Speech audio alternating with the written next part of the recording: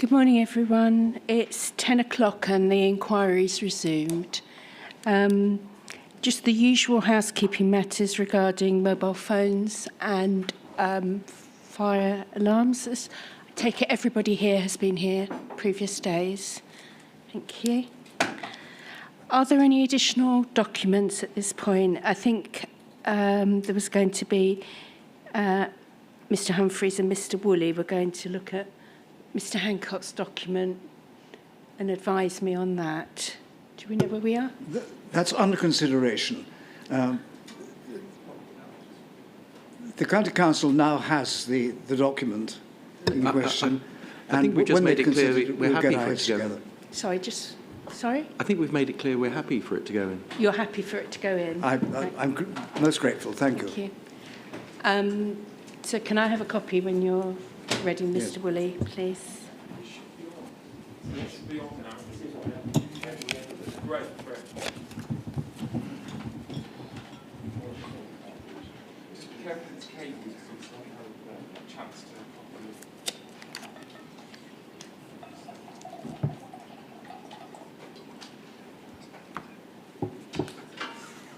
Okay, there's a few matters I need to address in terms of the timetable, site visit and other points, but I think we should start with Mr. Turnbull's evidence and then we'll do those before we adjourn.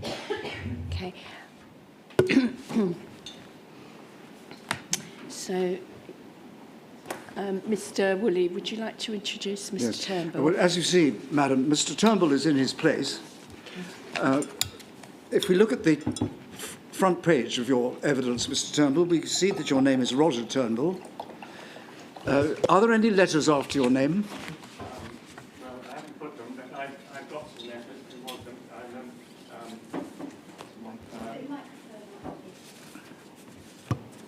Thank you very much. I have a degree in town planning. I'm a member of the Royal Town Planning Institute, and I have a master's degree in civil engineering at Imperial College, with specialising in transport planning.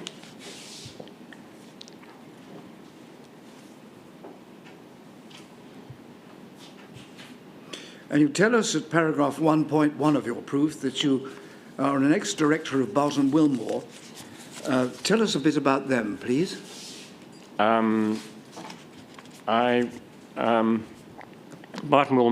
Wilmore at that time had 7 offices and employed 200 town planners, so they're quite a big practice.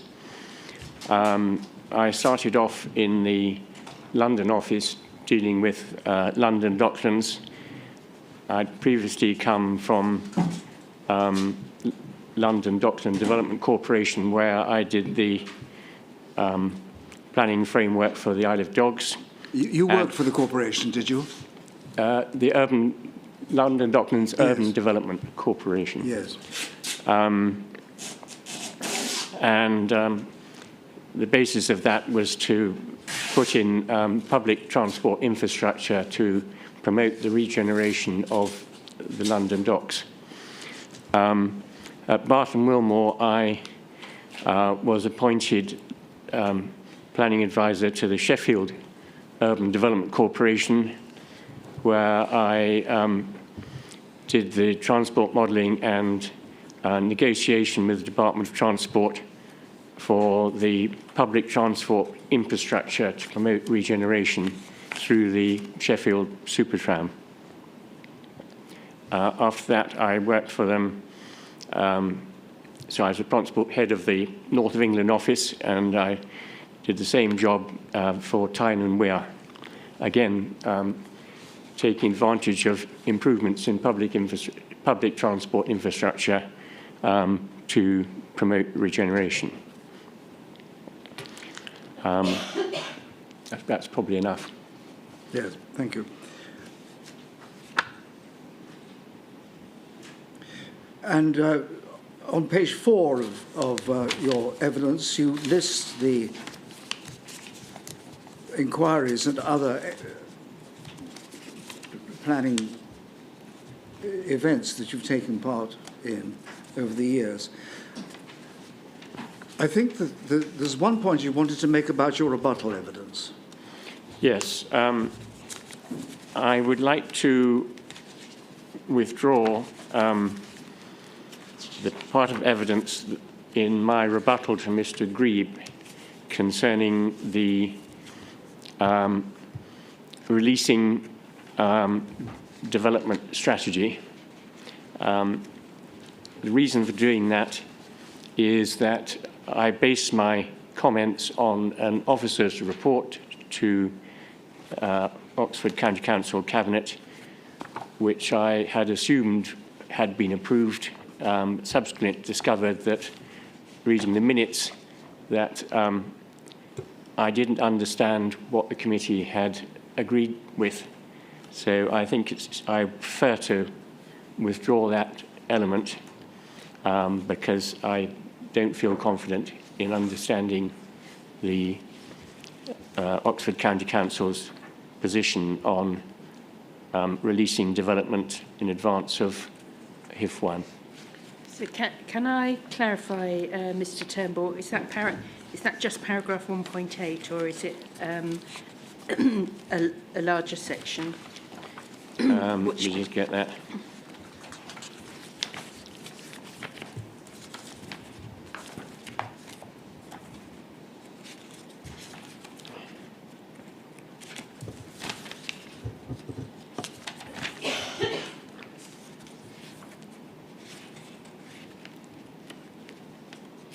So it's also 2.3, the first sentence, including the Valley Park application, did not require completion of the HIF scheme. And it also relates to 1.8, releasing development strategy, that paragraph.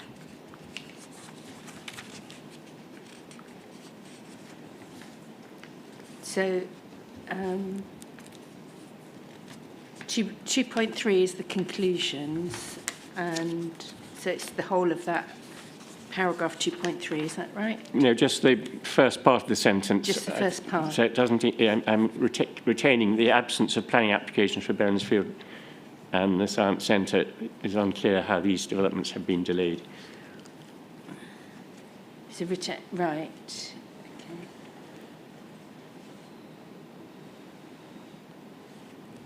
So that's that one, and then paragraph 1.8 in its entirety, is that Yes. correct? And was there anything else? No, that's it. That's it. Thank you for that. Thank you. And one final matter before we come to your summary evidence. You've produced 10 appendices, have you not? Yes. To the proof, in two tranches. And they're listed at page 32 and following of your evidence. That's correct.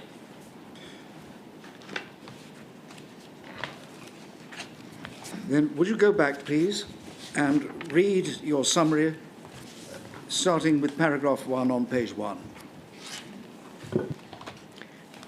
East Hendred Parish Council supports the objection to the Hif1 scheme of the Poets and Appleford, Culham, Burcott and Clifton Hampden and Newham Courtney and Sutton Courtney Parish Councils on the grounds that transport modelling is not robust. It does not fully assess impact on the area, including west of the A34, including Rostock, East Hendred and Wantage, and does not make an acceptable provision for sustainable travel. Would you like me to continue? Please. Section 2 on need and local objectives for the scheme includes that while sustainable development is at the heart of the framework, it is not at the heart of these appeal proposals. Even if the inspector finds the proposals are consistent with government policies on the supply of homes, which is chapter 5 of the framework, and a competitive economy, chapter 6 of the framework, matters that the Secretary of State wishes to be informed about, that would not necessarily mean that the proposals were in accordance with the development plan unless material considerations indicated otherwise. it is concluded that even if full weight was given to the outdated 2016 Vale Local Plan Part 1, Policy CP17, the appeal proposals would be inconsistent with its strategic objectives, SO8 and SO9, its strategic policies, CP33, 34 and 35, and Part 2 of the local plan, this is the Vale Local Plan, policies 15B, 16B, and to a lesser extent, 18. Can I just explain that? I use the word outdated because that's the word in the NPPF, and it's also used by the Vale of Whitehorse in their review. The reason I I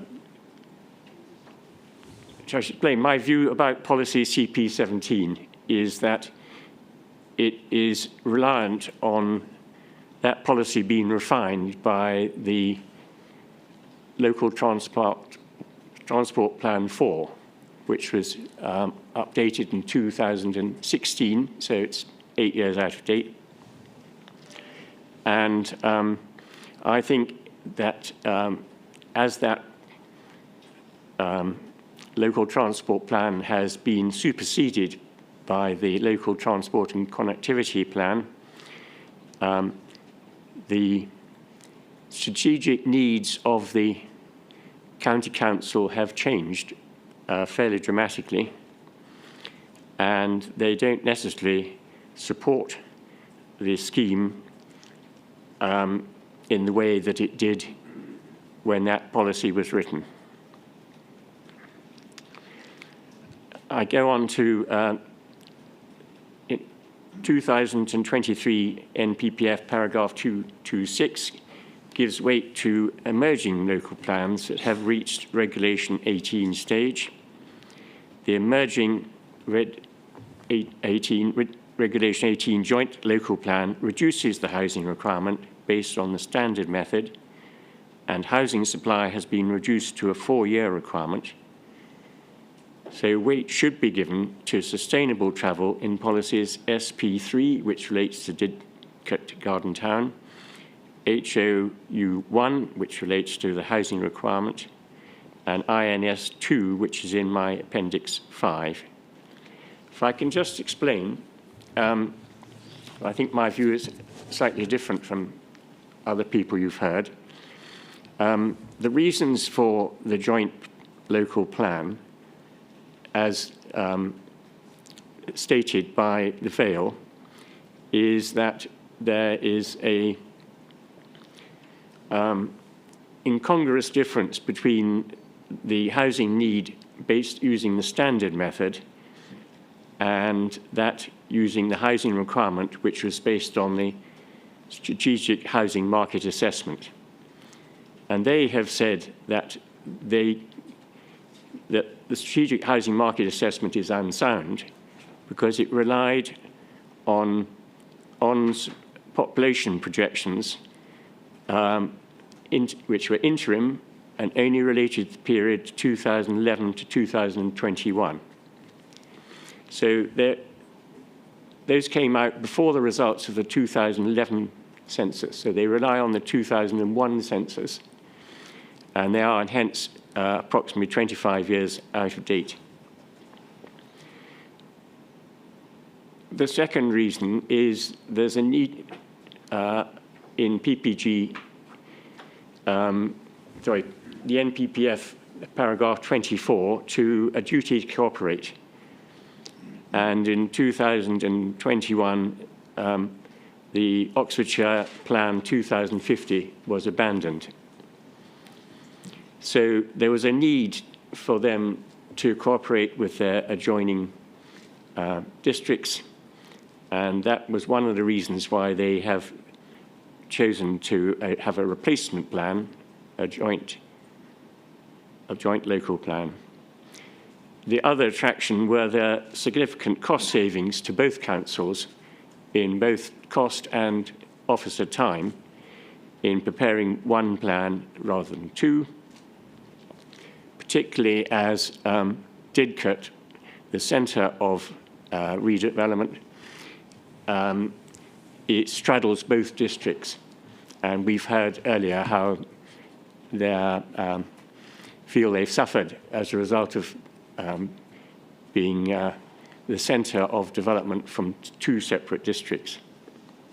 And finally, they wish to extend the plan period from 2031 to 2041. For all those reasons, they needed a replacement plan, not just a review. And that's what they've done. And I think weight should be given to that, mainly because it complies with the guidance in the NPPF. But more importantly, nearly all the housing allocations have already been adopted. So there is significant certainty that those elements of the plan, with some tweaking, I accept, will be adopted. And for those reasons, I think weight should be given to the emerging plan. So when you say that the housing allocations are already adopted, you mean they're in the existing local plans? Is that what you mean? Yes. Thank you.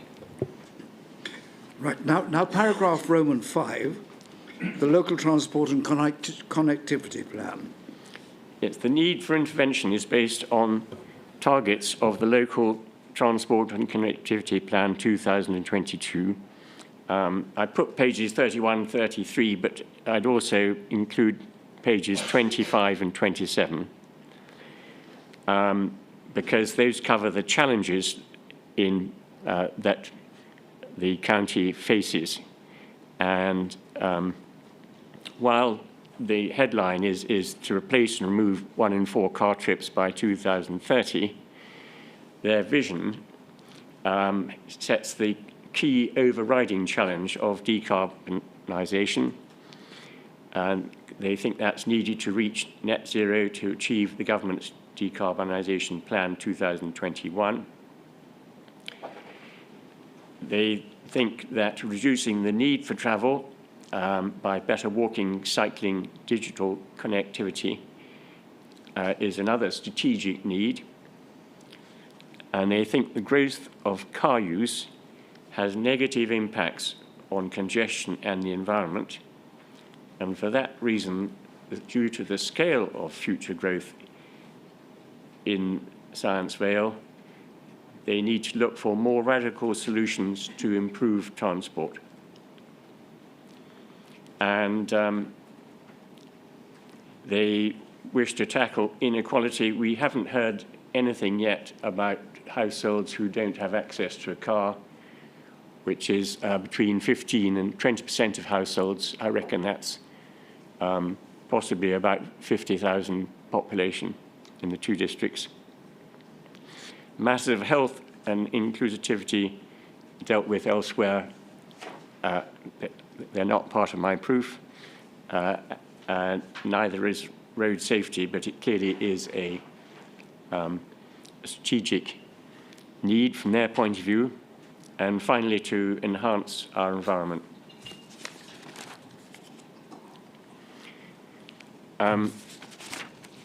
Moving to Roman 6, this is where so that section relates to strategic needs, or topic 1. That's section 2, Roman 1 to 5. The next section relates to topics 2 to 4. And the first one is the transport modelling. I think that the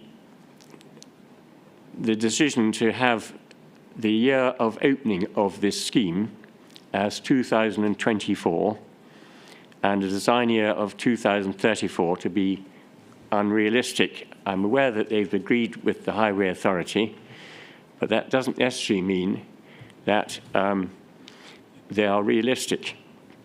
So that assumes that the whole scheme will be completed during this year. And if you look at the proofs of evidence, you will see that they are showing benefits of the scheme from reduced journey times this year, when clearly no scheme will have been completed. Roman 7, the modelling area should be wider based on the Science Vale map, Local Plan 1, Part 1, page 26, the Access to Science Vale report, and the 2009 Scott study, and the relief of, that would include the relief of Rostock, which is to the west of the current scheme. And that's a scheme in which new bus and cycleways would be deliberately put in to increase journey times. Well, it would reduce journey times by bus and bicycle, but it would increase them for cars. And finally, my transport modelling experience suggests that if you're dealing with river crossings, then you need to have a wider area for your model. And also, you should, traditionally, we'd call journey to work areas, but what I'm talking about here is the journeys of more than 10 kilometres, which is approximately 40% of the journeys to work. In 8, my reply to the 2023 Local Planning Authority and Origin notes in December 2023 is that the 52% increase in traffic on the A415 at Abingdon, which is the difference between the do minimum and the do something, that would impact, have an adverse effect on Abingdon, and that adverse impact would be due to the highway scheme. I've had a message from Mr. Tucker, who reported to me there are queues in the evenings, last 2 evenings, from Abingdon Town Bridge back to the lights for the Culham, and whether it's hypothetical or actual, it's 5,000 extra daily trips is the difference between what the scheme says could be completed and what the scheme, the model says would not be completed. Secondly, in relation to the Golden Balls roundabout, the Origin have said that the total amount of traffic going through the roundabout doesn't change, just the direction. And I think anybody with knowledge of junction capacity assessments would know that the direction of travel of coming into a junction is key to how that junction capacity works. So on that basis, I would say that there was a need for the assessment to include the Golden Balls roundabout. And finally, in this section, the transport assessment, written in 2021, is based on the predict and provide approach in the 2013 Oxford strategic models. And as far as I can see, it's having similar results to the model. And I think the reason for saying that is that if you have a change in your strategic needs, you're almost bound to look for a different form of intervention to satisfy those different strategic needs. And because there has been a change in the strategic needs, the decision that was made at the time of preparing the scheme, that if it was done today, there would be a different decision about how the scheme, what intervention would be carried out and what the alternative options were and how they were measured. Finally, under 9, Hif1 assessments predated the LTCP transport user hierarchy, decide and provide approach. This is what I've been referring to. The scheme prejudices the delivery of short-term schemes in the Science Vale strategic and the Didcot active travel cycle network and in the Didcot cycle and walk structure infrastructure plans. Can I just comment there that the treatment of walking and cycling in the Sistra Didcot walking and cycle schemes plan is very different from the walking and cycle assessment in the scheme. So, for example, the December 23 Sistra report relies on the 2021 census, which the council says is not appropriate, but clearly their consultants think it is, as does Oxford City Council in their schemes. And it is clear to me that it is unlikely, this scheme is unlikely to meet national and local net zero carbon targets in their monitoring report, based on 2 research papers that I submitted. One of those is by Keith Mitchell of Stansted. He's a senior partner, so effectively I imagine Mr. Grebe's boss. And in that report, he sets out the work he's done for various northern local authorities, including Bury, and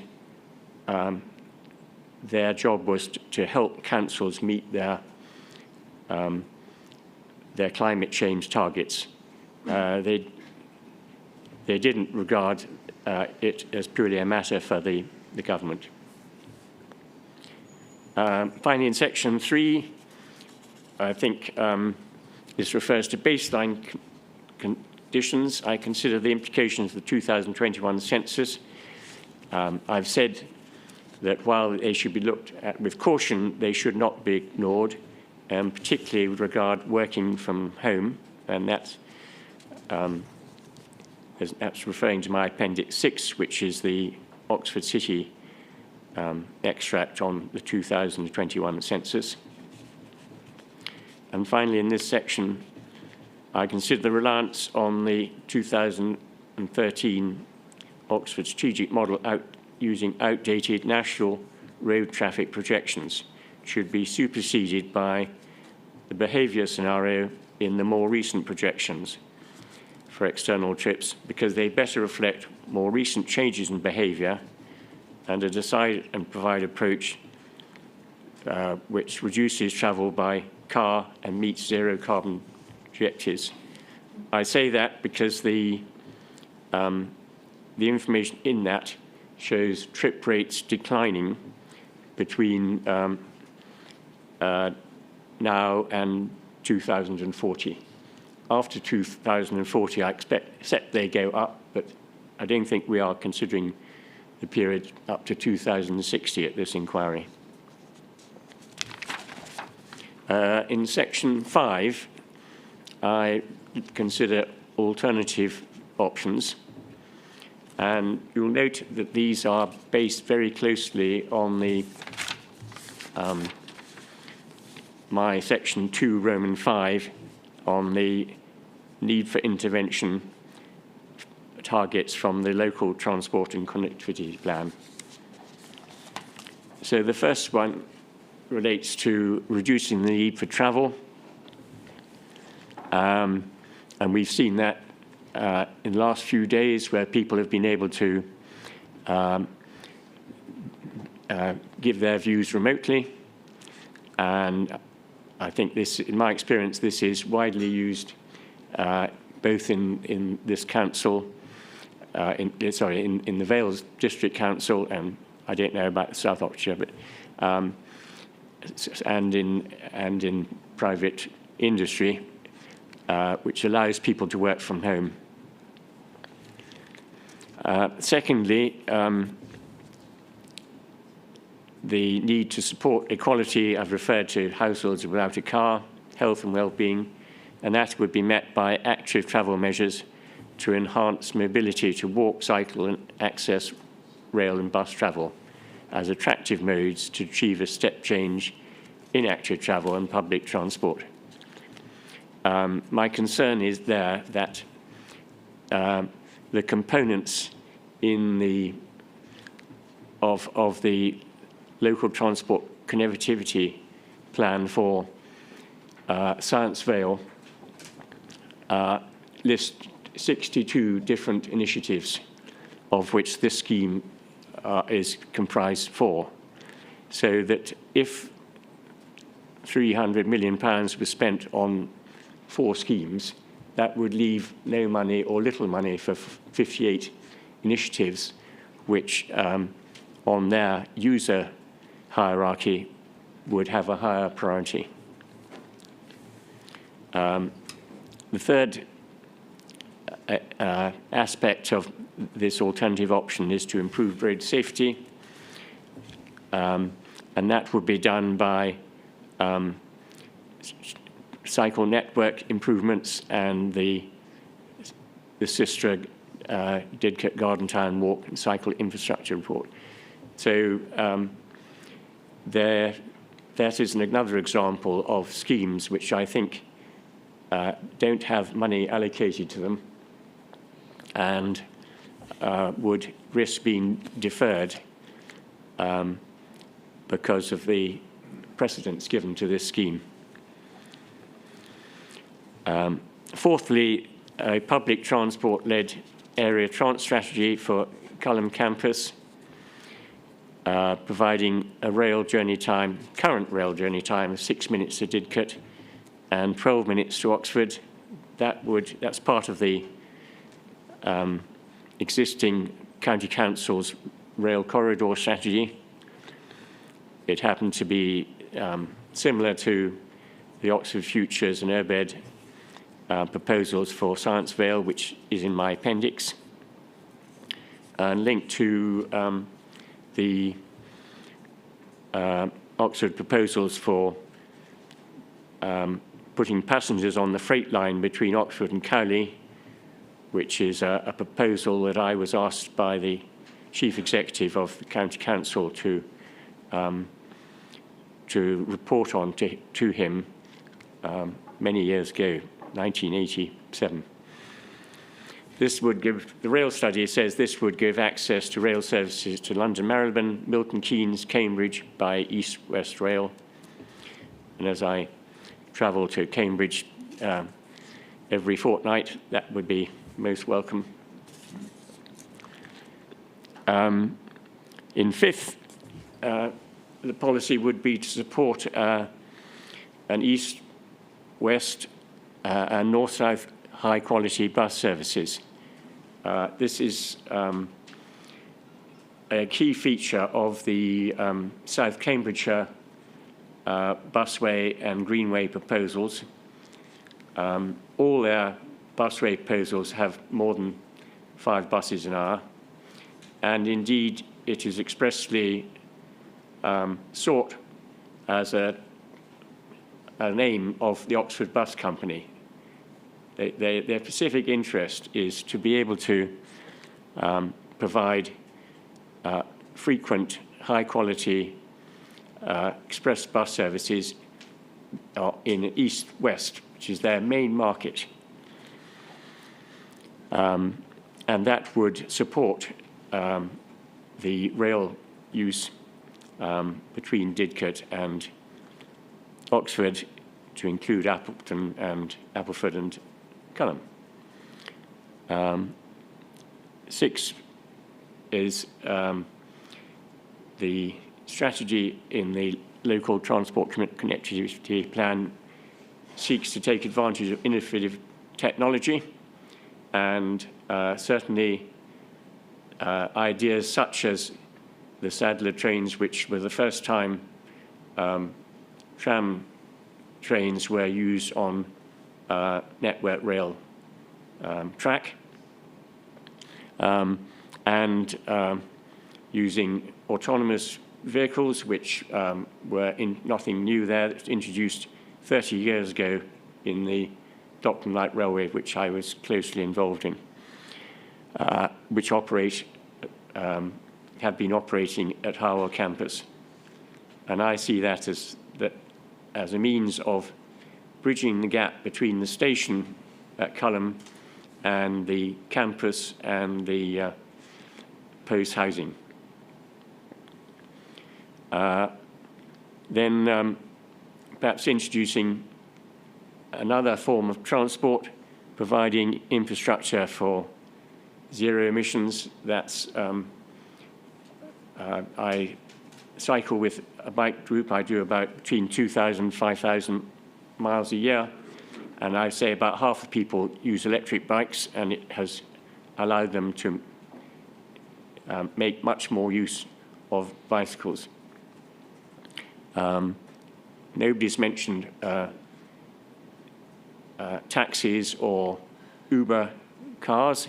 Again, it's a relatively new technology, but that is another form of travel which doesn't involve people having to buy cars. And finally, network parking and congestion management from bus lanes to the campus. One of the policies is that there should be bus lanes between Harwell campus and Didcot Parkway. That's already in the plan. Parking controls, there are new Oxfordshire County Council parking measures which effectively reduce parking provision by 33%. And those were deliberately put in to reduce the need for travel by car. They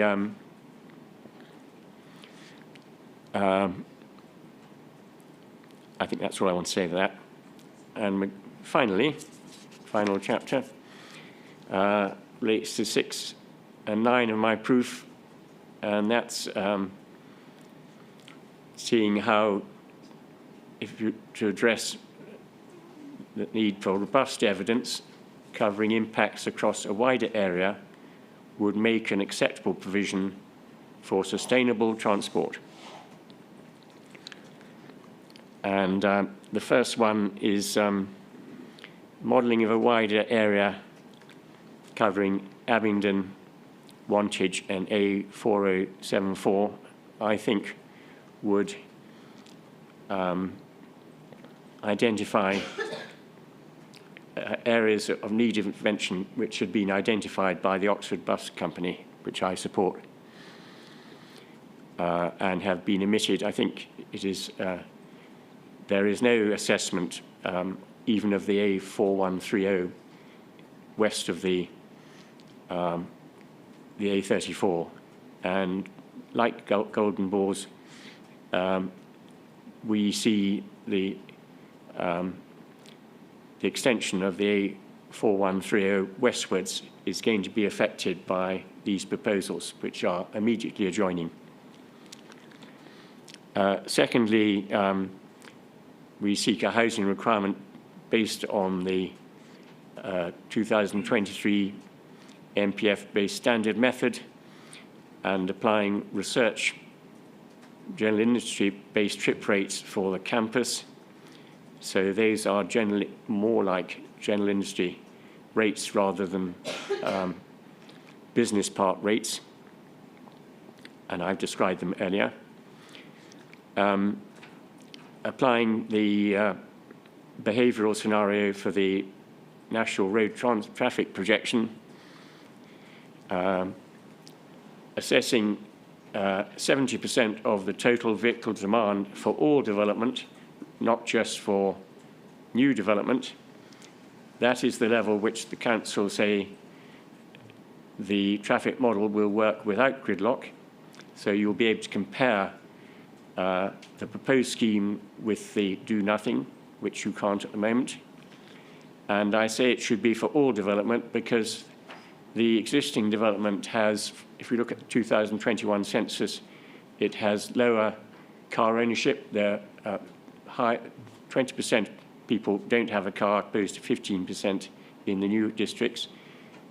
These areas are also closer to Didcot Station, like Lady Grove, and closer to the areas of shoppings, which are in walking distance, while the peripheral development at Great Western Park and Valley Park involve a longer journey. They've used, and another scenario would be using 80% of the total vehicle demand for all development instead of just new development. And finally, using Hif1 funding from omitting the most costly and environmentally harmful schemes with limited benefits, in my view, which are the Science Bridge and the River Thames crossing. Thank you. Thank you for your patience.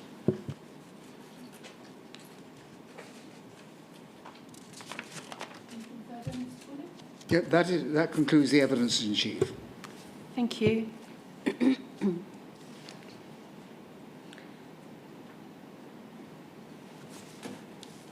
Mr. Humphreys, when you're ready.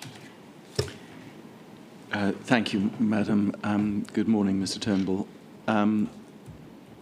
First, you tell us about your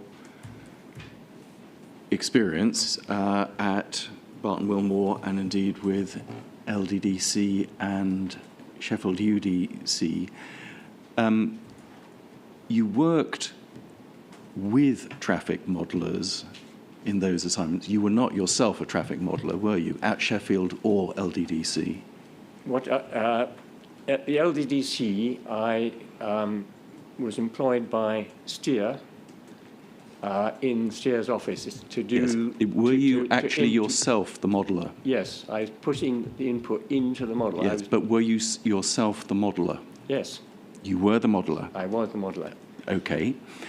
Now, you, therefore, will understand when I come to ask questions about the models, won't you?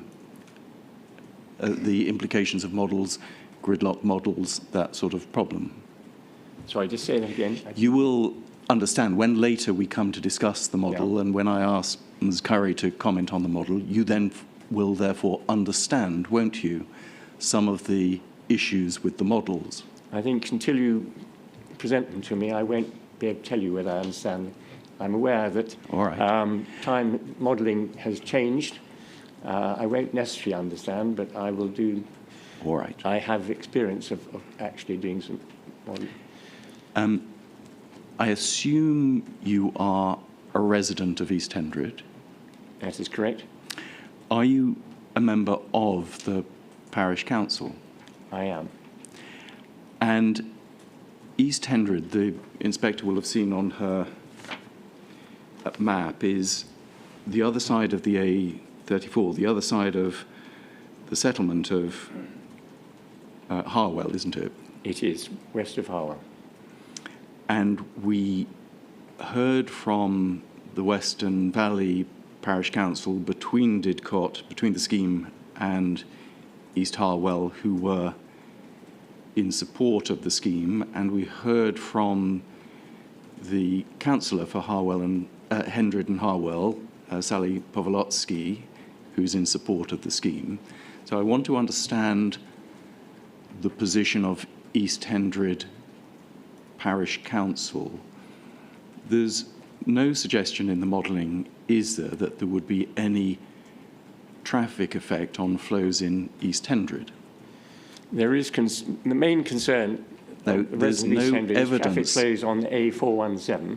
The A417. Yeah, which leads into Rostop roundabout, which is a junction with the A4130. And part of the A4130 is within East Hendred Parish Council. So just so that the inspector can understand, you're talking about the roundabout down here, so west of the A34, Yep. not the Milton interchange, but the junction below that. It's the route between the two and Okay. the route further west towards Wantage. Okay, and we can look at the flows on that particular link. Now, Sorry, can I just confirm I've got the correct place? yes, It's, on, Madam, on Rostock. the, It's marked near Rostock, is it? yeah, Rostock is that junction there. It's marked on the plan. So you get the scheme here, Milton interchange, and then the A4130 comes down into the Rostock roundabout. Right. And East Hendred, as you can see, is west of that. Yes, thank you. And that roundabout was affected by the Valley Park development. Now, how were the residents of East Hendred consulted about their parish council's objection to Hif1? Well, we had I have prepared notes which I've circulated to members and... But I don't mean members of the council. Yes. How were the people of East Hendred, you know, their elected representative has turned up in support. How were the people of East Hendred consulted?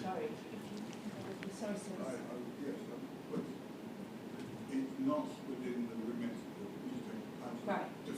No, that's okay. I thought we had an issue here. So what I would say is we had a public meeting to deal with the joint local plan, Yes. and that did involve concerns about the traffic effects of development on the district. Yes, but those were concerns, the joint local plan, those were concerns about housing within the area. Was there a meeting, or did you circulate to members, and if you did, I'd like to see what was circulated, anything about the particular Hif1 proposals? I think this can be capable of a yes-no I think answer. it's fair enough. I've been abroad for the last 3 weeks, but I understand that in my absence, the residents of East Hendred have been circulated with a document that I wrote concerning the joint local plan. No, you put in your... Which concerns, the main issue was infrastructure in relation to housing. You put in your representation Yes. some time ago, and you became a Rule 6 party some time ago. Before you made that representation, objection to this scheme, and became a Rule 6 party, were the residents of East Hendred, whose elected representative is in support, were they consulted? It's yes or no? No, they weren't. They Were not. They were not. That's very fair, and we can move on from that. Does the East Hendred Parish Council disagree with the scale of housing and employment growth proposed in and around Didcot in the adopted local plans? Yes, they have, in that I have attended the local plan public examinations, and on both occasions in the Vale was able to remove 1,000 houses from Harwell campus. So they did object, and I represented those objections. The other thing is 150 houses have been granted on appeal in Harwell, in East Hendred, because of the ring fence, lack of a 5-year land supply. So just as in the releasing development strategy, the district councils were concerned that major developments were not progressing, meaning that they did not have a 5-year land supply and speculative development was going ahead. So that was a principal concern of the parish council. Yes, and that objection to housing growth within the area generally was clearly, as you indicated just now about the meeting that had been held, part of the basis of your parish council's objection to Hif1. You don't think there should be that amount of housing and employment growth, and this is a way of trying to defeat that. I'm not sure that is correct. I think what's in the local plan has been decided. I think what we're trying to do is saying, we've got this housing, we accept this. We'd like to see appropriate transport infrastructure because we've got the housing, but we haven't got the transport infrastructure.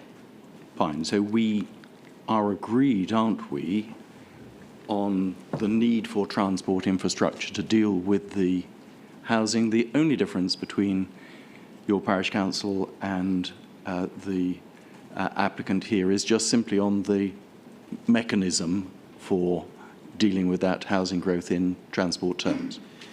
I think it is a transport proposal. Yes, I think that is correct. It's the nature of the transport proposals which we think will accept a 47% increase in traffic, which the parish council is very concerned about because it affects their environment and their ability to move their accessibility. So I think what they're looking for is a reduction in travel, both from Harwell campus and along the 417 and hence the A4130. And that's the basis of their objection. Now, many of the points in your proof we have responded to in our rebuttal proofs, and therefore I'm not going to try and pursue every small point. I'll try and focus on the principal issues between us. You start in your section 2 of your proof, that's your page 5, PDF page 7, dealing with the need and local objectives of the scheme. You say that sustainable development is at the heart of the framework. You're talking about the MPPF, and it's not at the heart of the appeal proposals. And 2.3, you say achieving sustainable development and promoting sustainable travel therefore outweighs the need for consistency with government policies for the delivery of a sufficient supply of homes. So you make that assertion that one element of policy outweighs another element. But let's just bring this back to the legal context. Obviously, the need for additional homes and the supply of additional homes is contained in the development plans, isn't it? Sorry, I didn't get that. Of course, I'll repeat that. The need for additional homes and the supply of additional homes is set in the development plans, isn't it? Yes. And as indeed is the Hif1 scheme. And we agree, don't we, that the section 38.6 test applies, determined in accordance with the plan, yes, unless other material considerations. The housing does, yes. And, well, the Hif1 is also, of course, in those plans, isn't it? Both support for it and safeguarding for it. They are a component of those plans, correct. One of 62 in the Science Vale. They are one of 62, I think you mean in the LTP4 and LTCP documents. But I'm not sure what the 64 I'm referring to was. the fifth. I'm referring to the 2022 document. Which 2022 document? The Local Transport Connectivity Plan. Yeah, that's what I said, the Yes. LTCP. Yes. Glad we're talking about the same thing. And we're, obviously, as you accept, we're not here to debate the local plan allocations. That's No. settled. Clearly, sustainability, as you say, may be at the heart of the MPPF, and it has, of course, been for many, many years. And that was clearly taken into account, wasn't it, by the inspectors that found that the development plans were sound. Yes. Whatever the... Although the NPPF might have changed. Yes, slightly, but within sustainability has terms, been around for a long politically. time. Whatever the future housing numbers, we know that there is currently considerable congestion on local roads in and around Didcot. We've heard from local representatives and residents about that. Yes, and Abingdon. And that would include, obviously, congestion towards the Culham site, Abingdon, across the bridges, and at the bridges at Culham and Clifton Hampton. There's a lot of congestion in those areas. Peak hour congestion. Yes. At the appeal, the inspector said that they didn't. One quoted in the statement of case that for one house they said she didn't see any congestion at all, but accepted that there might be peak hour congestion. So, for example, I choose, before I travel anywhere, to consult my phone, as most people do, and find a route which is not congested, and I follow my sat-nav. Yes. Well, that's very admirable. Clearly, a lot of people, including the local organiser of buses for schools and medical services, find that their services are very, very delayed. And that's a serious matter, isn't it? I agree. Yeah. We're agreed, as we were just now, that something needs to be done. Yes. And in essence, I understand that both East Hendred Parish Council and I believe the position of the other Rule 6 parties is in a sense, or in essence, that they seek to persuade the Secretary of State, firstly, that the development plans in relation to Hif1 are out of date and little weight should be attached to them, and secondly, that housing and employment travel needs of the area can be met by some other scheme. If I could put those in my words rather than your words. What you could do is agree or disagree. If you disagree with the proposition, say, and then you can tell me. I think that we accept that there's a need for infrastructure. I think we're concerned that if this scheme went ahead, the infrastructure, the other components, the 58 components, which involve improving rail services, providing Mr. the Turnbull, high-quality bus routes, all those things interrupt you, but would let me fall take by you the back wayside. to the question. There were two parts to it. Maybe it'll be easier if I deal with them each in turn. There seems to me, having looked at all your proofs in some, not all of your personal proofs, but all of the Rule 6 party proofs in some detail, it seems to boil down to 2 points. I'll take the first one, that you say the development plans, insofar as they relate to Hif1, are out of date and little weight should be attached to them. Now, is that part of your case? What I'm saying is that policy Is that CP part 17 of your case? Part of my case is that policy 17, as it stands, is reliant on an out-of-date local transport plan. Yes. And that if this scheme goes ahead, then the strategic needs identified in the new local transport and connectivity plan, those strategic needs would not be met in the priority that they have set. So, Madam, I'm really sorry to interrupt. I'm constantly getting distracted by comments, and I'm trying to take a note of what's being said. Yes, I can't concentrate on what's being said. It's not fair on and it's the constant. witness. Can people stop talking? Right, I'll give you the chance to say what you need to say, but sorry, Mr. Ring, somebody spoke over you. No, I mean, it's been happening for a while, and it seemed to die down a bit, but I'm constantly having comments from this gentleman which are distracting me from taking a note, so I'm not being able to take a clear note of what the witness is saying. And it's getting to a point where it's just getting really distracting and it needs to stop. Right, so, sorry, I can't hear you properly.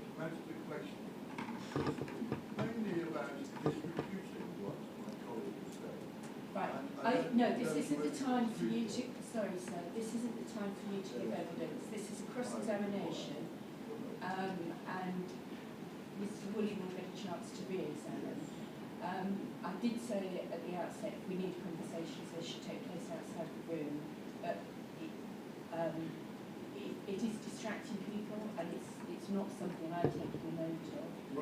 So you've had a chance to address the inquiry. Sorry, sir. I'm not. No, you've had a chance to address the inquiry. At the moment, this is a cross-examination, and it is between Mr. Humphreys and the witness. I might intervene with some questions myself, but not even Mr. Woolley would be intervening with questions at this stage. So I need to leave that there, but the gentleman further behind,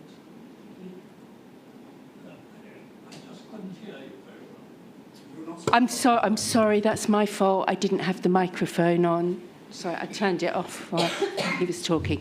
I don't know what you caught, but I'm just saying that this is a cross-examination between Mr. Humphreys and this witness, and I don't want comments or evidence from anyone else during this. I actually can't hear you very well from here. Yes, it is a legal approach. Yes. Yes, this is a formal planning inquiry. It's not a meeting. It is adversarial. I'm not familiar. I am familiar with the A34 and Madam, if these interruptions continue, you'll have to ask the gentleman to leave. I think that's correct. So can you not intervene again, please? Thank you. I'm sorry about that, Mr. Turnbull. Your fault. Sorry, Mr. Ring, because the noise is behind you, I picked up a little bit of it, but not things. So if it continues to be a problem, let me know. Right, thank you. Mr. Turnbull, what I'm trying to do in order to help the inspector is to sort of identify the essence of the case so that the inspector knows what the issues are. I'll try and help you. Thank you. And what I was saying is, from reading the evidence, there seem to be two, perhaps not the only two, but two principal parts. The first part is to persuade the Secretary of State that the development plans, insofar as they relate to the highway scheme, are out of date and little weight should be attached to them. I haven't said that no weight should be attached to the adopted plan. That's why I said little weight. Well, I think insofar as the adopted plan is consistent with the framework, I'm happy for weight to be given to the adopted plan. Okay. And I asked Mr. Tamplin about that yesterday. I appreciate he appears for poets, but all of the Rule 6 parties are represented by a single advocate, and therefore I assume your cases are consistent. And he told me that the inconsistency with the MPPF related to paragraph 115. He did. And is that your position as well? No. What is your position? My position is it relates to paragraph 116, which is to give priority first to walking and second to walking, cycling, and second to public transport. And that is, I think, the basis for the 2022 Local Transport and Connectivity Plan. And that's why I think that weight should be given to the Local Transport and Connectivity Plan, because it's consistent with paragraph 116 of the NPPF.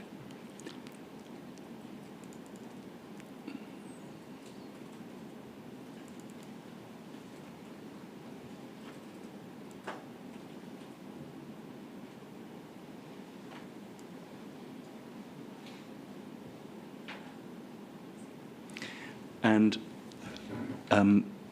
in that context, obviously, we need to remember, don't we, that as discussed with Mr. Williams, Hif1 is just a single component of a much wider strategy, which does include walking, cycling, and public transport. My concern That is correct, my isn't concern, it? as I said earlier, is that No, this scheme will Mr. prevent the achievement of those Mr. other Turnbull, I objectives. didn't ask you about your concern. Well, that's what I'm here about. Well, that may be so. What I asked you you need to answer the about question. was Hif1 is not the entire transport strategy. It is a component which includes those other things in the LTP4 and LTCP documents. I don't think LPT4 is relevant because it's been substituted, but I think that Mr. Turnbull, is it a component of a much wider strategy? It's certainly a component. So is the answer yes? It's one of many components. Is the answer yes? The answer is it's one of many components. Madam, we're going to take ages if the witness just won't answer simple questions with a yes or no and then qualify, I'm afraid. Sorry, Mr. Turnbull, I've got the name wrong, have I? Mr. Turnbull, you've obviously had experience of being a professional witness before, and therefore, I assume you have, given your qualifications and experience you have here, you really should be familiar with the approach that you answer the question and then you can qualify it. So where Mr. Humphreys asks you a direct question, if you could respond to that, and if you then need to qualify it, that's fine. But you know, we do have quite a lot to get through at this inquiry, and it would help if you That's could do very that. helpful, thank you. Okay. So the answer is this is a component of the transport strategy, but it is one of many. Thank you. And your paragraph 2.8, you say, this is on your page 5 and PDF page 7.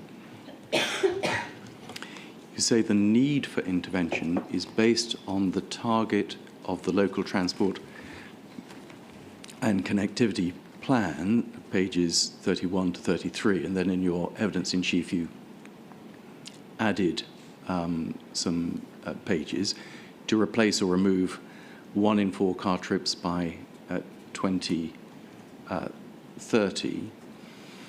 But the need for intervention is, in fact, based on the scheme objectives, isn't it? Sorry, I don't understand the question. You know what the scheme objectives are, don't you? Well, there's this discussion about that, but I take your objectives, if that's what you want me to do. Mr. Turnbull, obviously the scheme has been brought forward. It's very clearly set out in Mr. Wisdom's evidence and in the optioneering reports and everything else to meet a number of objectives. Right. Yeah. And the scheme has been brought forward to meet those objectives, hasn't it? Not the target at pages 31 to 33 of the LTCP. So my concern is that the objectives set by the council doesn't fully reflect the local transport connectivity plan. So it doesn't. There's been a change in the strategic need since 2022. Have you got there amongst the documents Mr. Wisdom's proof of evidence? Let's just remind ourselves of the scheme objectives.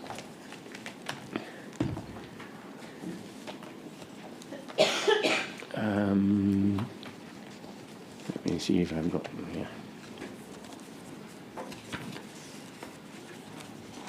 Oh, it's a very long one, isn't it? But I'm not being critical about it.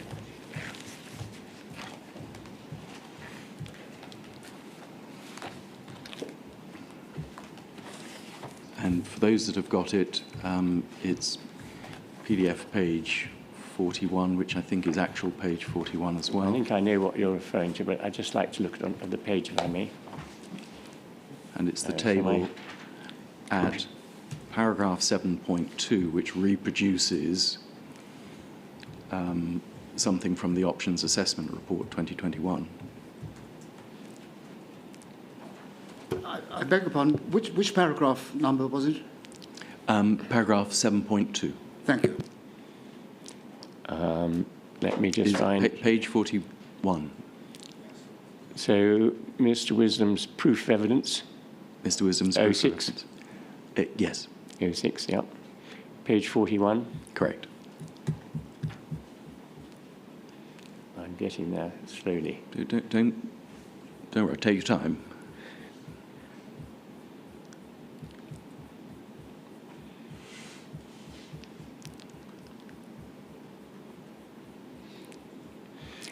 I thought you might be referring to that. Good. Well, then this will come as no surprise. You can see there the range of the 8 objectives, which include supporting housing development, economic growth, future-proofing, but also include objectives 7 and 8, objectives related to sustainable transport. They are. But I would say that they don't cover seeking to, well, minimise travel, but also, and yes, I think they probably do. It's trying to achieve a change in the modal split is not obvious, but I'll accept it's in there. I'm somewhat concerned that the other objectives, 1, 2, 3, 4, 5, I don't think there are lots of ways in which schemes can be produced to meet those objectives, and it doesn't. I think I've said earlier when I talk about my strategic needs, I have said that just because you're supporting housing development, that could apply to a number of different interventions, but it doesn't give you much guidance as to the strategic need of how that intervention should be and what it should be based. Mr. Turnbull, you may disagree with how we have chosen to meet the scheme objectives, but the inspector needs to note that those were the scheme objectives, not the target for removing or reducing cars at pages 31 to 33 of the LTCP. We can agree on that. Yes, those targets were headline targets for the county as a whole, which would include the urban area of Oxford. As I understand it, 7 and 8 were added later. Yes, those were targets for the county as a whole, were they not, including the urban area of Oxford? Yeah, in 2021. Correct. and mapped out in Local Transport Plan 4. yes, and they are not, therefore, scheme targets for individual developments, and in particular, not for this development. Well, it looks to me as though these objectives are set up in relation to this scheme. If that is what it seems to you, then Yeah. obviously the inspector can note that, but she can read our evidence on that, Fine. including that Yep. of Mr. Disley. Now, moving on to your section 2, the transport assessment. Have we finished with Mr. Wisdom's part? Yes. Thank you.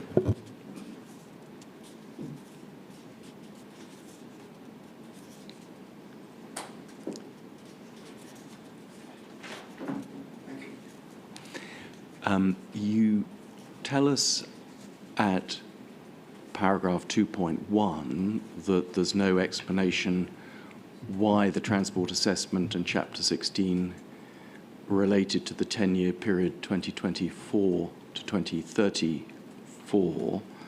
There is, in fact, an explanation of that in the transport assessment, isn't there? You may disagree with it, but there is an explanation, and it was agreed, wasn't it, with the Highway Authority, and the Local Planning Authority took no exception to that. I'm not disputing that. Fine. Clearly, the very fact that we are sitting here reminds us that the scheme has been delayed, but the issues that led to the scheme objectives, housing need, employment need, and so on, and also the need to achieve a sustainable result, those have not gone away. The scheme objectives are the same, and therefore the solution is the same, isn't it? Merely delaying the scheme by a few years has not changed the problems on the local roads. I think as I've said earlier, if you have a change in strategic needs, then you would look at the scheme differently. And we know that the strategic need in terms of the housing and employment allocations have not changed, and therefore, unless you are urging upon us a predict and provide approach, which I don't think you are, the change in the opening and completion years does not alter the objectives or indeed the solution, because we're not predicting and providing. I would say that if your strategic need is to reduce travel by car. Mr. Turnbull, could you first answer the question and then qualify? Maybe I didn't quite understand the question. Don't worry, I will repeat it for you. Unless one was adopting a predict and provide approach, because the housing allocations and the employment allocations, which you've told us you don't challenge, haven't changed, and because the existing problems are existing problems, merely moving back the opening year by a few years doesn't change either the scheme objectives or the solution. I can agree with you. Thank you.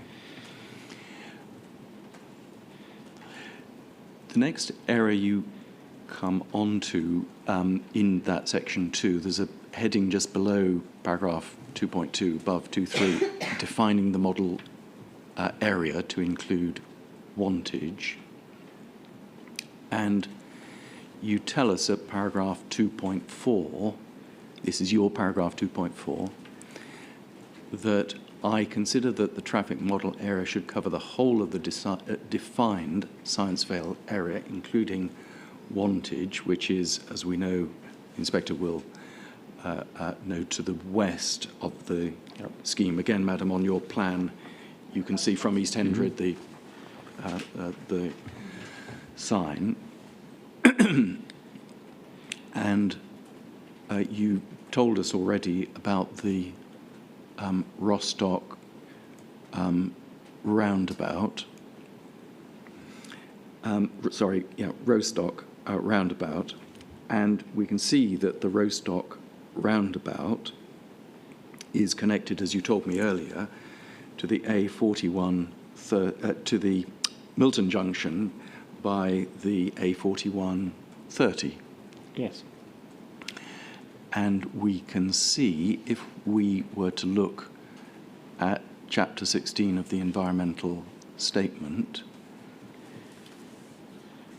Sorry, look where?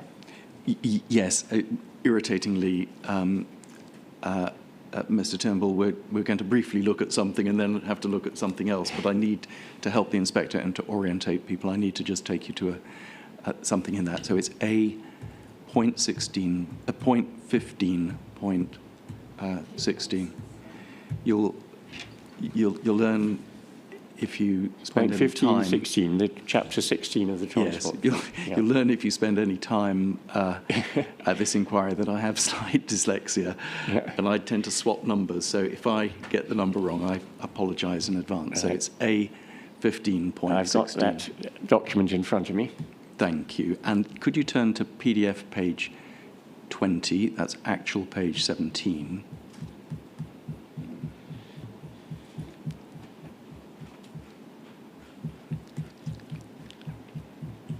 Do you have it? And there's a figure 16.4. Do you have 16.4? Page Figure 16.4. Correct. Let me see. Yes, I can see that. Yep. And that has all of the links. I'm familiar with that. And you can see that from the Milton interchange, the link that comes out on the A4130 to the west, Yep.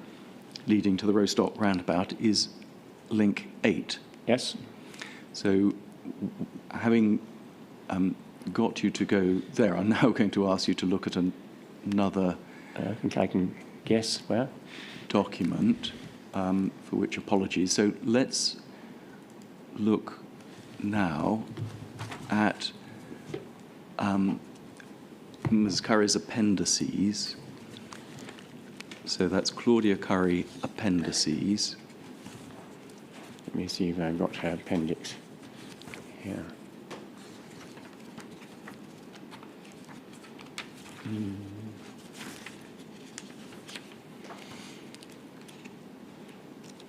Yeah, so proof I got on here.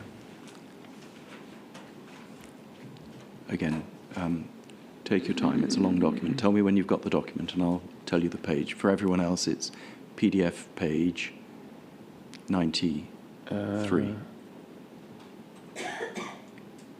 I need to find it. Here we are. Appendices to proof. Which page? PDF page 93. In fact, it's actual page 93 as well. They're numbered in the bottom right-hand corner. 93. Correct.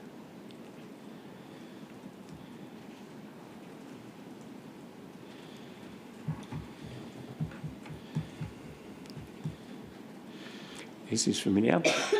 And these are the 2024 two-way flows in the model. Again, as I discussed with the witness yesterday, the reason I've looked at 2024 is because the model is in the do nothing is operating, is not in gridlock, and therefore we're seeing the effects of the scheme itself. And if we look at link 8, so the A4130 West, which is the one you drew my attention to, we can see that the difference is in effect 0 out of over 21,000 vehicles. The difference is 54, and therefore there is no evidence, is there, from the modelling to suggest that Hif1 is causing large amounts of traffic to travel down the A4130 to the Rostock roundabout and onwards to or from East Hendred. I must confess, I am confused. There's been some changes to this. There have. And in my proof, I understood there had been an increase of 4,000. I'm just trying to find out where that document is, but it does seem to change. It has indeed, in the do-nothing flows, there were some of the numbers were misreported, but these are the corrected flows. Yep. And on that basis, and this is 2024, I'll take you to 2034 and we can discuss that. Oh, that might be the, I think that's Yes. confusion, because I think it's 2034 that is the difference. What's happening in 2034, so we would now, same document, but need to turn to PDF page 85. Yes, that's what I was confused about. And these again are the updated figures. Yep.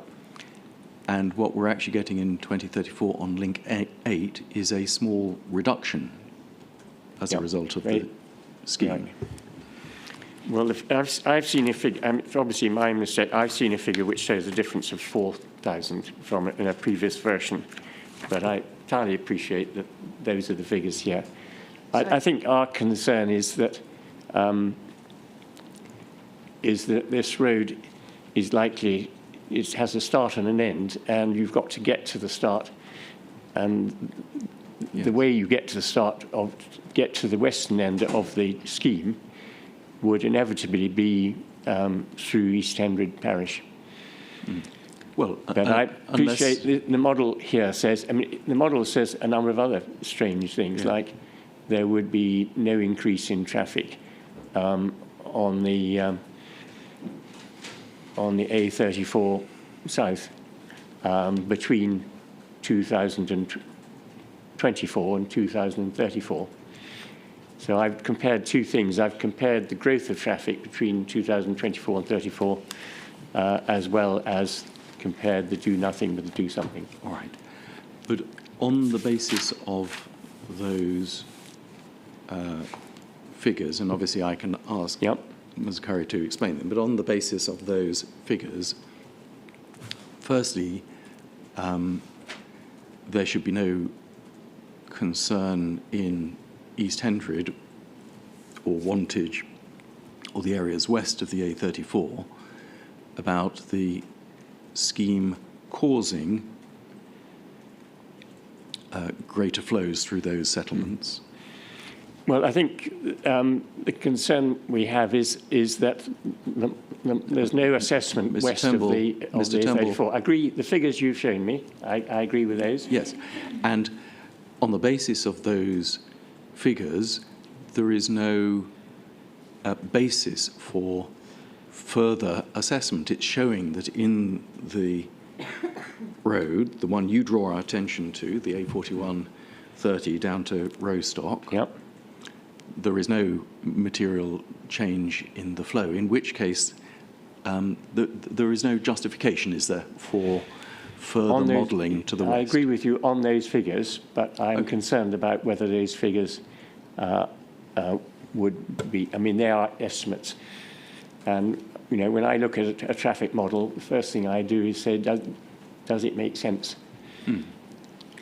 Sorry, Mr. Humphreys, could I clarify when the figures changed?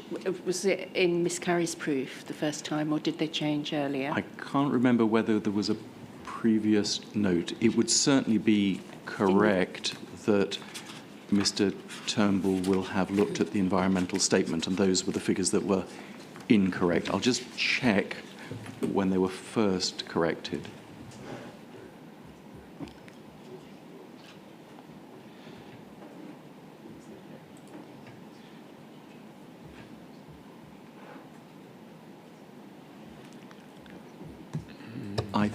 I think it was in one of the technical notes that was dated the 12th of December. Was it? January. Oh, so the January was the one put in by the planning authority, wasn't it? The origin one. It's the document, in fact, that we're looking at, which is referred to in Ms. Curry's evidence. So if you look at page 84. Yes, it's page 41 of chapter 16 of the environmental assessment. Yes, that's the original data. And on page 84 of Ms. Curry's appendices, she says an error was made in the reporting of one of the data sets in the environmental statement, and she corrects that. So that's why I've made no criticism of your numbers. I didn't take you to your numbers. I just took you to what are the so that's corrected why figures. When I wrote my proof of evidence, those were the figures provided to me.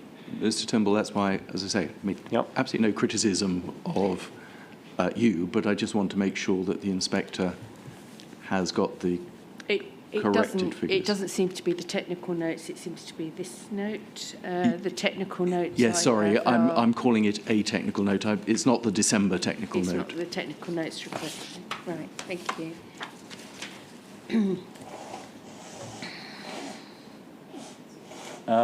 So I was going on Ms. Curry's revisions on page 10 of her rebuttal.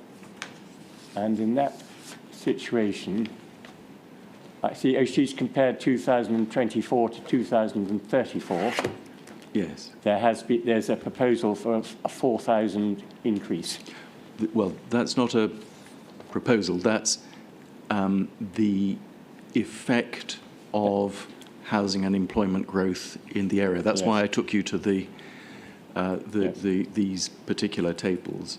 So that's where I got my 4,000 from. Of course. And I think what we're querying there is that we would like to see an intervention which prevents that 4,000 occurring. Yes. And this scheme does not do that. Okay. So that is obviously a consequence of the planned housing and employment growth in the area, as you can see, between the two dates. No, it's a consequence of the scheme, which is saying if you don't address the growth in traffic, then this is what will result. Well, Mr. Turnbull, the inspector's seen the with and without 2024 data, which show very little change, so she will be able to form her own judgment about whether or not it's the scheme or whether it's housing growth. You say at your paragraph 2.10 that flows on the following links have not been assessed. Clearly, flows on these links have been assessed. That's why you've got the numbers. I think you just disagree with how the data should be interpreted. I just find that it is. I'm surprised. It's again, when you do traffic modelling, you get results, and you then have to try and make sense of them. You don't just accept them because the results are there. You've got to say, does this make sense? And I find it strange that neither north or south of the junction, where you've got this big increase from the A4130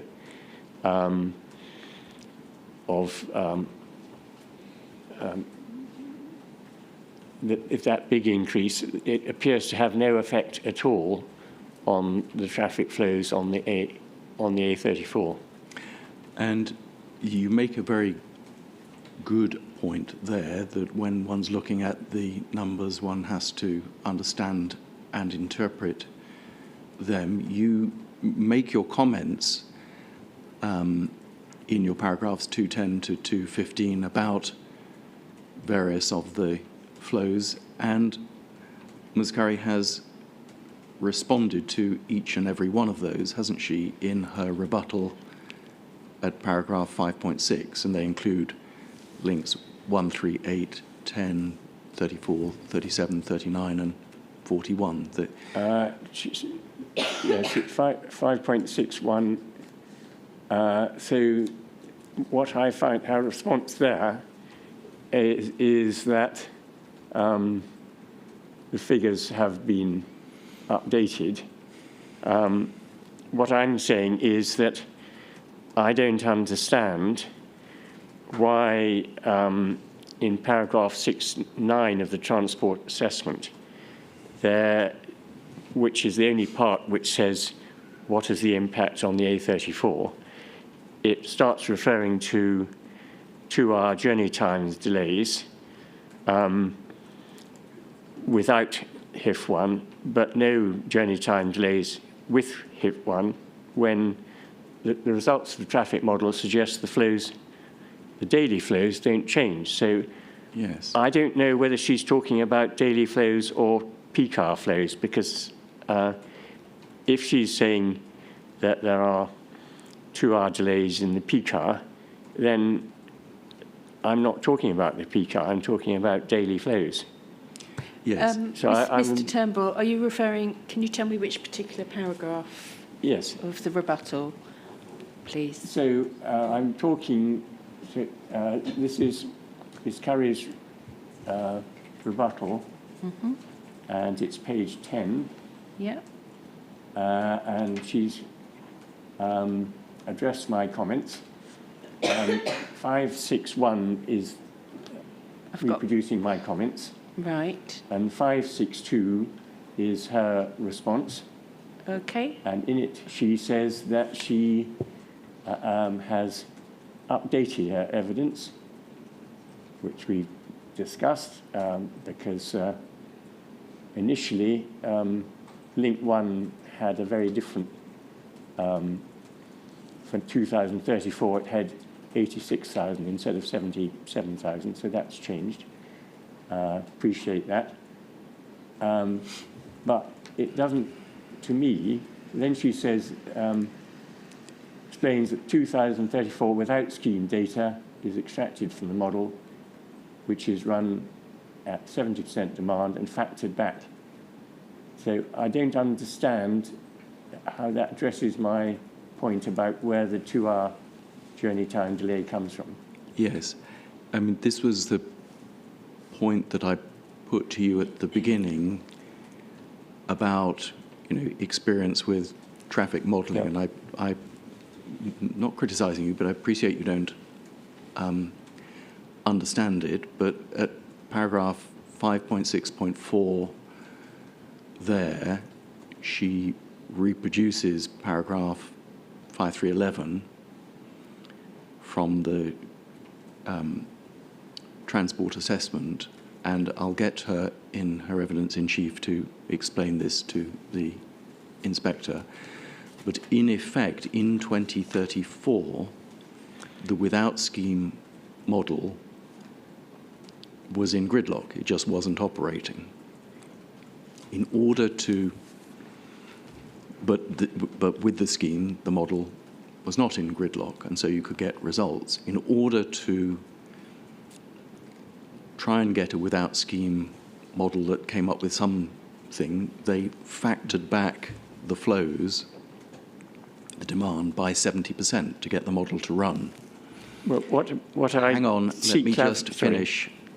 Let you finish. What they then did, having got the model to run and distribute the traffic, was they then took those results on the links and they factored it back up to 100%. In reality, the network would be in gridlock without the scheme, but they did that. What she then did, as she says in the emboldened text, but as shown in figure 5.2, the 70% factoring exercise was not undertaken for the 2034 HIF journey times and speed data. So although they factored back to make the model run to get a distribution, they didn't do that for the speed data. And so for the speed data, you're getting the gridlocked results. And if you look in the environmental statement, we can do it if you want to, that's why you get those very, very long delays, because the network there is in gridlock. Now, by all means, comment on that, but that is the explanation. Well, what she says in her proof is that please note that the traffic delays were based on peak hour flows. And what I'm talking about is daily flows. Mm-hmm. Very well.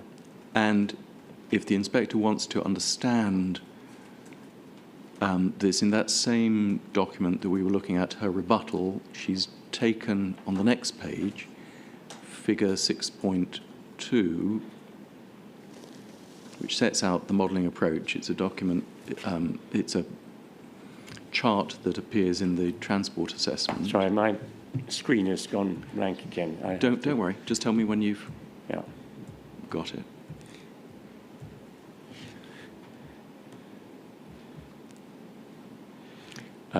Which this is, I'm on the chapter 16 at the moment. Is that what? Yeah, I was still in Claudia Curry's rebuttal, which we were looking at, and I was just going to go to the next page, just again to help the inspector with that last explanation. I think I was using.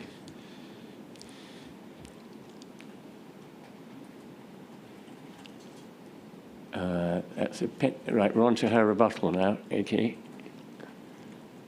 That was where we were looking at those. A rebuttal appendix or rebuttal? The rebuttal. Rebuttal. Yeah. We were looking a moment ago at page 10 and paragraph 5.6, and I was just going to the next page. Yeah. There we are. Which page? Actual page 11, PDF page 11 as well. 11, yep. So we were looking just a moment ago at the page before. I'm familiar with that. And if we look here, this is the structure of the modelling. If you look on the right-hand side, you'll see a red box. Big box that says, look above the red box, the box that says Paramix 2034. Yep. You see it? So Paramix was run for 2034. Without Hif, and you followed the line down, and they were able to get model outputs. With Hif, you follow down the box, it said gridlock network, run model at 70% overall demand, and then factor results back up to 100%. And without Hif, so that's what was done. Without Hif, though, if you follow out of the right and come down to the box there, journey times and speeds for 2034 without Hif. So the distribution was factored down and then factored back, but the journey times and speeds were not. And that's why you get little change on one basis, but enormous delays on the others, because we've not factored back to try and make the network work. We've just reported. Thank you very much for pointing to me this, because my comments are based on paragraph 568 at the bottom of that page.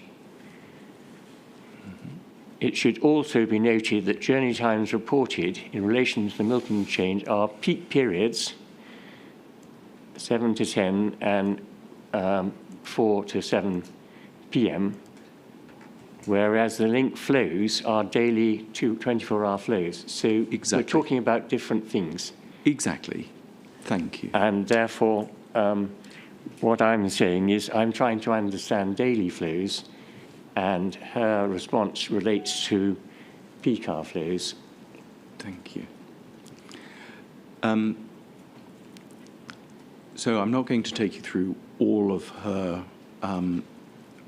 rebuttal points. You can see them there. You've been able to comment on those you wish to. I'm going to move on to your next section on extending the model area to include Abingdon. This is on your page 9. Mr. Humphreys, is this an appropriate point for a break? It would be a very appropriate point. Topic. Right. So if we could come back ready to start at 12, and then we'll run on through and finish Mr. Turnbull's evidence after that. Thank you. Nobody from your team. You can talk to Mr. Humphreys. May we break purdah and ask Mr. Turnbull whether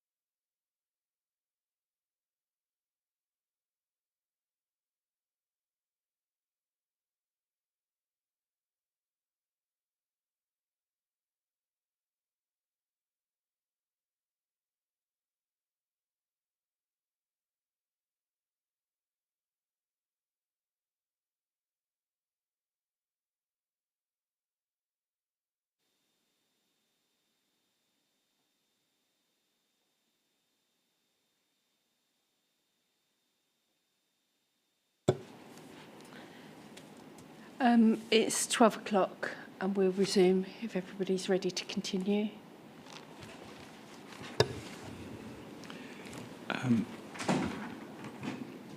Madam, thank you very much for that. Mr. Turnbull, I think we've managed to almost clear the room.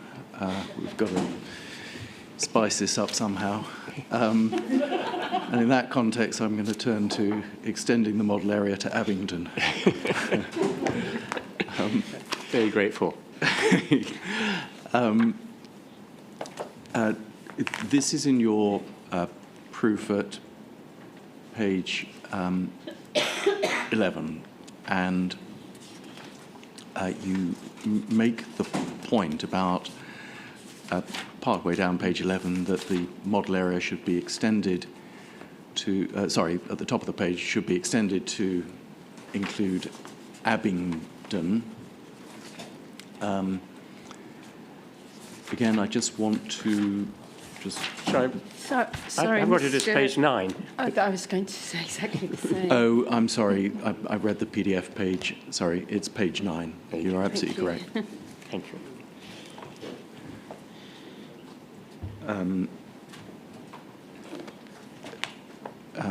Apologies for that.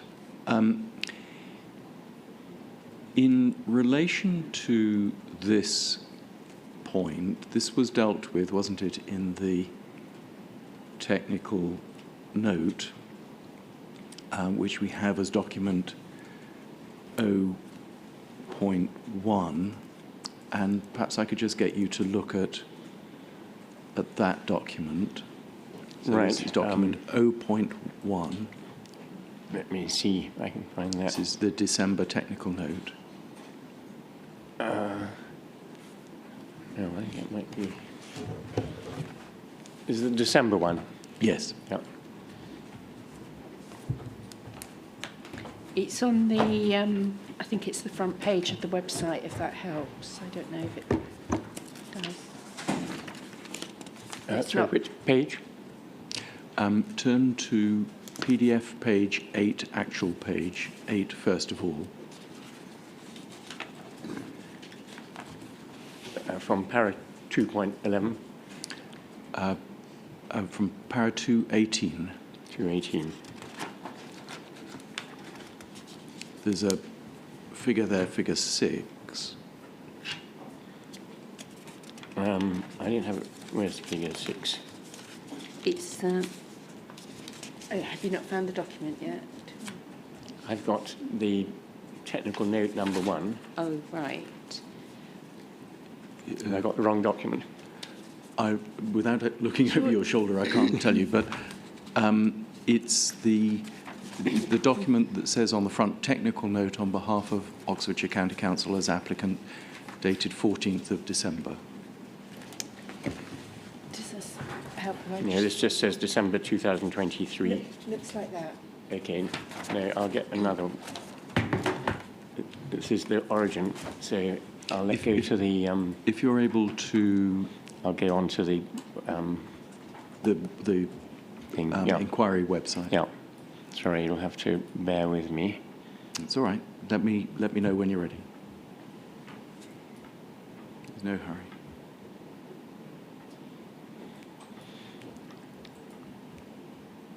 It's a, is it a core document or a proof? It's a core document. Core document, yeah.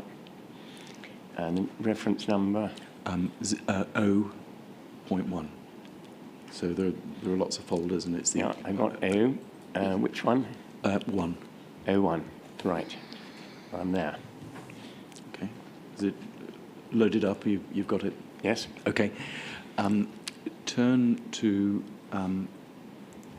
PDF page 8, actual page 8, and there's a figure 6.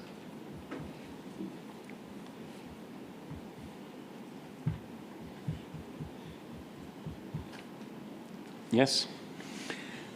And if we start by just looking at this was produced in the technical note to assist the Inspector and the Secretary of State with understanding that the Hif1 scheme does not change the route to Abingdon from the Didcot area, because with Hif1, one would go up Hif1 and then west along the A415, and then on the magenta line into Abingdon. But as existing, one would go on the route from Appleford, turn right at Sutton Courtenay, just past that new housing on the left-hand side, and then across the Sutton and Culham cut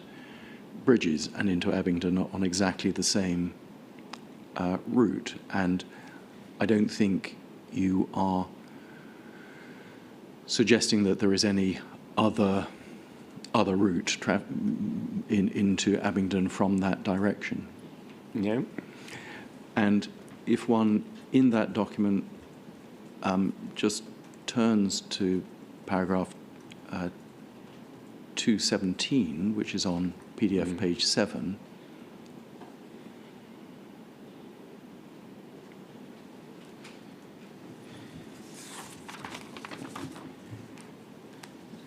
the text there is explaining why there are increases in particular 2034 on that route, and you can see the third line. It says the allocated. Sorry, do you have that? Yes, I'm reading. The allocated level of growth within the adopted local plans of both South Oxfordshire and Vale of White Horse is the reason for the traffic growth in the area, not the scheme.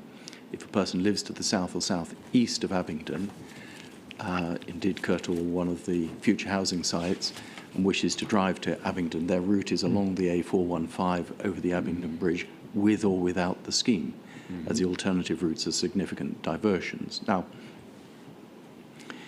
if that is correct, and we'll look at the flows again in a moment, that would indicate, wouldn't it, that it is not actually Hif1 which is causing any change in the flows into Abingdon. Yeah, I think I'd like to, on that word, there's no indication, but I'd like to look at the flows. Yes, well, we'll do that. And the link here, the link on the A415 west of the existing route from the Culham bridges. In other words, if we can look, I'll tell you it's link 35 on that plan at A, in the environmental statement, A 15.16, figure 16.4. Try not to be tiresome and take us all back to it, but that is the link that leads to Abingdon. Yep. So link 35, if one goes then to the tables we were looking at in Ms. Curry's appendices,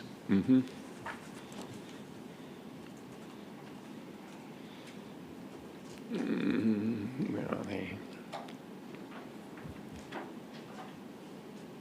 so that's Ms. Curry's appendices, and it's page 94.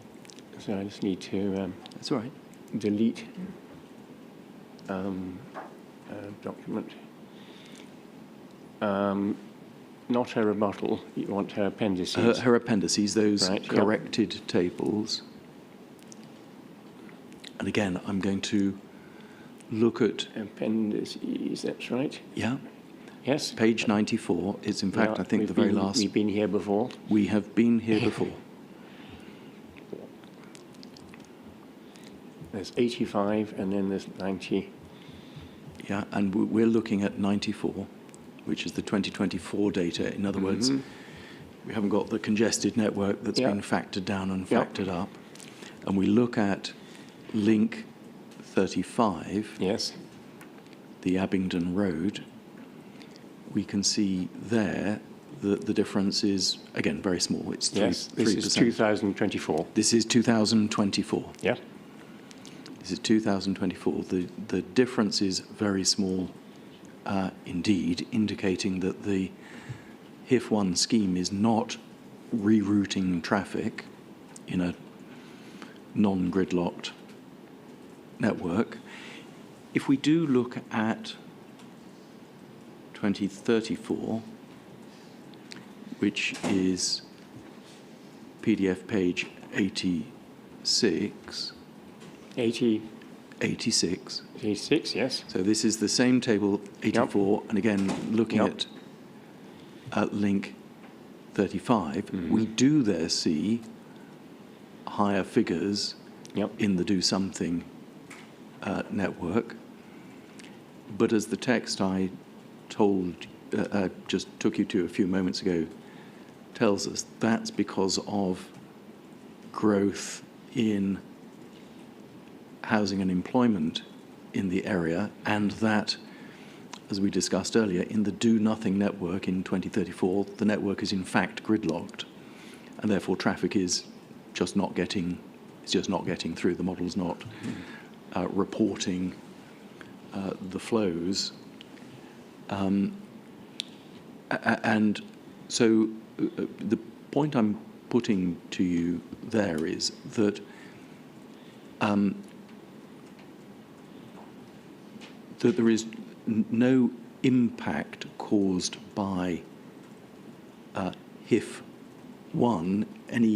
Any result or any increase in traffic is simply a result of the housing allocations. The population goes up, the number of vehicles go up. I'm aware that is Oxfordshire County Council's case, but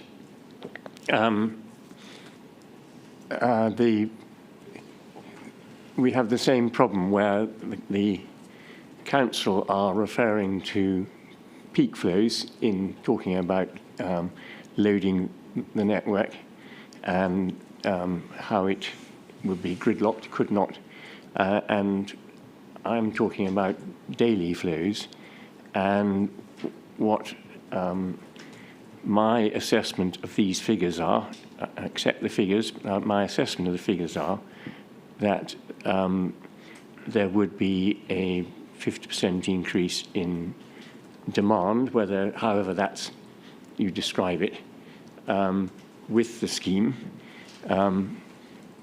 over a do nothing, and it's not clear to me on the figures here. The figures you've shown on this table show that there's an increase with the scheme and not without the scheme. And so I think there's a reasonable deduction to say, irrespective of speeds which relate to peak hour, over a day, which is 100% of the day instead of 10%, that there could be a growth in traffic trying to get into Abingdon. Where I think I would agree with you is that based on current delays, it's very unlikely that would happen because it's congested in the peak hour. If we're talking about peak hour, it's congested already. So it's not going to make it any better. Yes. And if anything, it could make it worse. Yes, this is the gridlock point, that this is the entire which network relates to the peak hour. Well, yeah, but also maybe more accurate as a transport modeller to talk about peak period. Yes, nowadays, because the peak hour would just extend, wouldn't it, if buses are taking 2 hours? No, the traffic flows are for the peak period, except that. That's all right. Could I just clarify the table 3.1? That's the one we're just looking at now. Yes. That says daily two-way traffic flows. So yes. It's a daily flow, but I thought Mr. Turnbull said it was that he thought the council was only looking at peak flows. Is that correct? No. What's happening is that the council are showing a table of daily flows. But they're saying that there would be no delay as a result of the scheme on the basis of peak flows. Right. And I'm saying on the daily flows shown here, it would suggest that the scheme wouldn't make it any better and could make it worse. Thank you. Madam, what I'll do when Ms. Curry gives her evidence next week is get her to explain these points. And then in your evidence, you come on that same page 9, actual page 9, PDF Yes, page got that. 11, to talk about the Golden Balls roundabout. I've already asked Mr. Williams about that, and we've looked at the flow, so I'm not going to be more tiresome than usual and just go over that again. The inspector will be familiar. Again, I can get Ms. Curry to talk about it. So let's move on to decide and provide approach. This is your page 10. Yes. And you make a number of points there from paragraph 219 onwards, but in essence your point is that we have adopted a predict and provide approach rather than a decide and provide approach. And with decide and provide, in essence, one doesn't just predict the demand into the future and provide capacity for it. One decides what capacity is appropriate and designs for that. Yes, very fair. Now, it's clear, isn't it, from Ms. Curry's proof and the transport assessment that the modelling has not simply predicted and provided that an adjustment, a very substantial adjustment, was included to allow for modal shift towards non-motorised transport for new dwellings. Yes, that is correct. It only covered new development, and I'm saying that it should cover all development. And we looked earlier at that flowchart. I don't need to take you back to it, but if you remember, or if the inspector remembers, in that flowchart, we focused particularly on the 70% second adjustment to allow the model to flow. But there was a previous adjustment, wasn't there, in that flowchart of 80%, which was for new dwellings, to reflect modal shift. That is correct. And in the transport assessment, this is explained. So the transport assessment, I don't know whether you have that in paper or electronically, but the electronic document is numbered A.07. Let me see if I've got. I'll see if I can.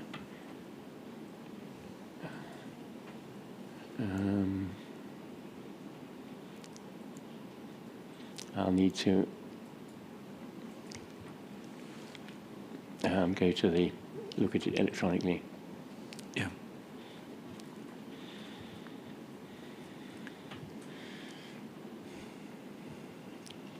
And this presumably is in your proofs, one of your proofs. I think it'd be useful, I'd quite like to take the inspector to where this is dealt with in the transport assessment, so A.07.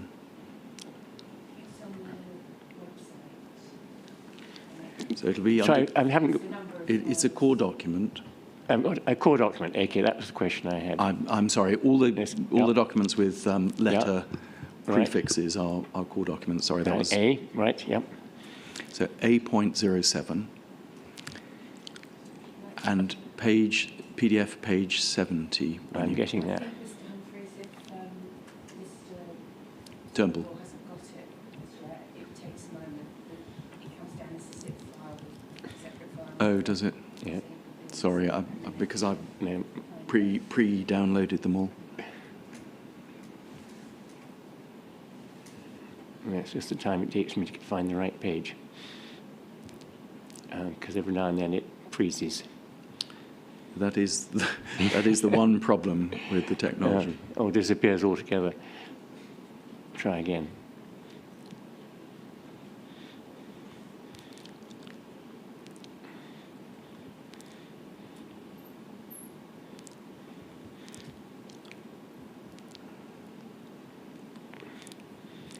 Right. I've got the document back, but it's going to take a bit of time to get through to page 70. 70. 70. Yep.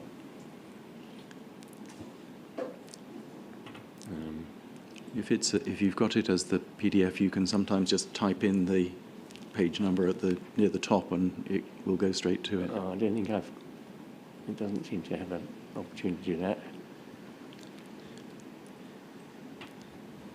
I'm at page, I've gone too far, got page 1. Okay. 53, Yeah. and it goes to page 1 on junction Arcady 9, is that right? No, Madam, could I just maybe help Mr. Turnbull just to get to the right page? Mr. Turnbull, would you be happy for me to do that? Delighted.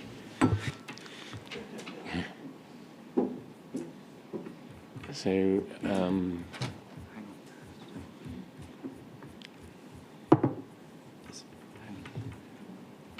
let's just...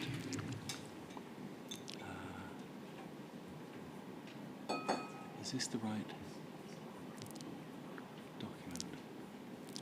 I'll go back to the beginning. Okay, transport assessment.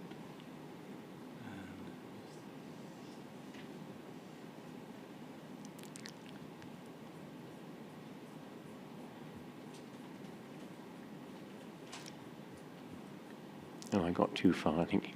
Yeah, I think you'd got into appendices.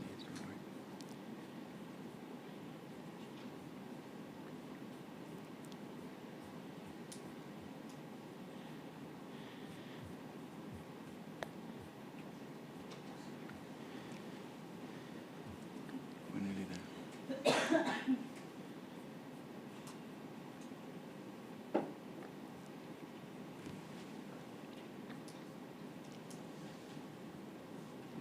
There's that table we were looking at, and here's the paragraph. Thank you very much.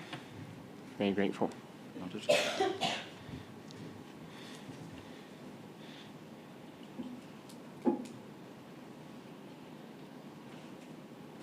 And in paragraph 5.3.8,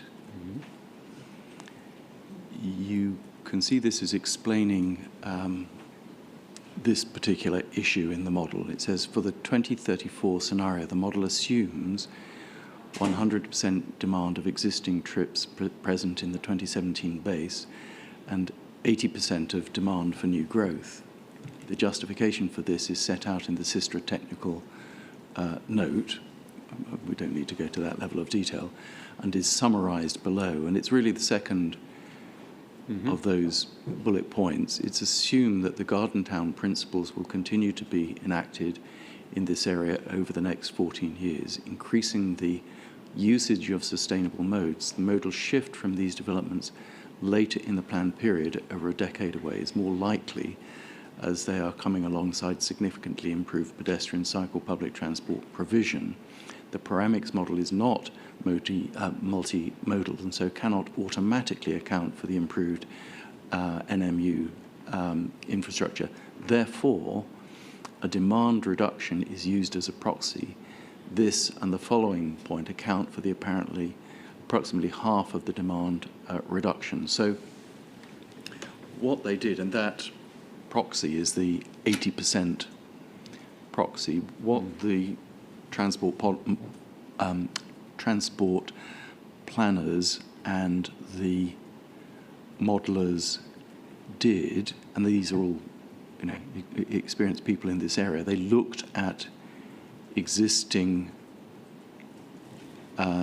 non-motorised transport capabilities, the highway network, the cycling network and so on, the amount of cycling at the moment, and they made a pretty substantial adjustment, 20%, i.e. the difference between 100 and 80%, 20% adjustment as modal shift for the new housing to non-transport modes. Now, you may disagree with their judgment, but that clearly is their judgment, and therefore it's wrong, isn't it, to suggest that the model has simply predicted and provided. It hasn't. It's made a substantial adjustment for a very substantial modal shift to people walking and cycling. It has made an adjustment, yes, but in my view, the Sistra walking and cycle plan says that its recommendations are small scale and would expect these to be carried out in 1 to 2 years, and that my opinion is that that report does not distinguish between existing development and proposed development. That covers both existing and proposed. And I've said that the areas with the lowest car ownership are the existing development, and they're closest to the existing facilities. So I appreciate that this is what the model has done, but I disagree with them. Fair enough. That is understood. But the inspector needs to report and understand that the difference here is not whether or not we have predicted or provided or decided and provided. We have decided and provided. You just disagree with the decision. In other words, how much we have assumed there should be modal shift to non-motorised use. I do accept that there has been a limited provision for reducing trips based on having a lower trip for new development. I don't think that necessarily, in my judgment, meets the decision and provide bar, if you like, which is aimed to provide a reduction in traffic overall.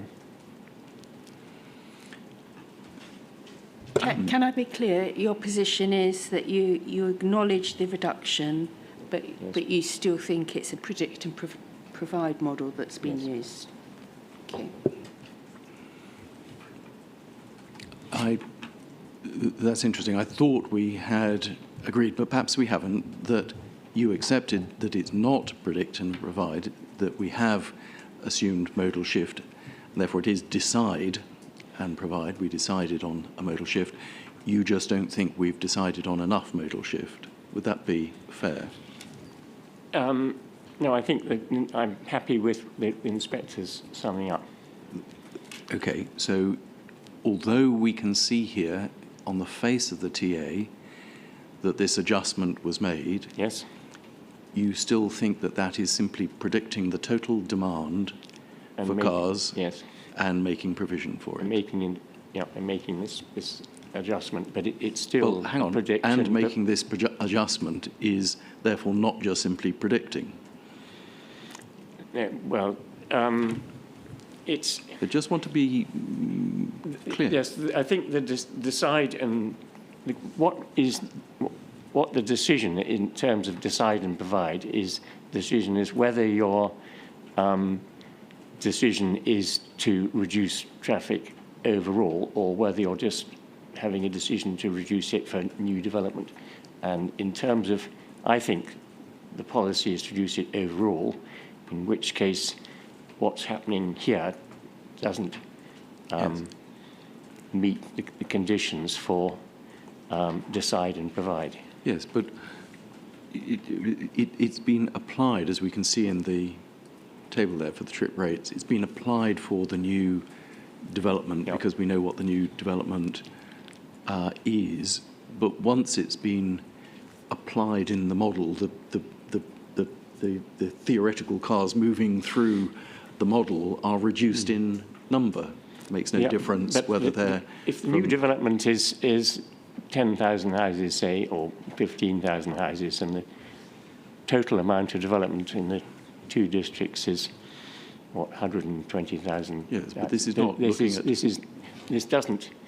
It's relatively small proportion. All right.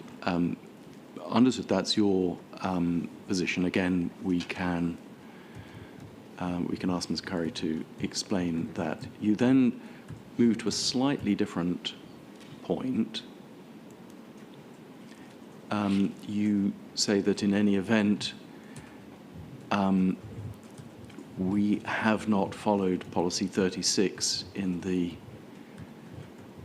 current local transport and connectivity plan, and that's document G.04. Right. So this is the local transport and connectivity plan. You may have it. I've got it on, if I can open it. Yep. And if we turn in that to PDF page and actual page 107,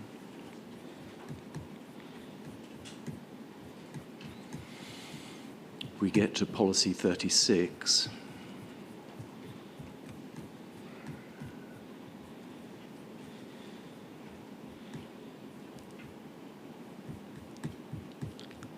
That's coming up to 90. 100, 10.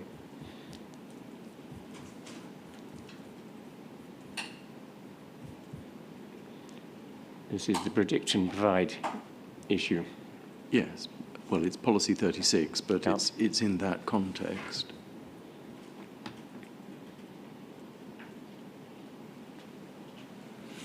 And you say that the scheme is contrary to that policy, and I assume, but I might be wrong, that you're relying on criterion A.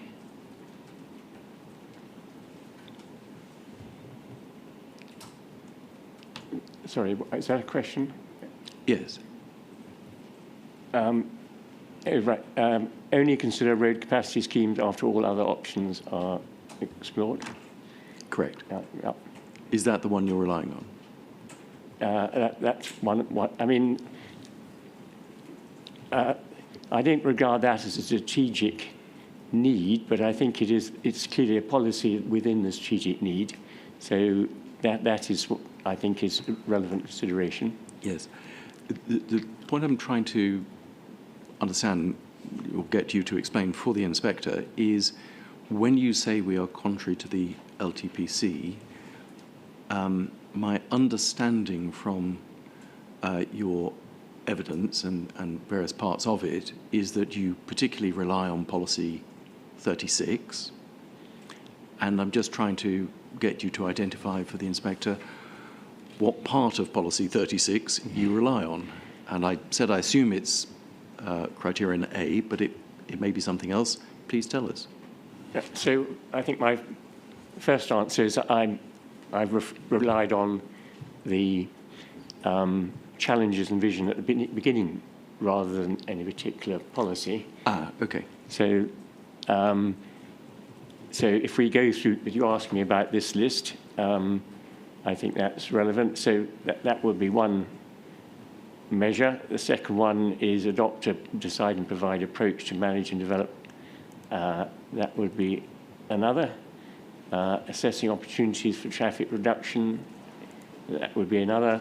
Require transport assessments to accompany planning application to follow that decide and provide approach. Yes, and promote use.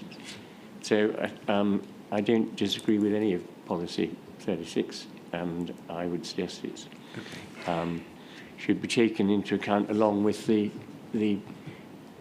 strategic needs identified, which I identified earlier. So the principal point you were referring to are those page 31, 33, Yep. strategic need points. Yep. I see. I understand. Well, that's helpful in itself. And we need to note, though, or the inspector needs to note, don't we, that as well as containing policy 36, the LTCP, this document, also, of course, includes the Hif1 scheme. That's part of it. Can we go to that? Can you Yes. show me where that would be? Of course. Let me just pull up the right page. It is in, we're going to be in the about page. 156? Let me just.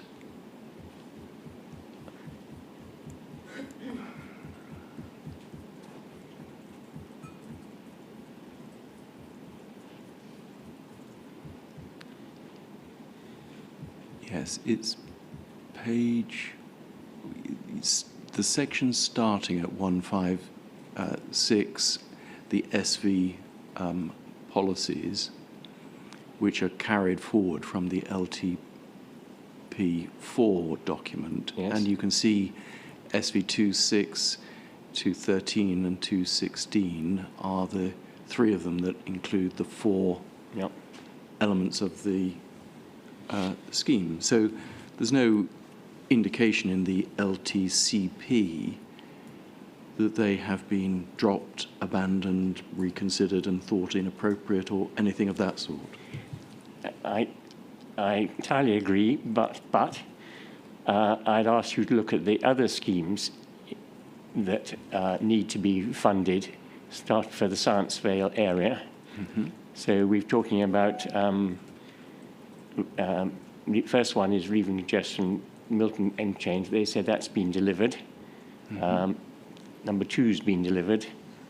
3's been delivered. Station, you need to pay for a new station. That's sure the money that's coming from. Overhead, that's been done. Provision of a new station for Grove, that's seen as important. Improved level of service at Didcot Parkway, 4 trains an hour to Oxford, and that's going to cost money. Mr. Turnbull, Improved level of service to yes. Culham. So all these things, but the HIF, 58 of them, they're all fighting for the same amount of money. yes, but the HIF1 money, the money from Homes England, is not available for these other schemes. If Oxfordshire does not secure it for HIF1, they can't then use it for something else, can they? Well, I don't know. I'm not involved in the negotiations, but Well, these are large sums of money yes. given to Oxfordshire in order to bring forward HIF1, in order to provide for the housing. That's why it's the It's a very serious Homes matter. England. Yeah. So we can agree, can't we? I think that that money can't then just be applied to upgrades to Didcot Parkway or Grove Station or anything else. But Section 106 money can. Yeah, but this is not Section 106 money. And Section 106 money is involved, as I understand it. Well, we know where the bulk of the money comes Yes. from. Are we able to agree? Clearly, you had not fully understood this, no criticism, but that money cannot just be taken, over 200 million, and then applied to something else. Well, I mean, you tell me that. I don't do tell you don't that. know. So All right. all I'm saying is that I think that what we're being asked here is, does this scheme comply with the strategic needs of set out locally for the district? And that's the basis of my proof of evidence. Yes, but And that has consequences. if the HIF1 scheme was refused and therefore the money is no longer available. There is no identified source of funding, is there, for any of these alternatives that the various rural parties have put forward? There's no identified source of funding for tramways or autonomous vehicle I'm not routes? using tramways. I'm No, or autonomous vehicle using the routes. existing track and the existing. Yes, but there's no funding for that, is there? But it's open to the council to negotiate funding, just as they have done. They've got to deal with. So it's all I'm saying is, what I've been asked today is, do I think that this scheme complies with the strategic needs of the area? And in my personal view and my professional view, I don't think it does. Okay. So your Section 3 baseline conditions, see if we can take this hopefully fairly briefly. In your Section 3.1, you discuss the use of the census reports, and the theme that you develop is that the 2021 census data should have been used rather than 2011 census data. What I've said is that it's available. You need to look at it cautiously, but you shouldn't ignore it. And as Ms. Curry points out in her rebuttal, perhaps we don't need to go to it, but her rebuttal, paragraph 3.15, the 2021 census data does contain a warning, doesn't it, on its front page, that because of the... I'm giving the warning, I agree with that, but because at of the the same COVID time, pandemic, they chose to rely on it in their walking and cycling structure plan. yes, it depends what use one makes of it, and I'm not sure in the LC Whip, I think it is not the case, in fact, that they use the 2021 census data, but you accept, don't you, that one can't simply use the 2021 census data, and that obviously the modelers and others have to use the data available to them in an intelligent way. Yes, and I think that you can, that you should use with caution the best data that is available and the most recent, and that does include the 2021 census. And I'm sorry to interrupt, madam, but Mr. Turnbull's leaning back, and if he's that far away from the microphone, My it's very apologies. difficult to hear. Yep. Forgive me, Mr. Thank you. your Section 4 traffic forecast should reflect changes in behaviour patterns. This is a similar theme, and again, 2021, your paragraph 4.1, you point to the 2021 census on working from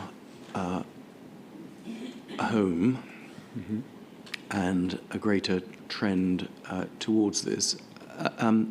Clearly, we know that some people are working from home. We also know a result of the pandemic was that there was a considerable reduction in travel on public transport, which caused more people to drive. Yes.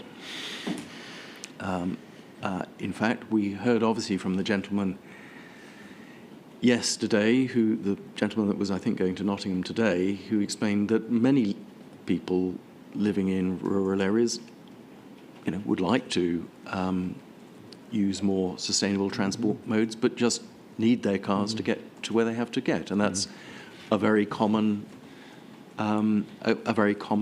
theme, isn't it, in rural areas? Yes, and this is where South Cambridge, I'd give the example of that, is there are areas in rural areas where councils choose to provide high-quality bus services as an alternative. And Oxford Bus Company say that's what they'd like to do in an east-west direction between Wantage and Didcot and Wallingford.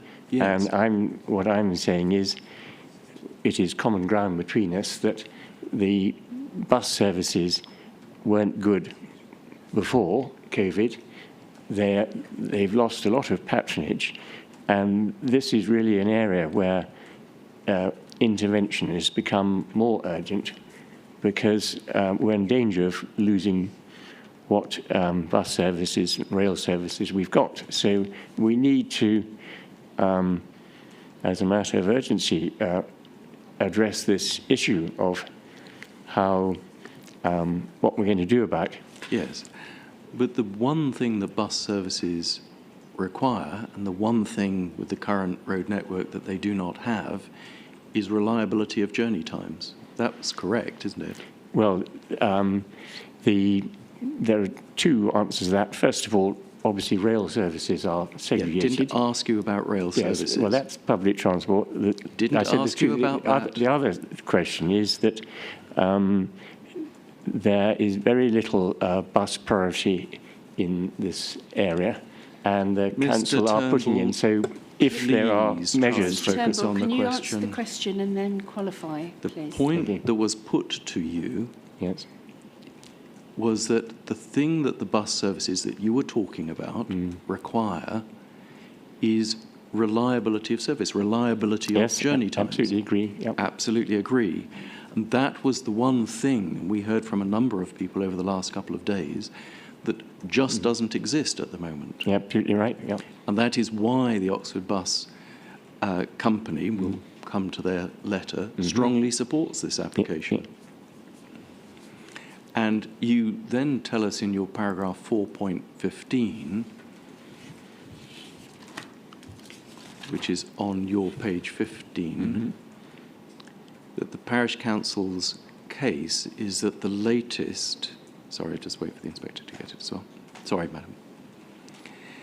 4.15, the parish council's case is that the latest NRTP, National Road Traffic Projection 2022 projections, behavioural scenario at 2015-2034 should be used on the grounds that new habits and expectations have arisen in the last 2.5 years around working from home and on-site online shopping. This would form a reasonable alternative to the 2034 option based on a reduction in traffic compared with out-of-date NRT projections. See the table above. Now, Ms. Curry again has directly responded to that point, hasn't she? She has. Putting this in context. Maybe we should just draw the inspector's attention to what she has said. So this is Claudia Curry's rebuttal, paragraph 5.10. Let me see.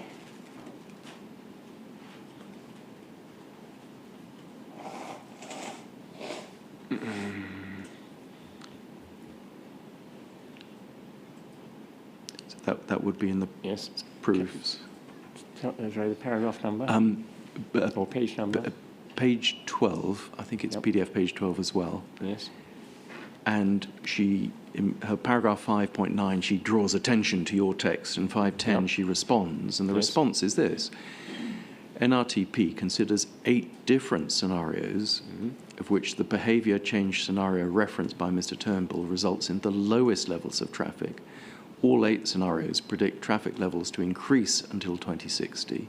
Paragraph 2.5 of the NRTP 2022 states that given the strategic high-level nature of the national trip-end model, the projections are not anticipated to be directly used to appraise individual road schemes, nor are they intended to be used to consider capacity changes on a specific road or solution to specific road issues. The additional detail needed for this kind of policy usually requires a bespoke scheme model, which uses the growth rates from the projections, the department's transport analysis guidance, and more local information. And that's what we've done. It's inappropriate, isn't it, to suggest, as you do, that we should just use one, the lowest, of the NRTP forecast. Well, I'm suggesting that, I mean, you have used one forecast, at least not you personally, but the county council has used one, which is, I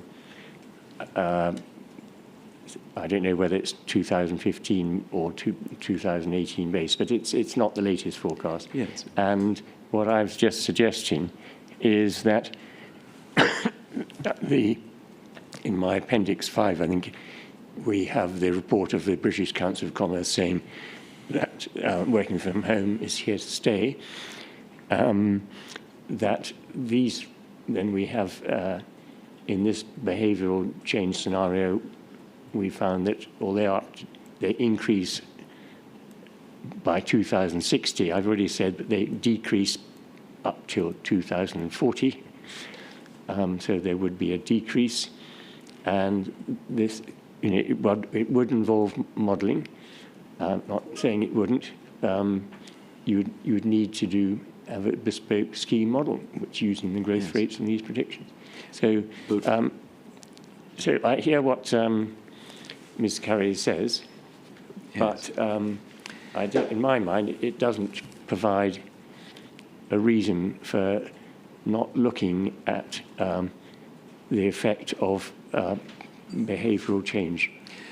But the inspector needs to note, doesn't she, that in accordance with that guidance in the paragraph quoted by Ms. Curry, the Paramix model actually uses the strategic flows from the Oxford strategic model. Yes. The Oxfordshire, strategic model. We have followed that guidance. We haven't simply input national road traffic projection data. That's correct, isn't it? As I understand it, the Oxford strategic model includes outdated national road traffic projections. All right. So section 5 is your alternative option based on LTCP objectives. This is what you were discussing before, the percentage decreases which apply to Oxfordshire as a whole. And paragraph 5.5, you tell us that, do you have that, your paragraph 5.5? Yes, I've got page 19. Correct. I propose an assessment of an alternative option with high-frequency east-west feeder bus service between Wantage and Didcot Parkway, Wallingford, which could attract the support of both bus and rail operators, either segregated, where possible, from major roads, and you give them with an east-west route adjoining the Great Western Railway and a potential alternative option, or with bus lanes. Have the bus operators signed up to this? Well, the bus operators in their letter signed up to high frequency have the bus feeder bus operators services. signed up to this? They've signed up to the principle of this. Have they? Let's just look then at what the bus operator says. So we have a document called N.07, which is the letter from Oxford Bus Company. N.07. I think it should have been on the Yes, the I'm list. trying to. I did pick it out and put it in a folder, but I just need to find it. Of course. And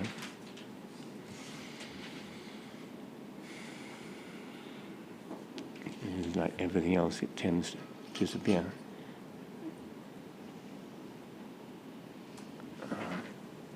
So, in the absence of that, I'll go to look at it electronically.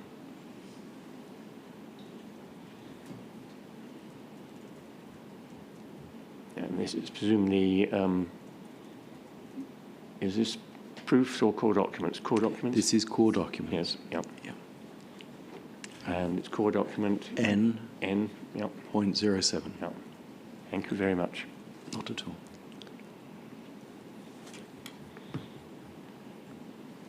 I've got it. Yeah. If you open that, you can see it's a letter to the Planning Inspectorate relating to this scheme. It's a long letter, which obviously I invite the inspector to read, but let's just go to some of the conclusions, which are on page 11. So do you mind if I just flip through it before I get to page 11? No, of course you can.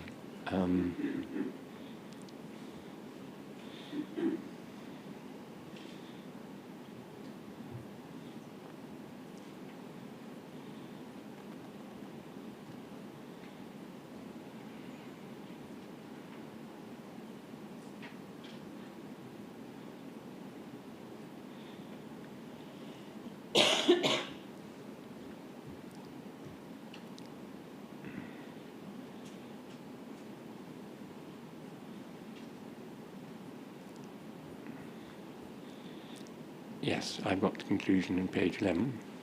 So they specifically cite the LTP target, the 25%. They go on to make a number of points. The two paragraphs towards the end of page 11, we must emphasize that not progressing the Hif1 proposals do not lead to a greater likelihood of active travel, and public transport will offer a step change in the quality of alternatives to car. Perhaps counterintuitively for some, it would be more likely to have precisely the opposite. Sorry, where are you quoting from? The two paragraphs at the end of that page. Oh, right, yep. And then this, the very last paragraph on that page, failure to deliver Hif1 directly threatens the long-term sustainability of the current bus offer, as congestion will continue to build to levels as acute and chronic as they are already evident on the A40 between Witney and Oxford.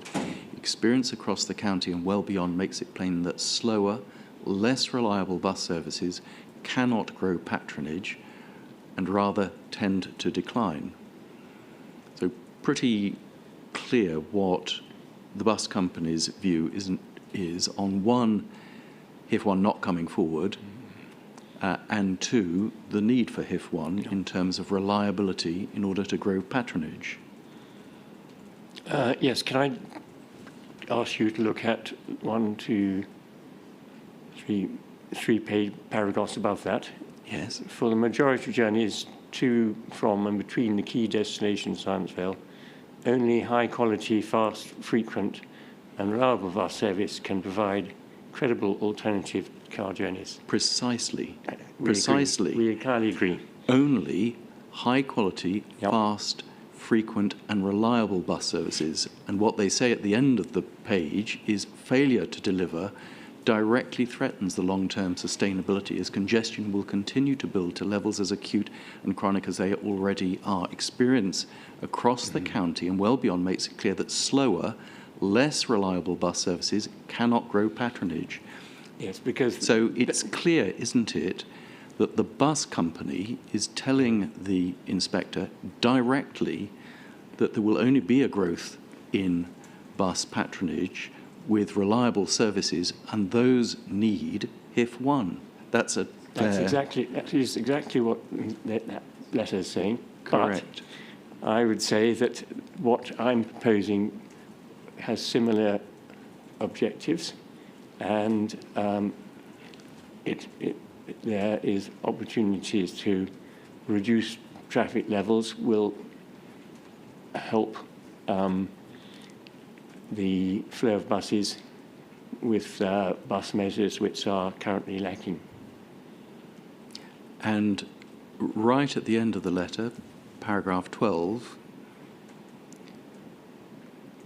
page 12, the paragraph emboldened right at the end to make Yes. it absolutely clear what their position is. Therefore, in the interests of directly supporting a step change in public transport efficiency, frequency, reliability and connectivity, and in accordance with primary legislation, and in particular Section 38(6) of the Planning and Compensation Act, we respectfully invite His Majesty's appointed inspector to conclude with us that the proposal he has called in for his determination should be allowed.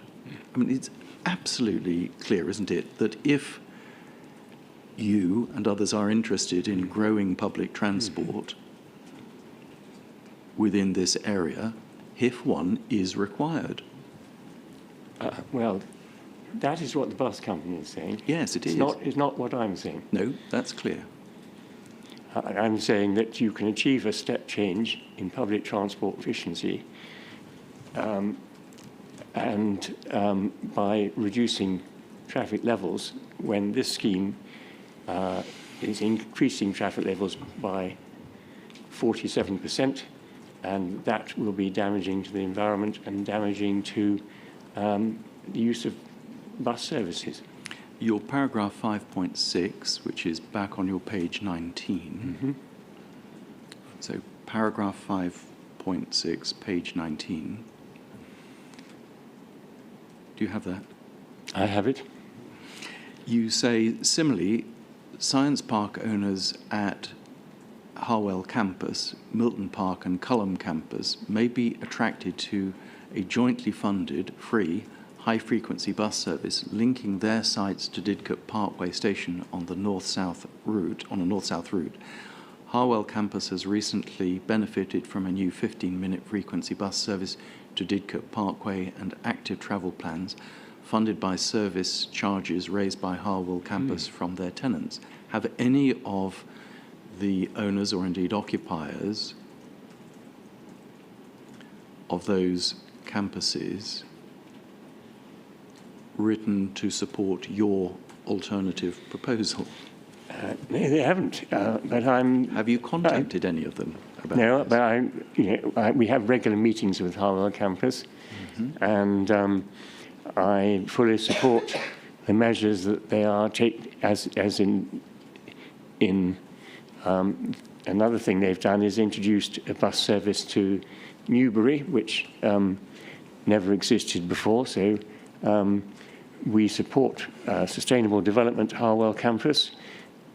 We support their sustainable transport proposals, but none of their transport proposals involved, that their funding involved building roads. In fact, they haven't had to provide any funding of roads or any transport infrastructure now, because there's agreement with the county council that up till now that any development at Harwell campus is merely replacement floor space and therefore replaces existing traffic. So what I'm saying is that what they're trying to do is to improve sustainable transport with autonomous vehicles, more bus services, bus services to more destinations. That's the focus of Harwell campus. And I'd like to say that the advantage of these campuses is, as with this one, is it's primarily in a single ownership. It's much more difficult to agree those kinds of developments where there are lots of different owners. As an example, in Luxembourg, the major companies have funded the entire public transport service. So whether you're on road or whether on bus or rail, all transport is free. So not only do the campuses have the advantage of being able to charge a service charge to provide sustainable transport initiatives, but also they can control parking controls and other matters on their site, and with their travel plans, they can reduce the demand for travel. And they are doing that. That doesn't seem to be taken account in the model.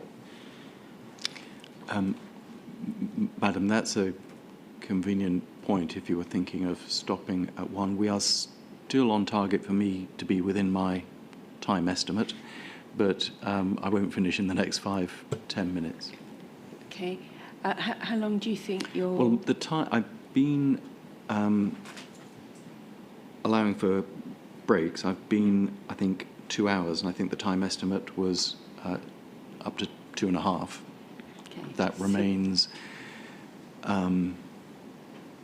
That remains, I think, reasonable. I'm very happy to go on now, but I'm just conscious that people may want a break, and that includes, obviously, Mr. Turnbull. Absolutely. Mr. Ing, how long do you think you may require? Probably a bit longer than I initially thought I was going to be. Okay. It's very hard to predict. Could be in the region of half an hour. It's more the answers that make things longer. Sorry. Yes. I estimated half an hour, and I think I'll be about half an hour. Thank you. In that case, I think we'll break for lunch. If we come back for 2:00, and we'll continue then. Mr. Turnbull, can somebody organise lunch for Mr. Turnbull? And I don't know if there's somewhere different for Mr. Turnbull to sit. He probably doesn't want to sit there for the hour. Okay. Thank you. So I'll see everyone at 2:00.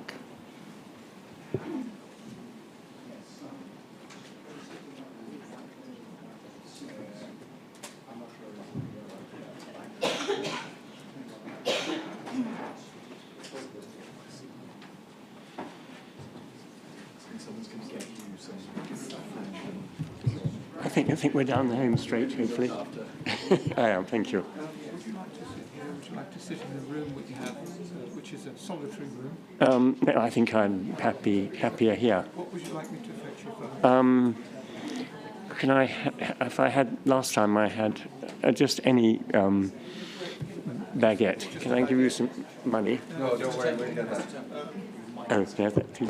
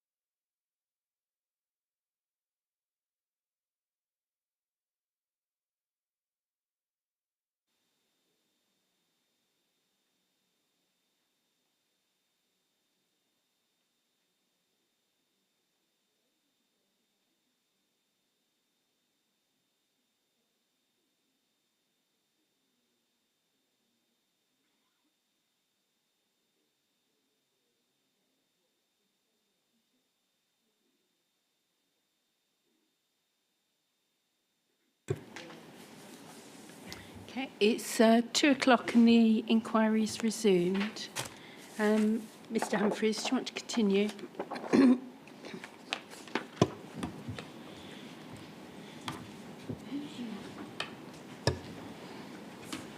Madam, thank you. Mr. Turnbull, we've got to section 6, trip generation.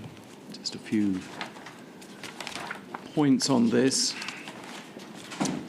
You tell us in this section that the main impacts of this is 6.1, the main impact of the changes in the December 2023 MPPF is to reduce the housing requirement to that based on the standard method. And then you work through various points and you can see where this lands at paragraph 6.7. You say it's concluded that a 25% reduction in the housing requirements in the emerging joint local plans is likely to reduce the planning input to the transport model and the growth of traffic. Further transport modelling is required to comply with the advice in the December 2023 MPPF on the method of assessment of the strategic housing need and in the emerging regulation 18 joint local plan, which would affect trip generation. And again, you repeat that point in your conclusion at paragraph 6.9. Here, obviously, you start to speculate on what future local plans might contain, but obviously we're not here, this inspector has not been invited, has she, to review future local plans. It's not one of the things the Secretary of State has requested. You're absolutely right. And we know, we've agreed with yourself and other witnesses for the third parties that the Secretary of State must determine the application under Section 38(6) in accordance with the statutory plans. I assume your point is simply that there is an other material consideration that plans in the future might change? Yes. And clearly Well, in fact, not only they might change, but the councils are actively in the process of changing them.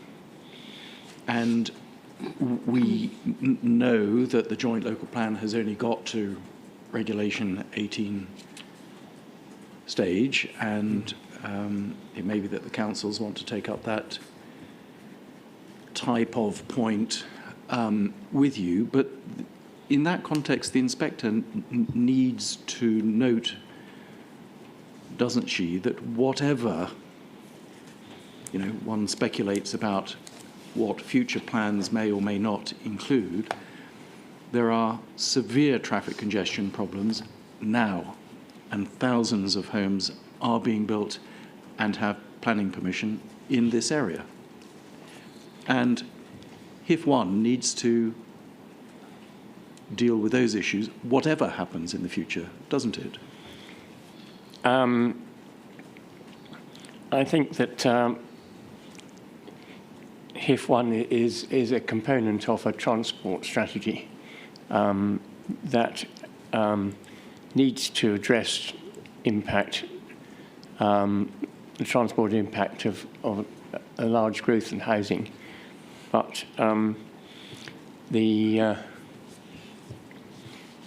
strategic need set out earlier in my report. Sorry, Mr. Turnbull, the question that you were asked was that the existing and permitted growth, the existing congestion or problems and permitted growth needs to be addressed even if the housing requirements are reduced.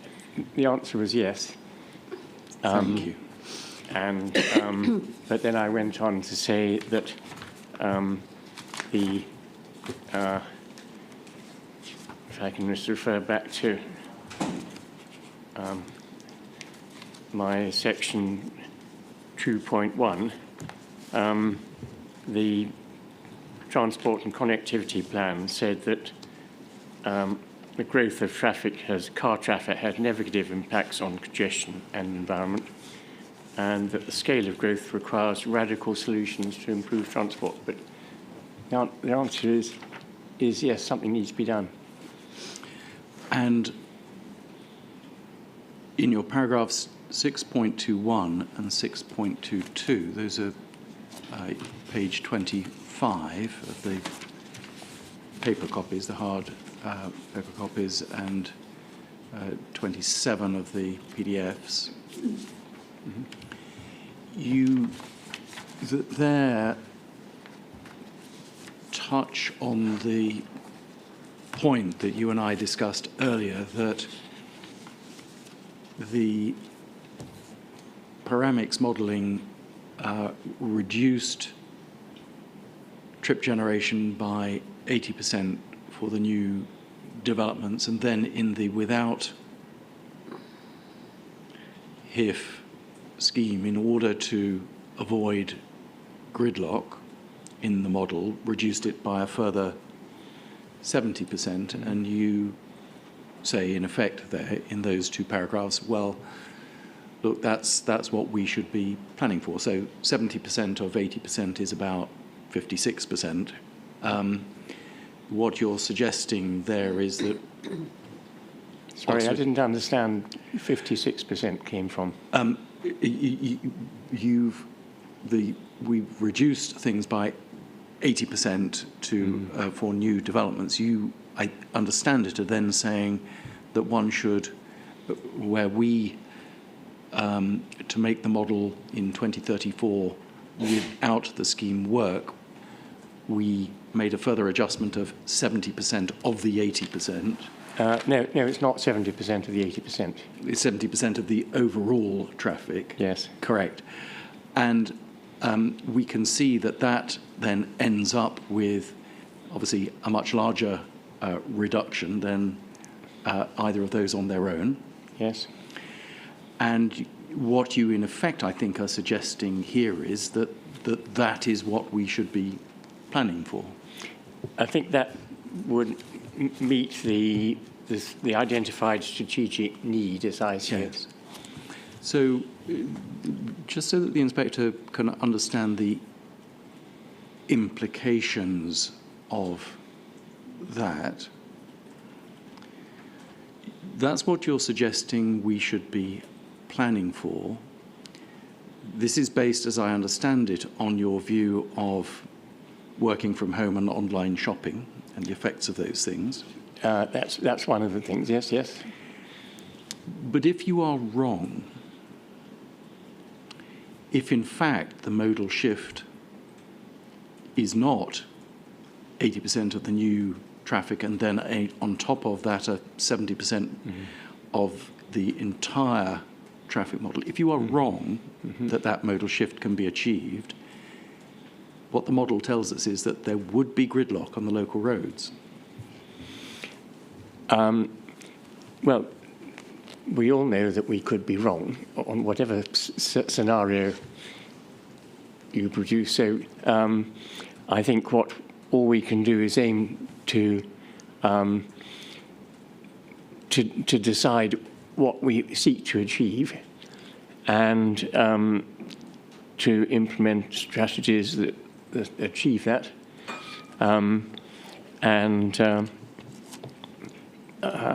We may well be wrong, but we've in whichever strategy is chosen. Yes. The key thing is you're going to measure whether you're right or wrong against what you sought to achieve.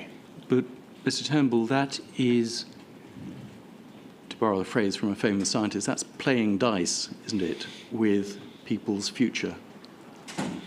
No, what you are in effect saying is that you think that that level of modal shift can be achieved. What the model is telling us is, if that wasn't achieved, i.e. 80% on new homes, and then a further 70%, i.e. a further 30% reduction modal shift on everything, if that can't be achieved, the people around here face gridlock. That's what the model tells us. And you think that that is an acceptable risk? Well, do you think that is an acceptable risk? I don't accept your premise. It is your premise. Do you think that is an acceptable risk? No, my premise is that you set a target of what you think is a strategic need and adopt a strategy that you think will achieve it. You then carry out monitoring, and if it's not working, you then manage what changes you need to make to achieve it. And I think if we started off on the belief that whatever policy you suggest is going to fail, I don't think that is the approach that any local authority should take. Mr. Turnbull, the local highway authority does monitor traffic on local roads, and the congestion is severe. This is the response to that congestion. Yes. As I say, you are simply playing dice with people's futures. No, I don't accept that. No, didn't think you would. Section 7, modal split.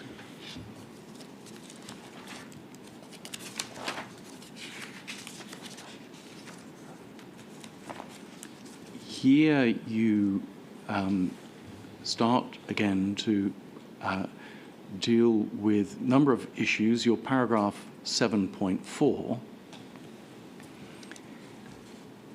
which is your page 29, you say scenario 5C, this is one of the scenarios that was looked at, offers 6 additional bus services in South Oxfordshire with 10 to 30 minutes frequency, estimated to provide 3% increase in public transport share compared to the revised due minimum, and grade separated junctions at the A40 and A4074. The additional 6 bus routes in scenario 5C appear to increase the use from 167,000 to 176,000 passengers, plus 5%, but this does not meet the targets.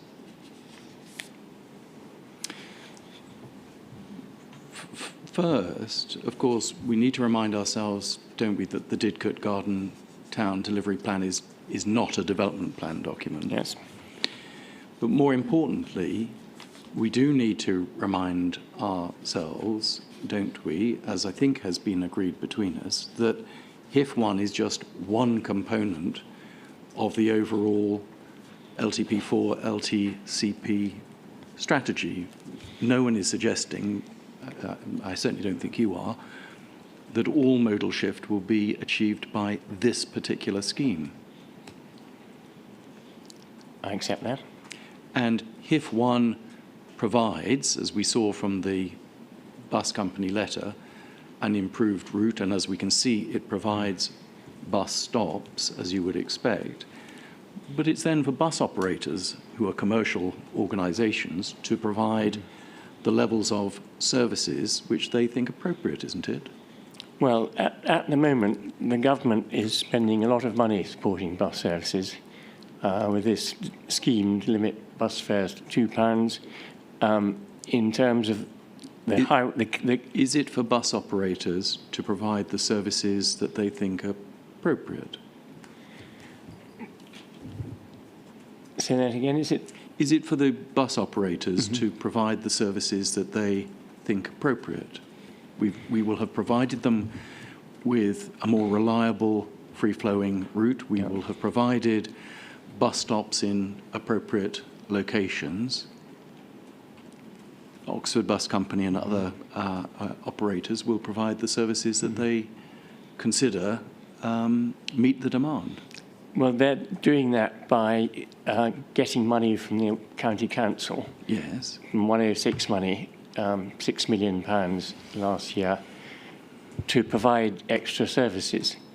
They're not doing that, out of love. They're doing that because they need support from public money to do it. And my concern is that if this scheme takes most of the 106 money, then it will affect the amount of money available to support bus services. Mr. Turnbull, this is at risk of becoming circular. As you know from the bus company, without Hif1, they don't believe there will be growth in bus services because reliability is too poor. I'm not disagreeing with their letter. All right. Section 8, results of transport assessment, trip distribution. And in your paragraph 8.1, you talk about the assignments of trips and various things. I can't actually, my fault probably, but I can't actually find the references in your paragraph there to the OCC Statement of Case, Chapter 5, all those figures, but let's not worry about that. Figures 3.3 and 3.4. You want me to show you where they are? These are your figures, 3.3 and 3.4? No. The Oxford County Council Statement of Case. I'm referring to OCC Statement of Case, Appendix 5. Sorry, I said Chapter 5, Appendix 5. That might be... That might say it may be my misleading, and figures 3.3 and 3.4. I see. I think it's the misdirection to... No, my mistake. No, don't worry at all.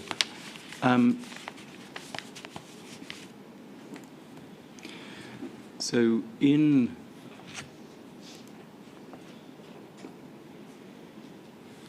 Let's just look, though, at the overall network statistics to understand how overall the network operates with and without Hif1. So can we go back to the transport assessment? That's document A.07.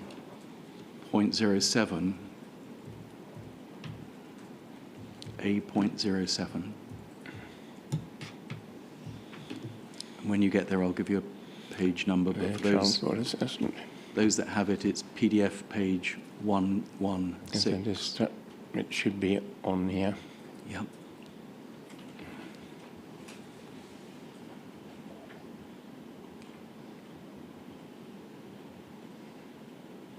Sorry, page 117. 116. We are, in fact, going to go to 117 sorry. as well, but Okay. I'll start at 116 just to Thank you. orientate us all.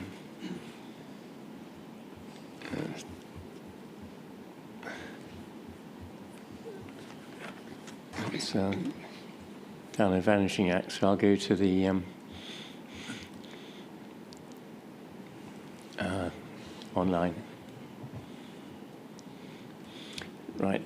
Do you have it? There's a section 6.11, overall network statistics. Sorry, I'm going back to talking about Document. OC proofs. Core documents. Core documents, sorry. Yes.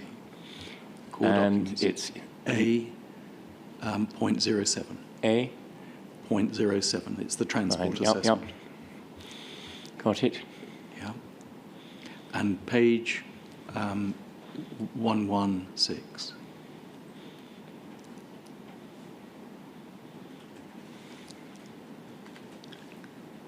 Sorry, it's still loading it. Don't worry. Here we are.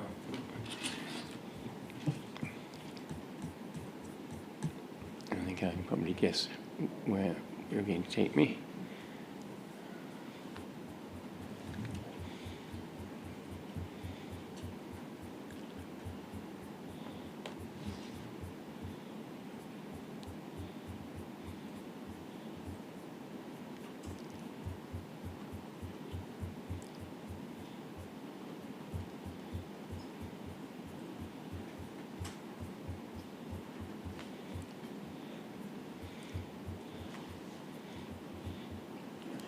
See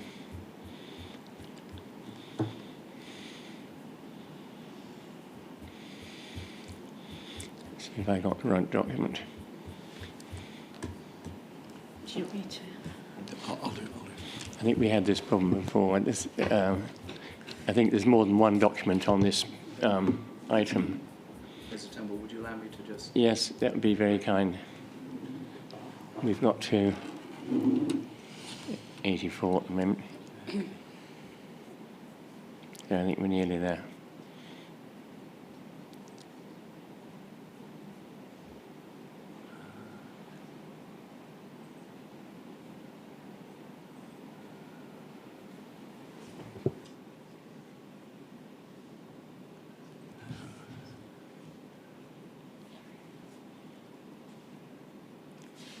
The trouble is, the way this is loading, I can't actually get to the page numbers. Let me just check.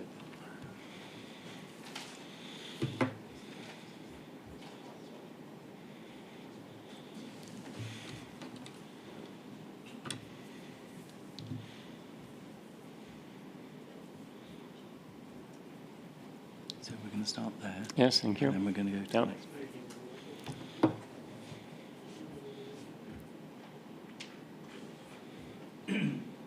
Seems to have lost its page number on this copy. Don't worry. I was looking at the PDF page numbers, but the way yours Yep. 611. has loaded doesn't allow me to do that. So 6.11. So this is looking at the overall network statistics. Yep.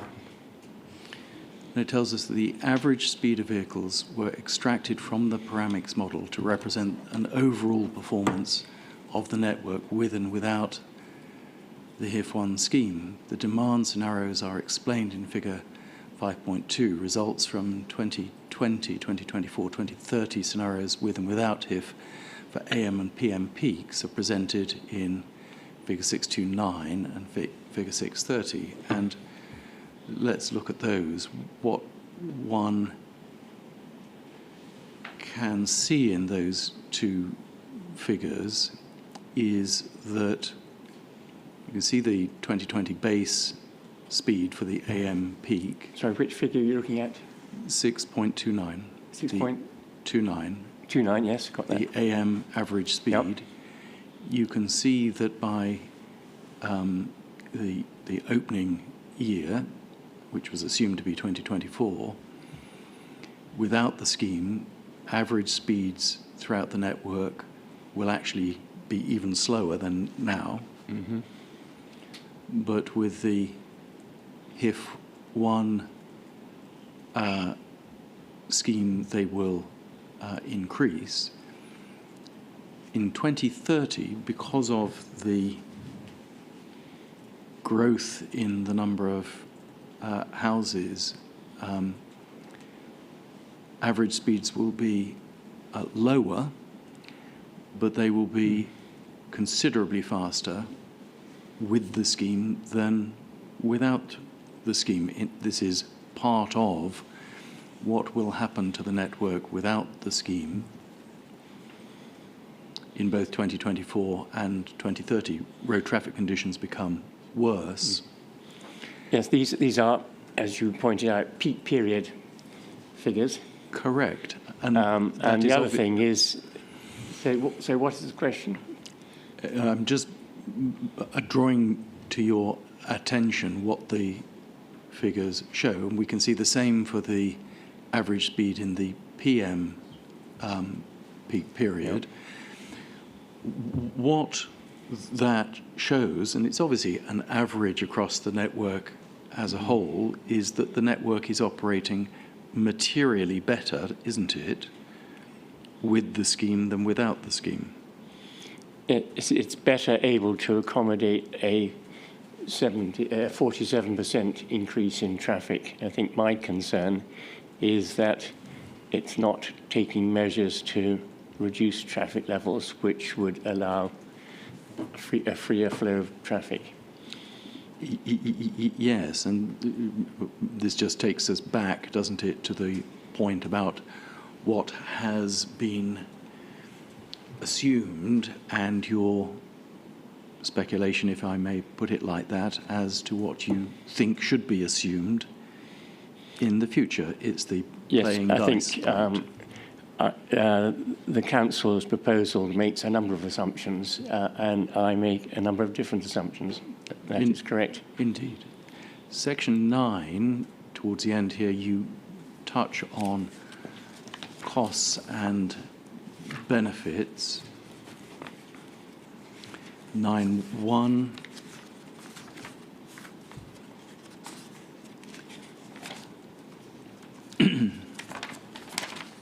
Yes. Refers to the point I've just been talking about and comparison of journey times. And you refer there to the Green Book, and towards the end of that paragraph, you're emboldening, I think, you say the full business case to that submitted in Appendix 3 of the Statement of Case must be provided to the inquiry so that the claimed costs and benefits can be assessed. Now, what, if the inspector was to look at that appendix, it's a sort of single sheet that just summarises the scheme in the bid for the Housing Infrastructure Fund funding. Of course, that bid, the Hif1 bid, was successful, as we know. That's why we're here. The inspector is not redetermining the Hif1 bid, is she? Yeah. And therefore, the bid, the business case on which the County Council won the Housing Infrastructure Fund monies, is simply not material, is it, to the land use planning merits of the application? My point is actually related to I didn't ask you value about for what your money. point was. So it is. What I asked you was, I think, put to you a I think proposition you're that the probably business... right. Is that it's not No. It's not material. It's okay. not. Well, it's not part of the weighing in the balance of terms of. Well, as I've said, it's difficult to understand the benefits of this scheme, and I think the balance needs to consider benefits. The planning balance needs to consider benefits. Yes, and those are set out in our evidence and summarised in Mr. Greep's evidence. But not in generalised cost terms. No, but the inspector is not carrying out a web tag generalised cost assessment That is for correct, Green yep. Book purposes, Yep. is she? No, what I'm saying is a general point that if the inspector looks to see what the benefits of the scheme are, this is one method she could use to make her assessment. And I think it would be helpful to have that information, but we don't have it. I know in other cases it's been provided at planning inquiries. And throughout your proof of evidence, you've made various requests for information, and Ms. Curry has responded in her rebuttal, Section 5, to those requests, and she's provided you with that information, hasn't she? No. Okay, well, the inspector... I think what she has provided me with, and I much appreciate it, and I don't know why I couldn't find it in the information, is how much traffic would use the bridge when it opened and 2031, and I'm surprised that I had to ask for that information. And what she says in conclusion in her proof, I don't think we need to look at it, having supplied, I think it's about 4 pages of information, is that none of the data requests, clarifications, nor sensitivity tests requested would alter the decision-making process. And I have replied to that, saying, so that's what she's saying, and I'm saying, well, in two things. One, in one instance, the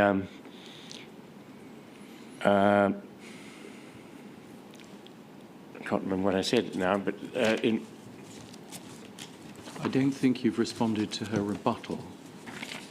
no, I haven't responded to her rebuttals, but I've responded to this matter. I'm just trying to think where. I don't think that Mr. Turnbull's rebuttal was dealing with these points. So if you give me a moment to think, I will Of course. tell you that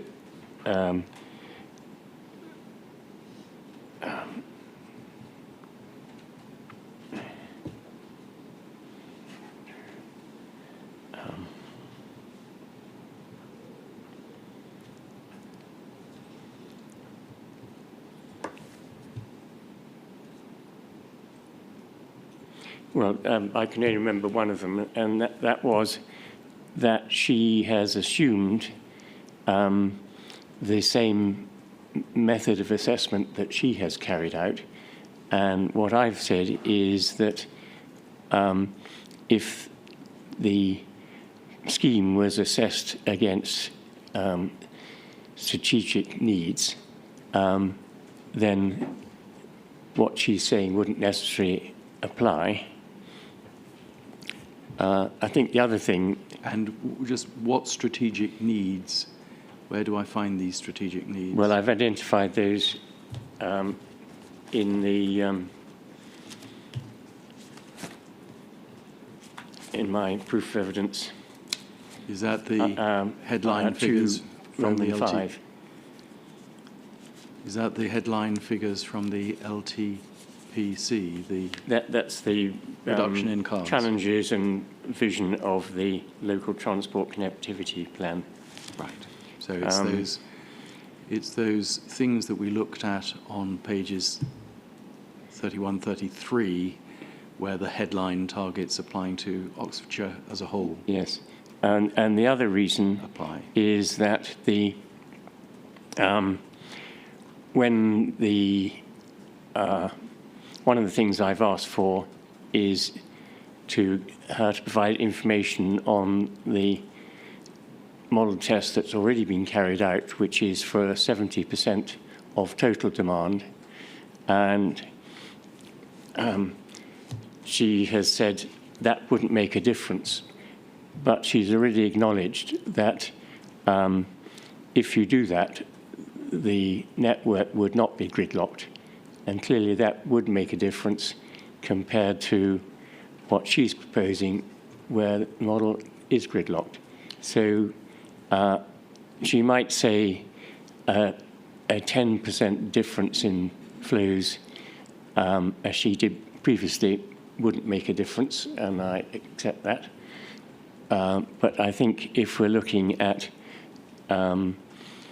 a greater reduction in flows, then I think that would, and a different way of a different set of strategic needs, then those would make a difference. Yes, this is the playing dice point. This is your assuming in the future, on top of the modal shift, we have assumed a 30% additional modal shift.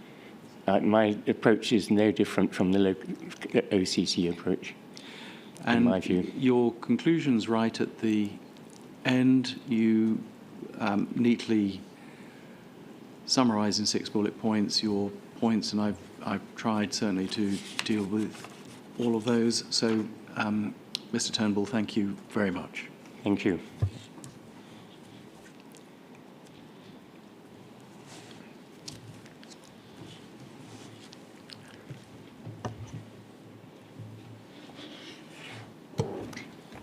Madam, I'm going to go before Ms. String today, if that's okay with you. That's Thank you. fine. Good afternoon, Mr. Good Turnbull. afternoon. Do I need any additional documents? We're going to be looking at the Vale Local Plan Part 1 and Part 2. So Part 1 is CDG0201. Should have these on here. Sorry, just give me the number again. CDG02.01. And part 2 is CDGO208.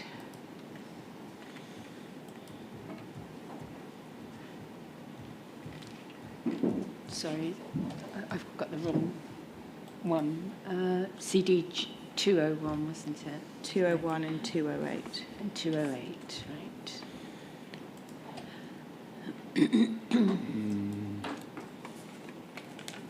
Okay. Sorry, 207. I'm so sorry. 207, not 208. 208 is the appendices.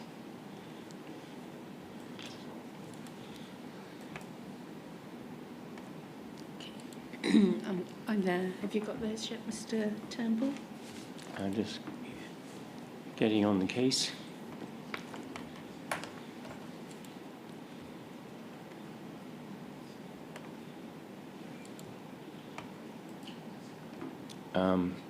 Core documents.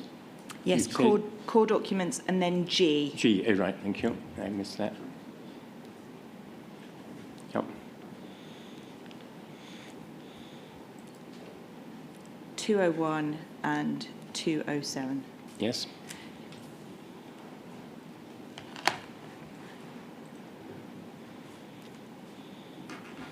Let me know when you have those, Mr. Turnbull. Have you got those? I've got those, yes. And have you also got a Except copy? it's flashing at me, so I'll just... Okay. I don't know what it's doing. Anyway. Have you got a copy of the MPPF? Is it scroll? Have you got something resting on it? Right. Is it I think I should have a copy of the NPF. Otherwise, I'll need to go back to the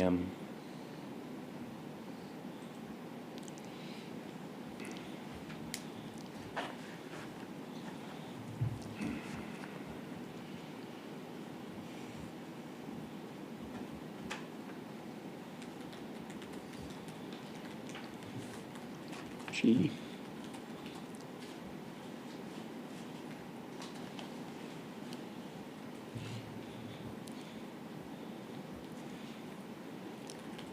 You say it's on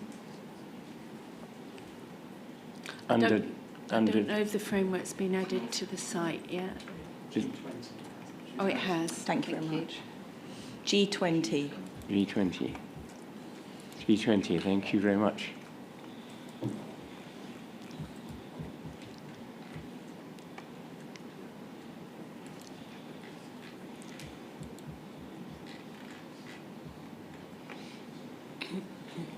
Are you there, Mr. Turnbull? Has everything stopped flashing at you now? Yes, unfortunately, the first document has disappeared, but so I'll have to go back to get the first document.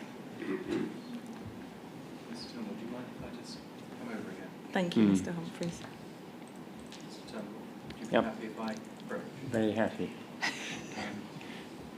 think one of the problems is you've got every single document open and Yep. the computers. Doesn't like it. Hang on. Let's just go out of this for a second. And let's just close down the emails. And where were the documents? Will we that you need were the looking transport assessment still? at when you were looking? No. So, well, they were down here. Oh, I see. You've got them.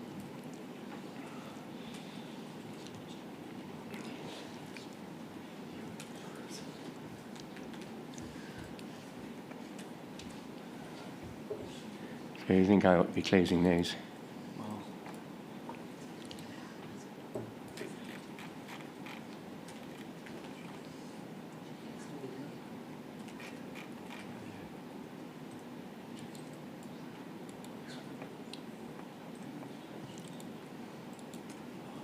what's happened now? I want to get out of there, I think.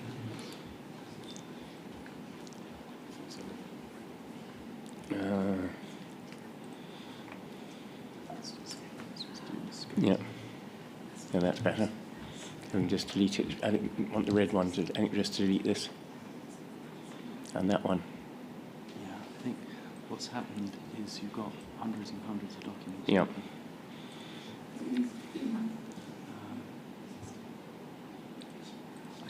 think, Madam, realistically, if we could just have 5 minutes. Yeah. I think Mr. Turnbull's got lots and lots of documents open, and that's why every time he closes one, he can't find the Next one. next Right. And we're just so- going to take Would a 5 Good minute idea. Okay, if we break. just stop for. Yeah. Thank you very Mr. much. Green, is there, I know we're not turning to your evidence yet, but will you require additional documents other than the local plans? No, well, our local plan, obviously, and probably the emerging plan, which is G18, That's and, fine. and then the framework. And I'm hoping it will just be those three. Right. Well, Thank you. I can close these documents. Yeah, I'll close out all the documents I've got. Sorry. Yep. Turn there.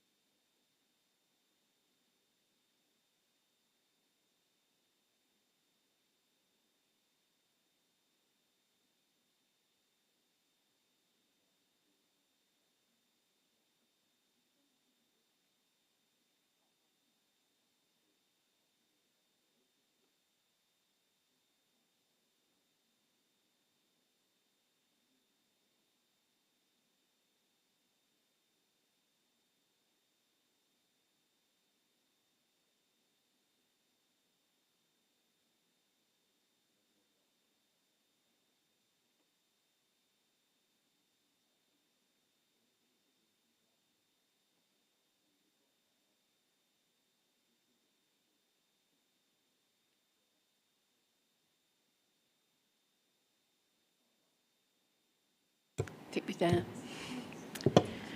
Thank you, Mr. Humphreys. Good afternoon again, Mr. Turnbull. My questions are going to be Vale-centric. Yes. And at your paragraph 2.6 on page 5 of your proof,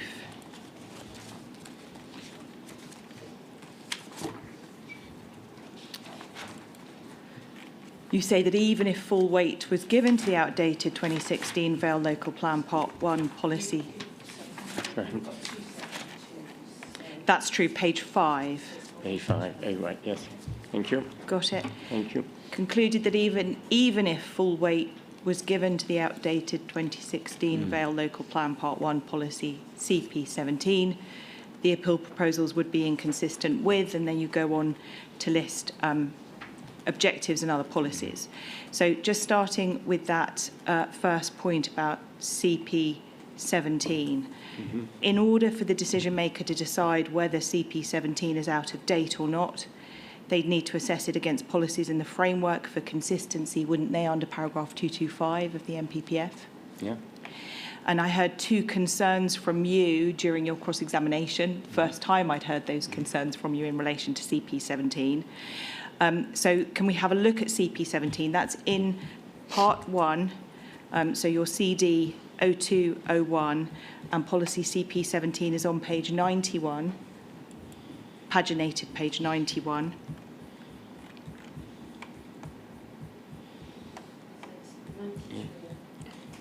PDF, thank you very much, Madam. I don't have the PDF numbers flagging on my screen. I just have the Yes, page number. I've got page 91.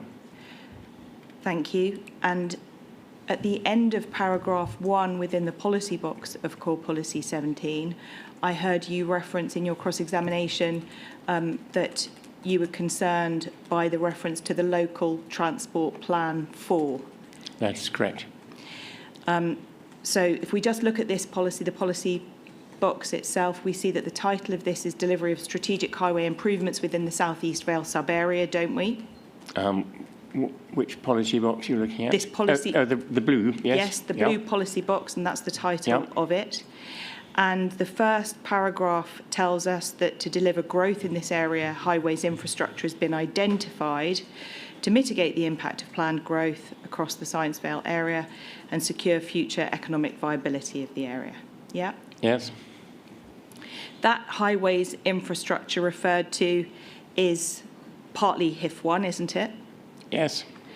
And then the last sentence says the package will be further refined, doesn't it? Now, that's where the reference to LTP4 comes in relation to refinement, just so that we can agree the extent of your concern with this reference to local transport plan 4 being referenced. Refinement means clarifying or making small changes. Can we agree that? Well, I'd prefer to just say refinement means acknowledges that changes could be made. Acknowledges that changes could be made, but in terms of refining, those would be small changes. They wouldn't be radical changes, would they? Well, I think it was impossible at this stage to know what the scale of the changes might be. Okay. I think the question is that in terms of the wording of the policy, it doesn't anticipate significant radical changes. Thank you, ma'am. Yeah, I accept that. Thank you. And we now have LTCP, and I'm not sure that we need to go to it. As you discussed with Mr. Humphreys, that plan is for the whole of the county, isn't it? Yes. And more importantly, in relation to CP17 and the components of Hif1 that are referenced within CP17 in the bullet points that we see in the policy box, Yes. in relation to those are all contained in the LTCP, aren't they? They're contained as components, yes, but there's another 58 others. There might be 58 others, and as we've just agreed, that plan relates to the whole of the county. Yes. CP17 is for Vale. And so, Well, the 58 all relate just to the Vale, to the Science Vale. Yeah, but yes, you're right. Yeah, Science I know what Vale you're getting at. Yes, isn't just Vale, yes. is it?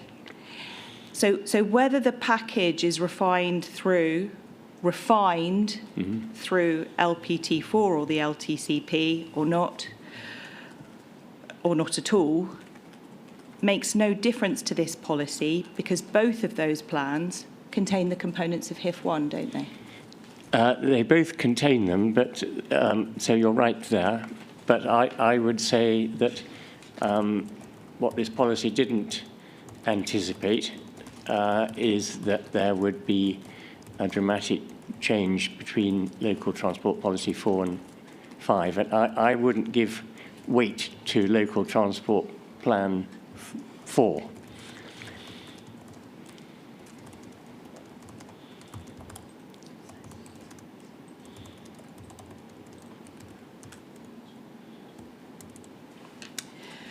Right. We've agreed that the components of Hif1 are in the latest Oxfordshire County Council Transport Plan. Yes, haven't we? yes. Good. Now, you also told the inquiry that CP17 is inconsistent with MPPF paragraph 116. That's what you told Mr. Humphreys. So can we have a look at paragraph 116, please? MPPF paragraph 116. NPM. Yeah. Do you recall you told Mr. Humphreys that that's where the inconsistency between CP17 Yes. and MPPF Unfortunately, lies? to get the NPF, I'm going to have to. I've had it on here before, but it keeps disappearing. That's G2. Sorry? That's G20. So if you go back to the inquiry library. Okay, well, Yeah, you do Yeah. that. And you go to inquiry documents, CDs, and G. it's down the bottom. Yeah, I imagine that's fine. Yeah. Thank you. Paragraph. 116, which is on page 33. Yep. 1.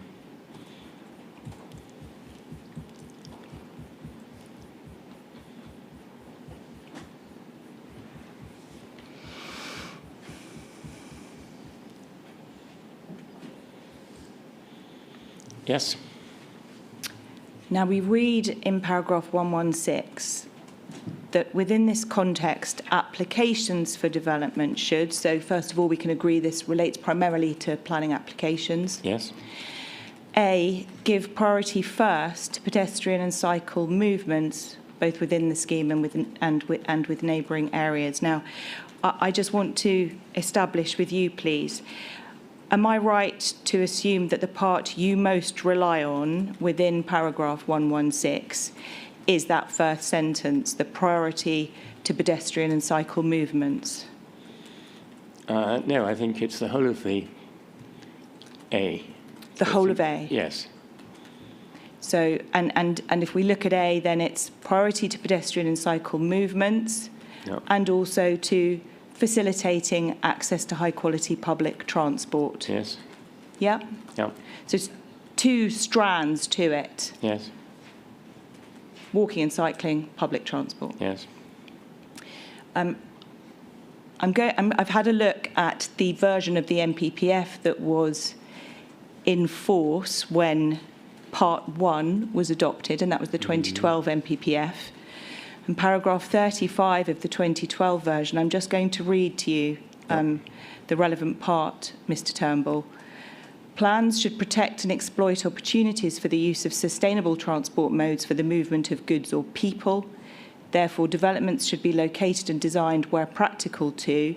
And the second bullet point says, give priority to pedestrian and cycle movements and have access to high-quality public transport facilities. Yes. So that paragraph dealt with both of those elements of paragraph A of paragraph 116, didn't it? It dealt with them, but it dealt with them rather differently. I think it doesn't give indicate a priority of first and second, and it's really talking about the location of development, and I'm not sure that we're talking about location of development.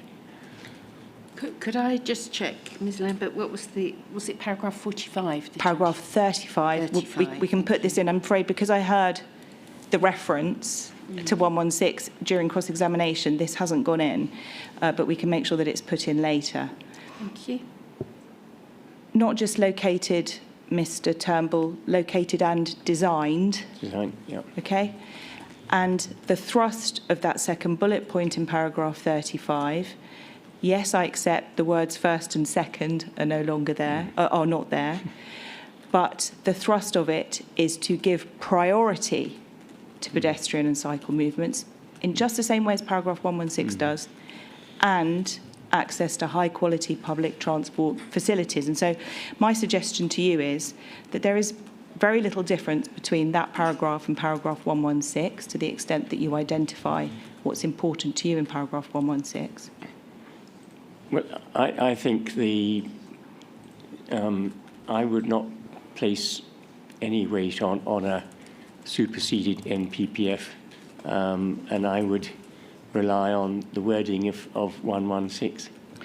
I understand that, but if we can agree that consistency with national policy would have been a matter to be considered by the examination inspector in determining whether the local plan was sound at the time or not, then paragraph 35 would have been relevant, wouldn't it then?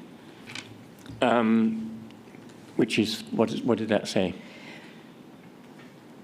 Developments should be located and designed where practical to give priority to pedestrian and cycle movements and have access to high-quality public transport facilities. So, as I understand, you're asking me, was it a sound policy when the plan was adopted? And I'm not disputing that.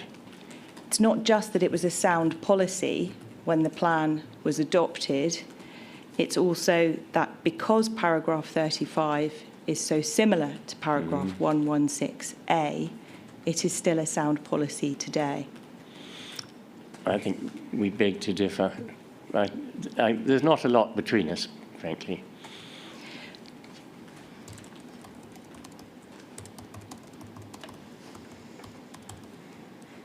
Thank you. And it must be right, mustn't it, that at the time that the Part 1 plan was adopted, CP17 was found to be consistent with national policy? Yes, I'm not disputing that. Thank you. In terms of compliance with policy CP17, because I think you have an issue with compliance as well, can we turn back to the Vale Local Plan Part 1, still page 91, and look at core policy 17?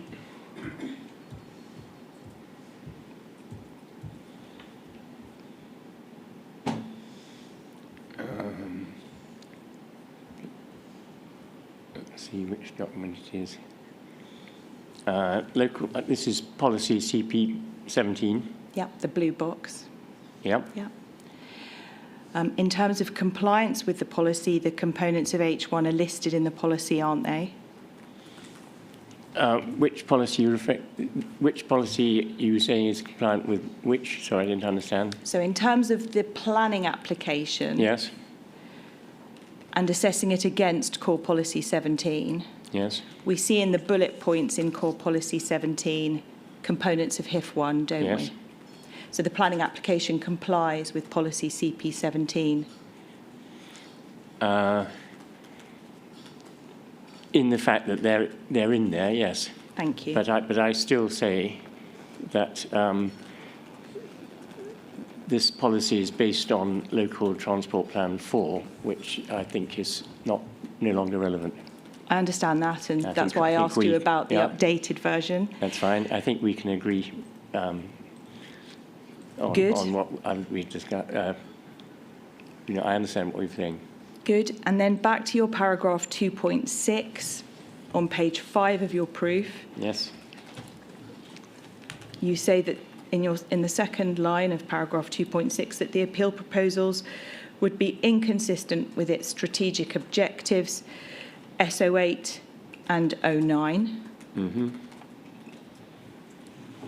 I think we're going to disagree as to whether those objectives are met or not, but I want to cover some points of principle with you. Yes. In terms of strategic objectives of a plan, they are not policies of the development plan, are they? No, they're not.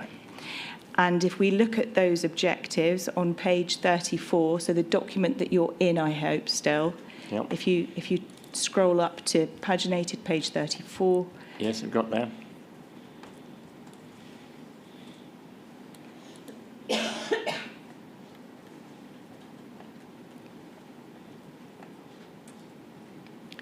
we can see that strategic objective 1 is to provide for a range of homes, including affordable housing, isn't it? Yes. And strategic objective 5 is to support a strong and sustainable economy within the district, Yes. isn't it? And strategic objective 6, support the continued development of Science Vale as an internationally significant centre for innovation and science-based research and business. Don't object to any of that. Good. So there are a number of strategic objectives. There are 12 in total, aren't there? Just Yes. not just the 2 that you've highlighted. Good. And then can we also look at the other policies that you reference? First of all, CP33. That's on page 124, paginated page 124.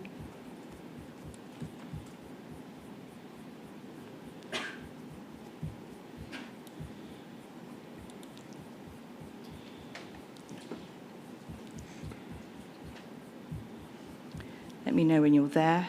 Yep, I've got that. So Promoting sustainable transport and accessibility. that's right. And the council's witnessed, Vale of Whitehorse District Council's witness, Mr. Butler, will give evidence on planning matters later in the programme, and he sets out how there is compliance with these policies. So I want to just run through some of these with you briefly. As you say, this is a policy about promoting sustainable transport and accessibility.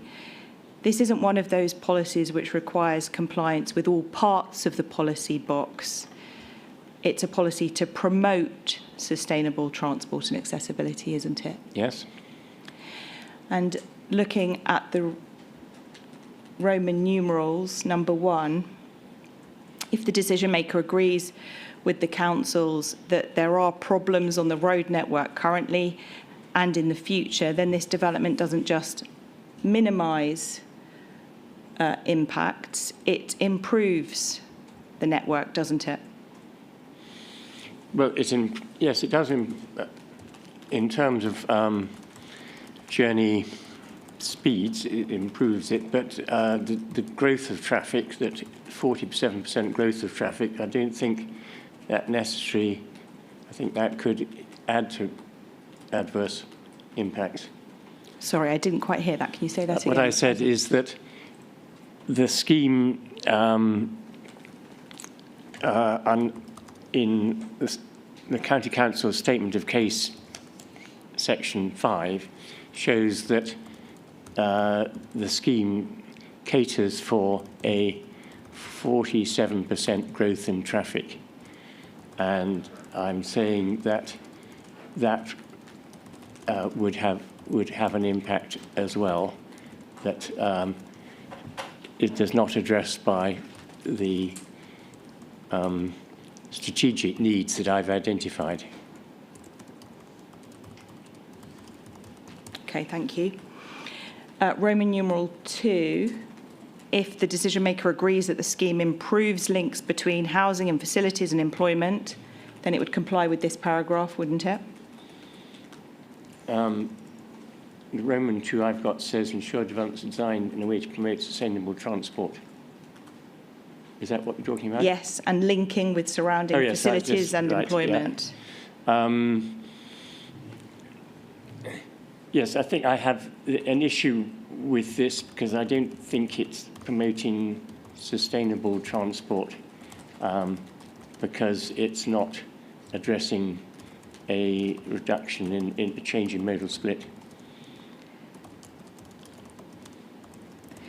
The crux, the issue between us, Mr. Turnbull, is that we're not going to agree as to whether the scheme provides for sustainable transport or improves modal shift. That's going to be an issue that we're going to have to agree to disagree on. But if the decision maker accepts the case for the councils that's being put forward, then Roman numeral 2 will be satisfied, won't it? Well, if the inspector accepts the scheme, then the inspector accepts the scheme. But it doesn't change my opinion.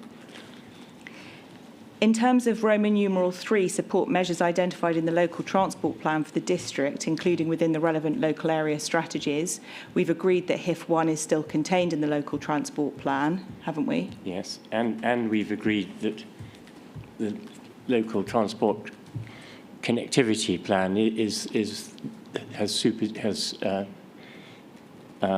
become the new policy, and the LTP4 is no longer relevant. I haven't agreed that with Sorry, you. well, that's my You may have said that. qualification. I haven't agreed that with Yes. you. What I agreed with you is that Hif1 is contained in both of those documents. Yeah, they are. And therefore, in terms of Roman numeral 3 and core policy 33, supporting measures identified in the local transport plan, as Hif1 is in the local transport plan, this is complied with, isn't it? Yes. Good. Number 4, this is not relevant to this scheme, and we don't need to comply with every paragraph of this policy as we've agreed. Number 5 and number 6. Number 5 is talking about character and special qualities of the surrounding area. Number 6 is talking about air qualities and attractiveness. You don't give evidence on those matters. Others are giving evidence on those matters. Proof evidence doesn't cover that. Thank you very much. Core policy 34 you also mentioned. That's Yes. on page 125.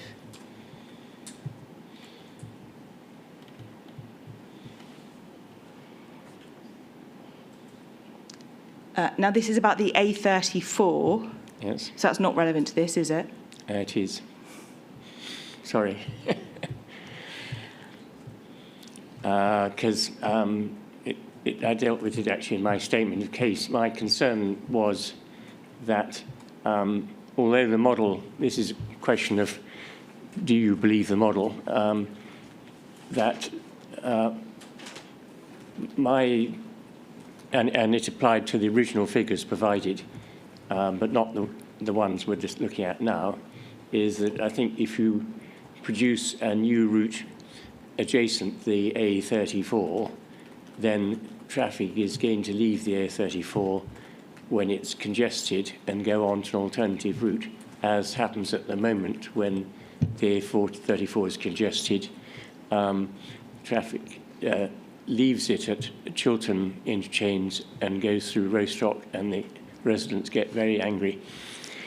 And it happens regularly, and the problem is that creating an alternative route is never going to create a big enough route that to avoid traffic congestion. It just spreads the traffic congestion by A34 using traffic, other roads, which they're not designed to take the A34 traffic. Just have a look at the policy. Mm-hmm. The council will continue to work with Highways England, Oxfordshire County Council and other partners to develop and implement a route-based strategy for the A34. Yep. That's in the first paragraph. Second paragraph, the council will continue to work with Highways England, Oxfordshire County Council and other partners to develop an air quality monitoring framework. In terms of the components of Hif1 that this planning application relates to, core policy 34 is not breached or engaged, is it? Well, you referred to the second item. I'm referring to the first part of it, which says that liaise with Highways England, implement a route-based strategy for the A34 which enables it to function as a major strategic route and reduce consequential congestion on the local road network. I'm concerned that there would be consequential congestion on the local road network if this scheme goes ahead.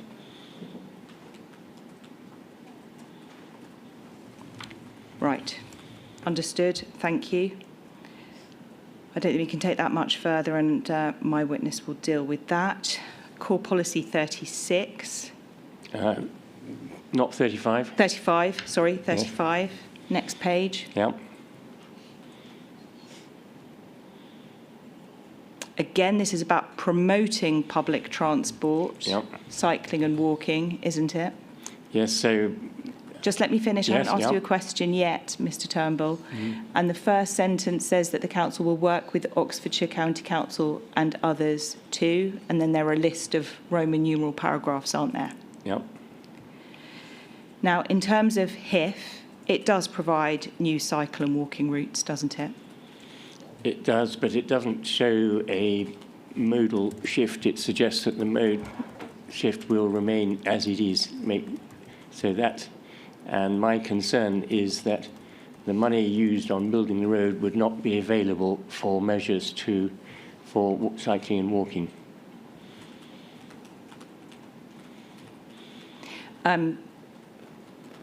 Just to pick one of these paragraphs, Roman numeral 5, Yep. seek to support the provision of new cycling routes where the proposals are consistent with the other policies of this plan.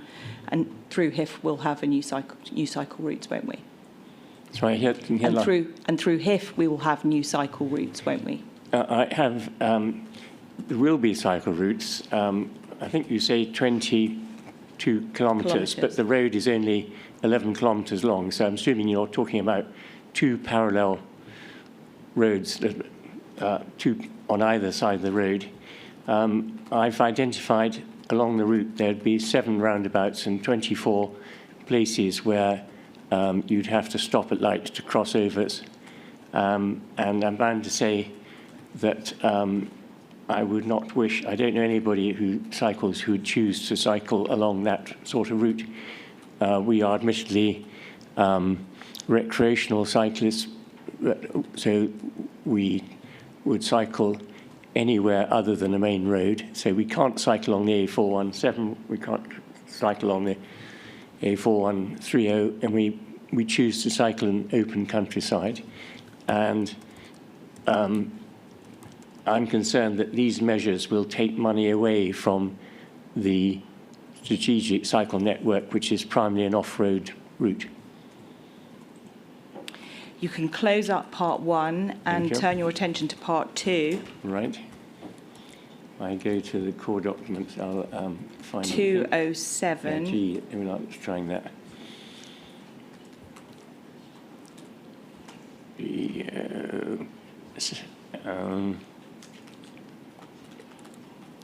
Sorry. Part 2. Yes. Yep, got it. And page 51, pagination page 51.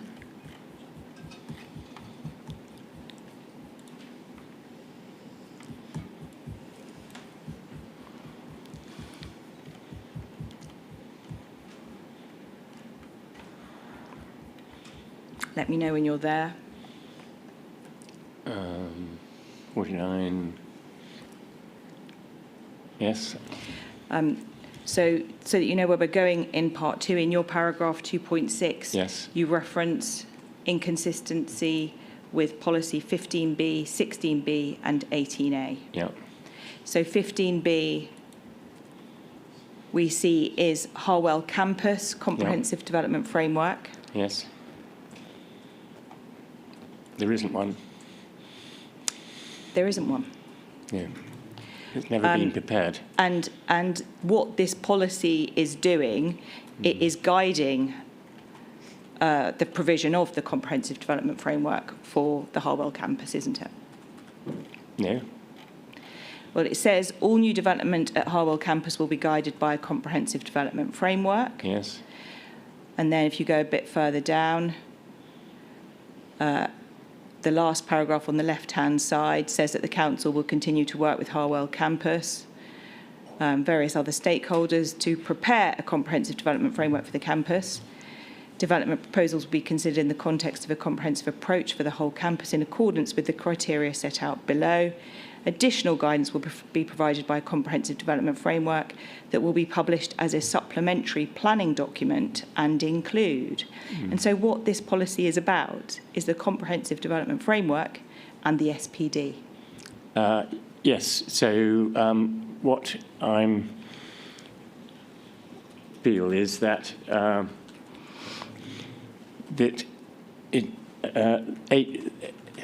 Hif1 is not going to provide the sustainable measures that we would look to see within the campus comprehensive development framework. Mr Turnbull, as you said yourself, we don't have a comprehensive development framework, Yep. and we don't have the SPD, do we? Yeah, that's right. Good, we can move on. 16B.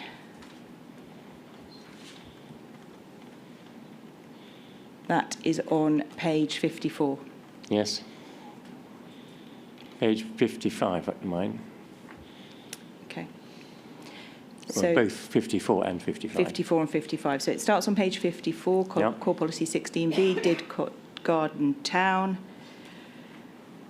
And we read here, proposals for development within the Didcot Garden Town Master Plan area as defined on the adopted policies map and shown by figure 2.8 will be expected to demonstrate how they positively contribute to the achievement of the Didcot Garden Town Master Plan principles, figure 2.7, and then figure 2.7 is on the next page, isn't it? Yes. Now, in relation to that master plan, the master plan is a chapter of the Didcot Town Delivery Plan, isn't it? If you say so. I wasn't aware of the status, but I'm sure you're right. You know. Well, I'm sure others will correct me in re-examination if I'm wrong, but as I went through with Mr Tamplin yesterday, Hif1 is part of the Didcot Town Delivery Plan, isn't it?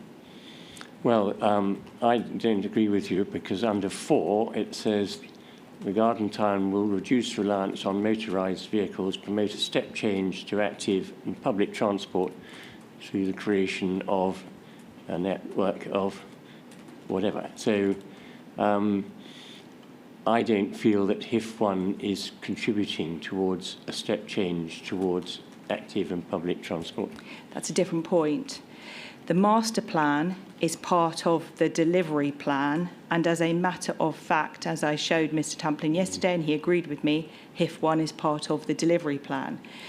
You can disagree as to whether Hif1 will achieve the outcomes that you say it ought to achieve, but it is part of the delivery plan. Yes, fine. Now, if that's the fact, I won't disagree.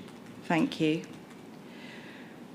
And then the other policy that you reference is 18A, and that's on page 57, paginated page 57.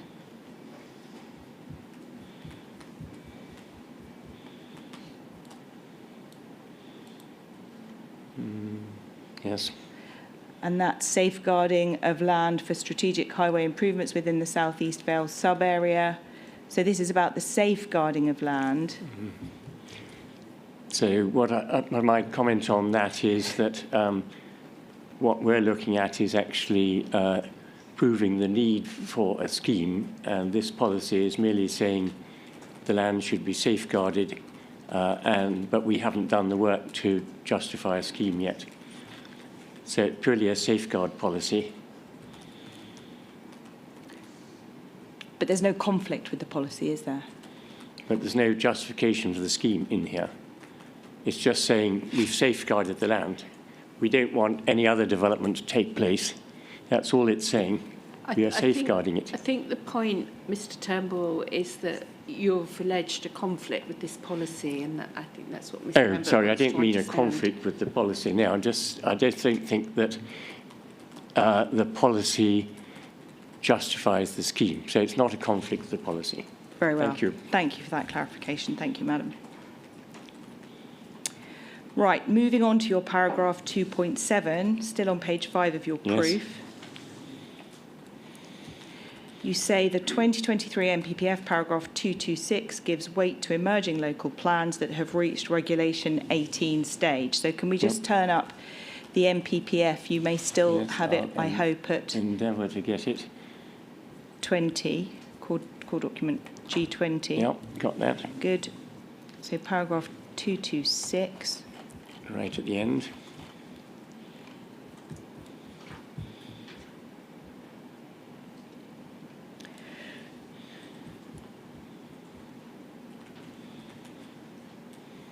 So you say that paragraph 226 gives weight to emerging local plans that have reached regulation 18 stage.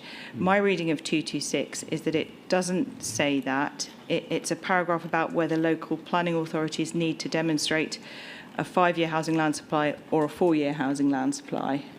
That's what it says, but it also says that is for decision-making purposes only. So it's probably not the right section. I think it's probably more relevant to rely on the section of the PPF which relates to consistency with the plan, which I can't remember offhand. Paragraph 48. 48, thank you.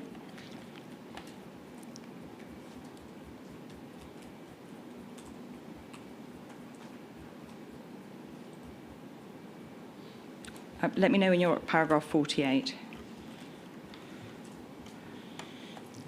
Yes. So that's the paragraph I went through with Mr. Tamplin yesterday. Yes. I'm not sure if I need to go through the same exercise with you, or did you disagree with Mr. Tamplin's? I disagree with him. You disagree with him, right. Well, so let's go through that. So local planning authorities may give weight to relevant policies and emerging plans according to A, the stage of preparation of the emerging plan. The more advanced its preparation, the greater the weight that may be given. We can agree that the JLP is a Reg 18 stage. Consultation has not yet finished, has It'll it? finish in 26th of February.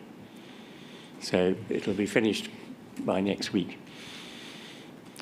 And then the council will consider the consultation Yep. responses, and that may take some time. So in terms of the stage it has reached, it is an early stage, isn't it? I wouldn't agree with that. If there's effectively 3 stages, they've done public consultation, they've asked for people's thoughts on issues, and they've identified what the issues are. At this stage, they've got a preferred options, and they've set out very clearly the pros and cons of all the alternatives to each policy in 500 pages. And they've got a plan where the housing sites are already allocated sites, so there's certainty that those are sound. So in that respect, the only prime change is that it's using the standard method for housing need, which is in accordance with the NPPF. So I don't see what the risks are in, I accept that on B, there may be objections. So that is a risk. Let's just take it one stage at a time. We're looking at the stage of preparation of the emerging Yep. plan at the moment. And so you disagree, it's not at an early stage. What stage do you say it is, having reached consultation? Well, I'm just describing the stage, is that it's an unusual situation of having, not proposing any new housing allocations. So that is very unusual for a local plan. And the fact that the housing allocations have been found to be sound already makes me think there are very little risk that they won't be adopted. I'm trying to identify what it is that leads you to the conclusion that this is more than an early stage of preparation, and it's housing allocations you've come up with. Yes, and the other thing is the fact that they are adopting the standard method, which is what meets NPF requirements. And I suppose the only other issue is the fact that it's a joint plan, but I've already expressed the reasons for the joint plan. It's also needed, well, being a joint plan means they can argue that they are cooperating with the adjoining authorities, which they can't do at the moment because there's no, the Oxfordshire Plan 2050 has been abandoned, and that they are moving to a different time period. They're going up to 2040, but I don't think an inspector is going to think that's the wrong thing to do. So I think on all those matters, I would be pretty certain as to what the conclusion is going to be, which is unusual for a local plan. And it's all those factors that lead you to the conclusion that it's not at an early stage? Yes. Okay. I know Ms Dring is going to ask you some more questions on the emerging plan, but just picking up on one of those, the standard method, you are rather simplifying matters when it comes to the emerging plan and the standard method, Mr Turnbull, because the standard method has been used, but there's also an uplift for the growth deal, and there's also an uplift because of taking unmet needs from adjoining authority as well. So it's not just the standard method in relation to the housing requirement, is it? The needs of Oxford are still included, so that hasn't changed.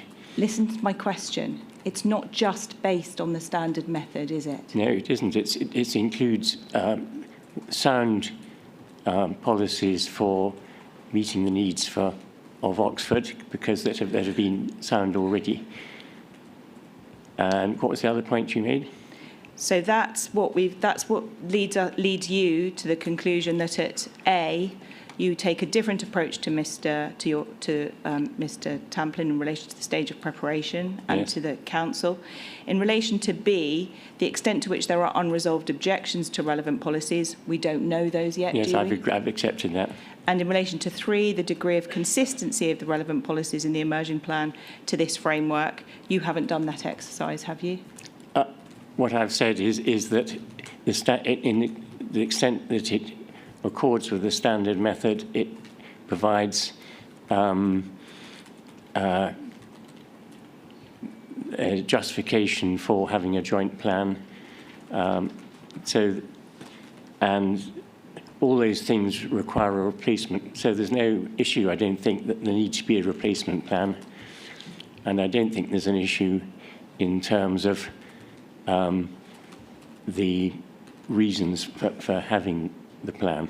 But consistency of relevant policies in the emerging plan isn't just about housing policies or the requirement or the fact that there's a joint plan. There's a whole raft of policies, isn't there? There are a whole raft of policies, yes. And you haven't done that exercise, have you? I've looked at each policy. You've looked at each policy in the Vale plan and in the... You've looked at each policy in the emerging... I've only looked at it from the Vale plan. You've looked at each policy in the emerging plan. Yes. I spent a lot of time on doing it because I've... And considered the consistency of the emerging local plan as against the framework. Yes. But that's not in your proof of evidence. That's right.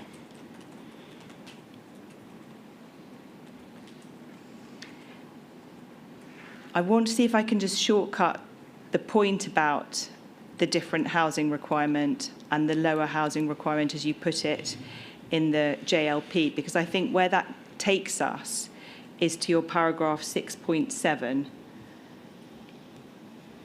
Yes.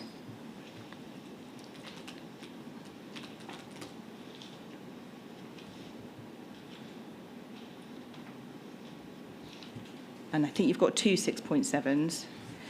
So I'm looking at 6.7 at the bottom of your page 23.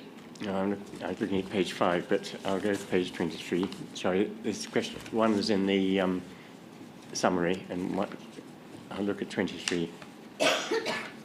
You might have more than two 6.7s then. No, 23 is page I've got is section 6.6. Yes, 6.6 at the top. And then there's a paragraph 6.7. Oh, yes, 6.7.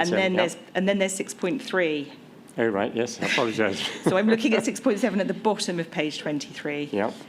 And this is where you say Another that... 6.7. Yeah. So this is where I think your evidence in relation to housing requirements is going, is that it's concluded that a 25% reduction in the housing requirement in the emerging joint local plan is likely to reduce the planning input into the transport model. I think that's where it's leading you, isn't it? Yes. You're using it to draw conclusions about the traffic modelling. Yes. So I want to see if we can just agree this.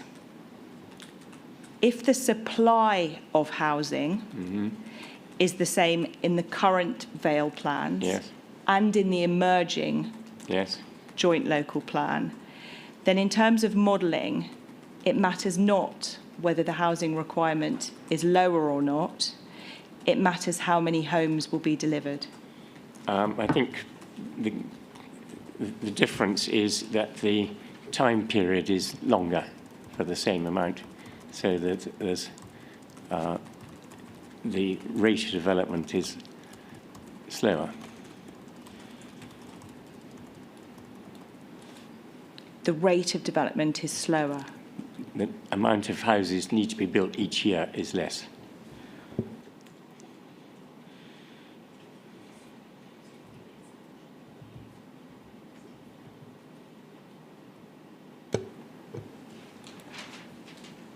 Can we agree that the supply of housing is the same in the current Vale plans and the emerging local plans, given that you accepted both Mr Humphreys and in what you've said in answers to my questions? I That did the actually let me earlier finish. say there may be tweaking, which is the words used in the plan. But the so there might alloca- be, let in me general finish. terms, it'll be the same. Let me finish. That the allocations are the same. Yeah.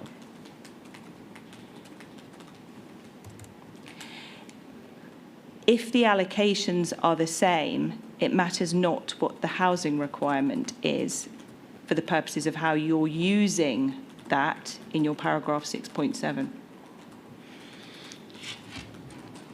I repeat what I said earlier, that it'd be the same other than the fact that it is stretched over a longer period, so that the amount completed per year would be less. And then just one last question, please. In terms then of paragraph 48 and the emerging local plan, Mr Tamplin agreed limited weight yesterday. Yes. Having looked at 48A, B and C, what are you saying the weight the emerging local plan should be? I'm saying weight should be given to it, but also I'm accepting that weight needs to be given to the adopted local plan. So I think the two things need to be considered alongside. No, that's not the question I asked you. I asked you how much weight to the emerging local plan. I was trying to find an adjective that, so I think more than limited weight is probably the best thing to say. More than limited weight.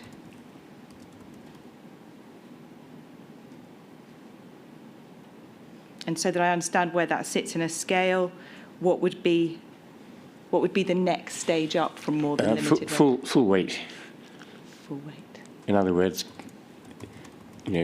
reliant on. I'm trying to think of all the appeal decisions I've read in which. Well, normally there would be limited weight, Yes. moderate weight, significant weight, and substantial weight. But you've gone for somewhere in between. Yes. Limited and full, or limited and moderate? I'd say moderate weight. I think that was helpful.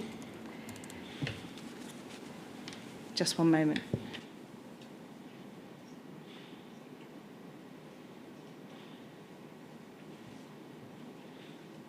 Thank you very much. Thank you. Thank you.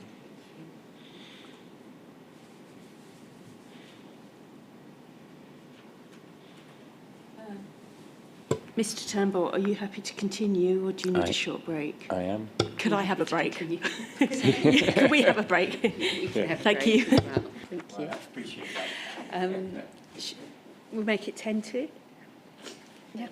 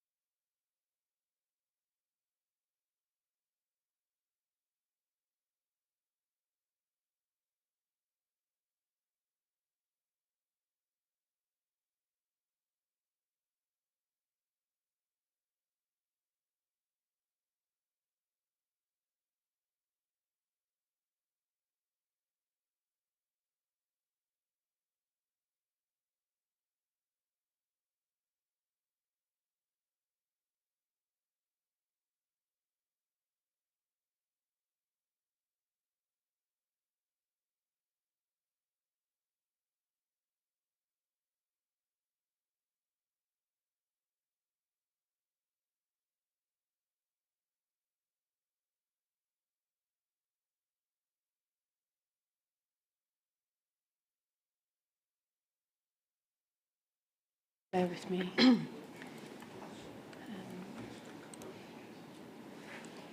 Sorry, it was your local plan, wasn't it? Yes, so the South Oxfordshire local plan, which is G1, probably the emerging plan, G18, G18. the MPPF, which hopefully everybody's still got open. Sorry, what? G18. And what was the other one? The framework. Oh, I've got I'm hoping that we won't need to go anywhere else. Okay. Good afternoon, Mr Turnbull. Can I just clarify at the outset, right at the beginning of your evidence in chief, you withdrew a couple of paragraphs from your submitted proofs. And the first point that you withdrew related to the releasing development strategy. And you said, and I think I caught what you said, that I think you'd looked at the cabinet minutes and, I don't know, you'd misunderstood what the strategy meant. I couldn't work out what they were saying. Right. So I wasn't being put forward something I didn't understand. Sorry, you need to turn your microphone on. So they didn't say what, it didn't align with the evidence I'd put forward, so I withdrew that. Okay. Madam, there are minutes around. It may be that they get submitted to you at some point. Obviously, if there's some doubt about what that strategy is and what was agreed or not agreed, I assume that it would be useful to clarify that. But okay. And then you also withdrew, and I wasn't sure exactly how much of paragraph 2.3 of your rebuttal proof. I withdrew the section related to Was it just to the that value? particular document. I didn't withdraw the comment that I made about Berensfield and Cullen. That's what I thought. I thought it was just the bit about Valley Park. You are right. But you still maintain the point about Cullen and Berensfield. So what you said in your proof was that in the absence of planning applications for those sites, it's unclear how these developments were delayed by the absence of the Hif1 scheme. Now, it may be that you're not as familiar with the South Oxfordshire local plan as you are with the Vale plan. That is correct. Given where East Hendred is. And I can take you to it if you need to, but the position is that those allocations, or almost all of the strategic allocations, weren't expected to have delivered yet. Right. They're coming a bit later, so there hasn't been a delay yet. Am I right in thinking they're not in the 5-year land supply? I think that's right. Yeah. Obviously, that's always moving about. Yes. But certainly the Berensfield allocation, for example, that's delivering beyond the plan period. I think it's only 1,700 are even within the plan period. So it's not really quite right to suggest that there's been a delay or what was the cause of that delay. But would you accept, and again, I don't know how familiar you are with the policies, but if and when the applications are made for those sites, if they're determined in accordance with the relevant strategic allocation policies in the plan, the delivery of those sites will depend on Hif1. As I understand it, Berensfield, the main issue was with Golden Balls roundabout, but obviously Cullen, it would relate to Hif1. This is in the future, so we don't quite know what Hif1 will be like in the future, but based on this proposal, I think the council's policy is that that proposal would rely on Hif1. Yeah, I think for both of those sites, Cullen and Berensfield, there is a paragraph in the policy that essentially says the timing of delivery will depend on the planned infrastructure that supports it. Okay, Thank you. Now, I want to come back to paragraph 6.2 of your main proof. This was the point about the standard method. Yes. Where you say that the 2016 Vale or South Oxfordshire local plan requirements are based on the strategic housing market assessment, and you conclude limited weight to these requirements because they don't use the standard method. Yes. Now, we obviously looked at, I'm not going to ask you about Vale, but in relation to the South Oxfordshire local plan, if you just look at page 24 of the PDF, 2024 of the MPPF, No, the PDF, sorry, Oh, the if you've got it electronically. PD. So it's G1, the local plan. Yes, I've got local plan. Yes, so if you find page 24. Page 24 of local plan is what you're asking me to look at? Yes, I am, yes, thank you. So it's page 22 of the plan, 24 PDF, or... I think it's page 24 of both. Well, certainly I've got it as page 24 of both.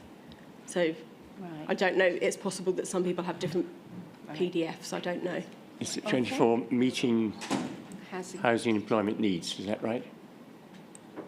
There should be a heading, meeting our housing and employment needs. Yes, Do you have that, Mr. Turnbull? that's what he's Thank just you, said sorry. that. And I will draw your attention to paragraph 317 there, the second paragraph under that heading, which says that the MPPF and planning practice guidance expects local planning authorities to use the standard method to establish the minimum local housing need figure. For South Oxfordshire, this results in an annual housing need of 627 homes a year. Yeah. If we then scroll through to page 26, there's a paragraph 325. Yep. That refers to the growth deal commitments and the SHMA as being a justification for uplifting the housing requirement above the 627 homes per year. Yes. So there's an uplift there. And then on the same page, paragraph 328, there's a confirmation of meeting Yep. the unmet need for Oxford Yes, that City. applies to the current plan. Not disputing that. Yes, so we can agree that the local plan requirement for South Oxfordshire is based on the standard method. Yes. Yeah. And so where you say in your proof limited weight should be given to these housing requirements, that doesn't apply to South Oxfordshire because it is based on the standard method. So I didn't quite follow you there. So what I'm saying is that if moderate weight is given to the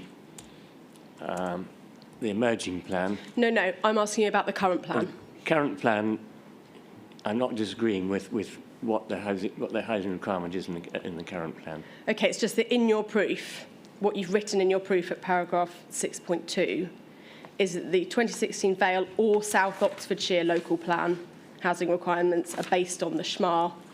No exceptional circumstances are cited for not using the standard method. Limited weight should be given to these requirements. We've just agreed that the South Oxfordshire plan is in fact based on the standard method. Yep. Therefore, your justification for only giving it limited weight does not apply. We'll accept that it's based on the standard method, and then you have taken account of the SHMA and say, well, let's let's see, is that just for the SHMA is only taken into account in relation to Oxford City, is that right? I think the point Miss Dring is making is that the paragraphs she's taken you to Yes. have referenced the standard method and then the reason for uplifts that give the current Yes, so they housing start requirement. at this. Yes, they've got. Started at 317, Yeah. I think. No, I accept and that they're starting with the standard So I method. think Yes. her question is that this one is consistent with the standard method, Yes. even if you don't think the one for the Vale of White Horse Yes, is. that's fair enough. Thank you. Thank you. There was then your point about whether the local plans are consistent with the framework, or whether they're out of date because of inconsistencies. And Ms Lambert's already gone through that with you to a degree. And I think Mr Tamplin had identified an inconsistency with paragraph 115, and you disagreed and you identified paragraph 116. Yes. But just taking a step back before that, it's right, isn't it, that you have not identified any specific policies in the South Oxfordshire local plan which you say are inconsistent with the framework and therefore out of date? That is correct.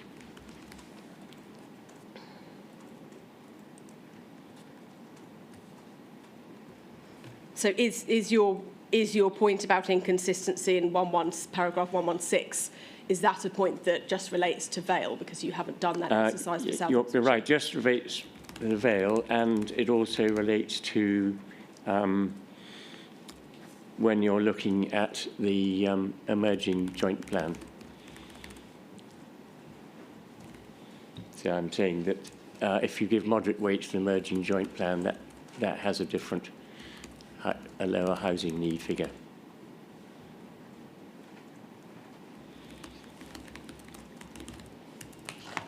But your point was that inconsistency relates to paragraph 116, which is about sustainable transport. It's got nothing to do So with it the doesn't housing apply, requirement, doesn't has apply it? to South Oxfordshire. That doesn't apply to South Oxfordshire, No. thank you.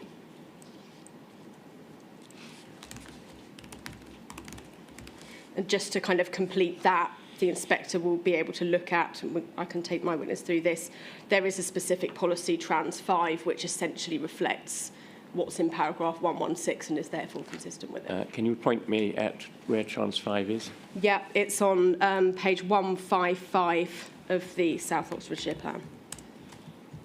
Of the local plan? Yes. Yeah.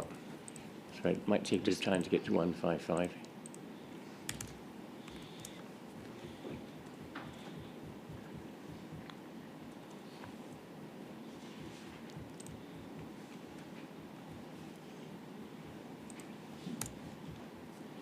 I mean, I wasn't necessarily going to take you to this. This was for the inspector's note because, as you've just confirmed, you're not alleging any specific inconsistency with any policy of the South Oxfordshire plan, and you've just confirmed that the point about 116 doesn't apply.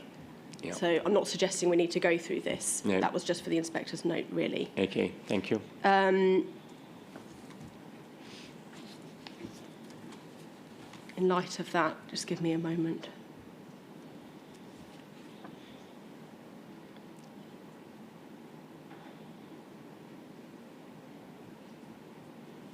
Yeah, I've obviously just confirmed with you that you've not identified any specific policies in the local plan which are inconsistent or out of date.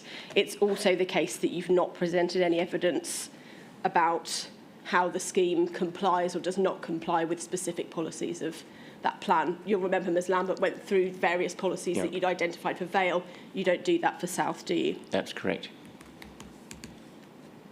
Thank you. Can I just come back then, sort of last topic, if you like, on these points that you've made in your paragraphs 6.5 and 6.7 about the reduced emerging housing requirement and how you say that that's going to lead to reduced traffic growth or affect the modelling in some way. Now, I'm not sure whether you disagreed with Ms Lambert that really what ultimately matters is supply, i.e. how many homes have been built, how many homes are going to be built, because that's obviously what's going to generate the traffic that requires mitigation.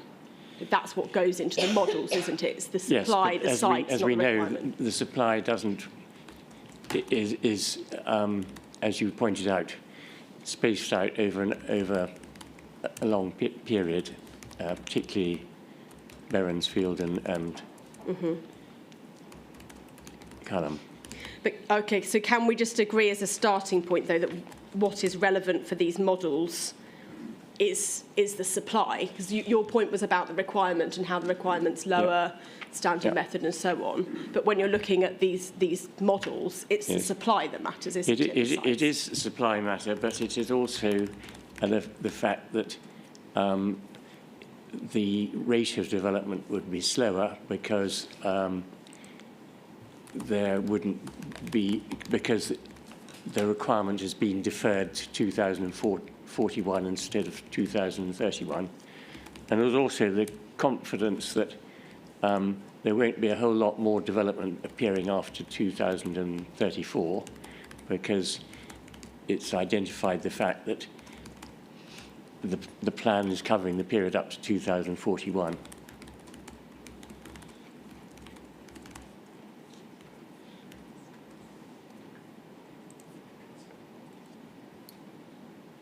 But the fact that the requirements extends over a longer period doesn't mean the supply.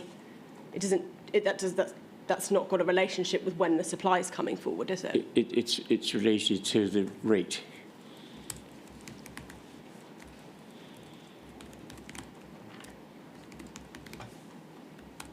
I mean, different sites come forward at different times, Absolutely. don't they? Depending, bigger sites take longer, etc. So in order to look at the emerging plan and see how the supply differed, you'd need to know when those sites were coming forward as compared with sites in the existing plan. Yep. And you haven't done that exercise, have you? No.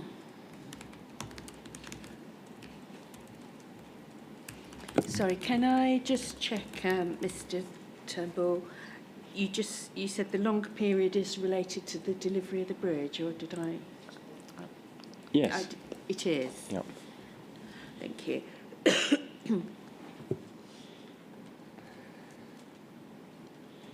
And I think the point that you've made is, and you said in your evidence in chief, that nearly all the allocations that are in the emerging plan are already in the adopted local Yes. plans. And if we just have a quick look at the emerging plan, so it's G18. So I'm going to have to look that up.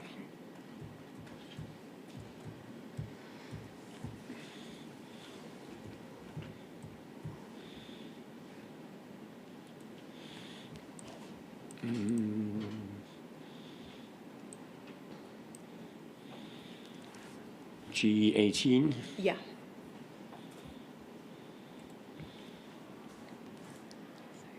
Yes.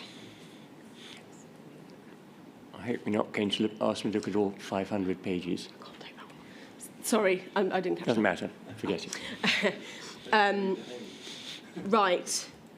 I'm on page 260 of the PDF, which is also page 260 of the hard copy, but I think everybody's working electronically, so.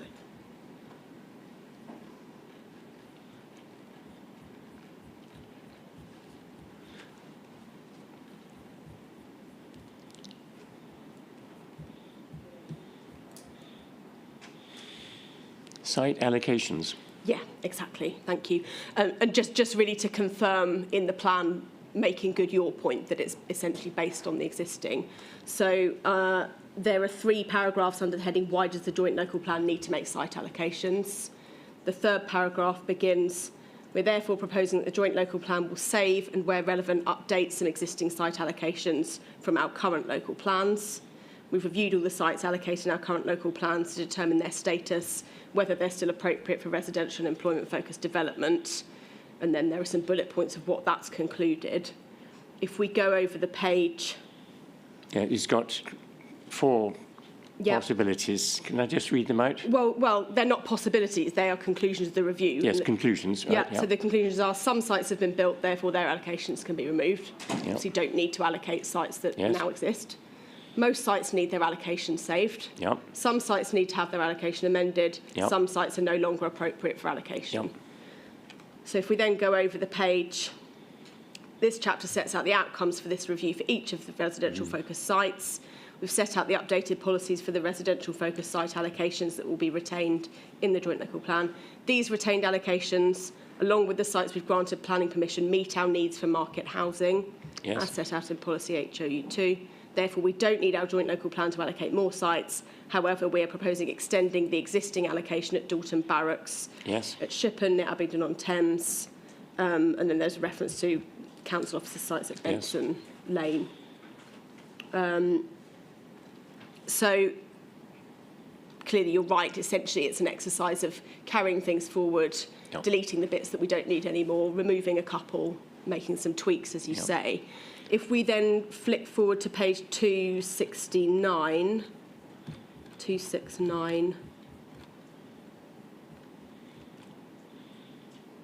in fact, let's go to 268.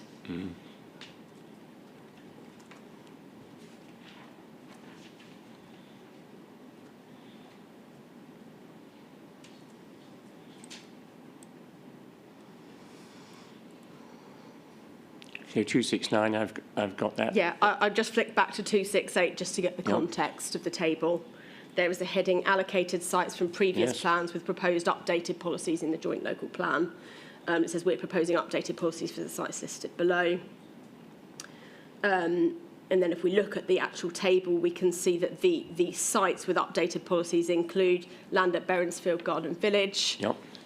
That's currently Strat 10.1 in the local plan. And that confirms my, what's in my proof that no planning application has been submitted. No, indeed. So we're in agreement on that.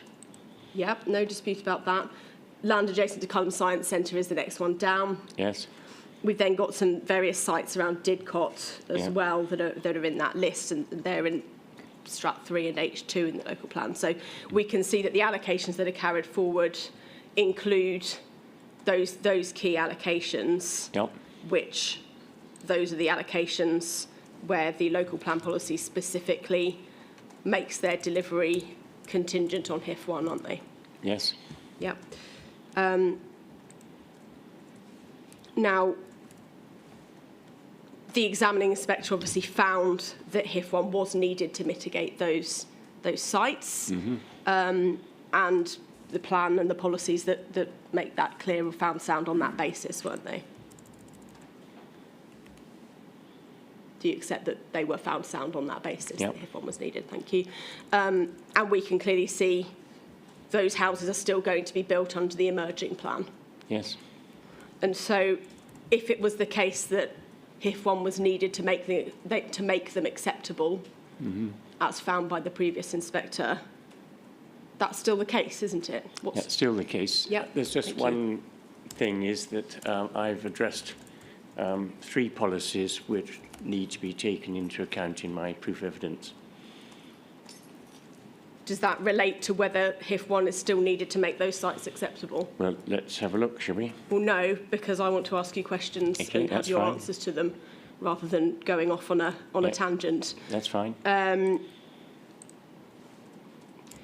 Yeah, and you don't present any evidence to demonstrate that growth at those specific sites can be accommodated without Hif1. You've just agreed that Hif1 is still needed. No, I'm not saying that.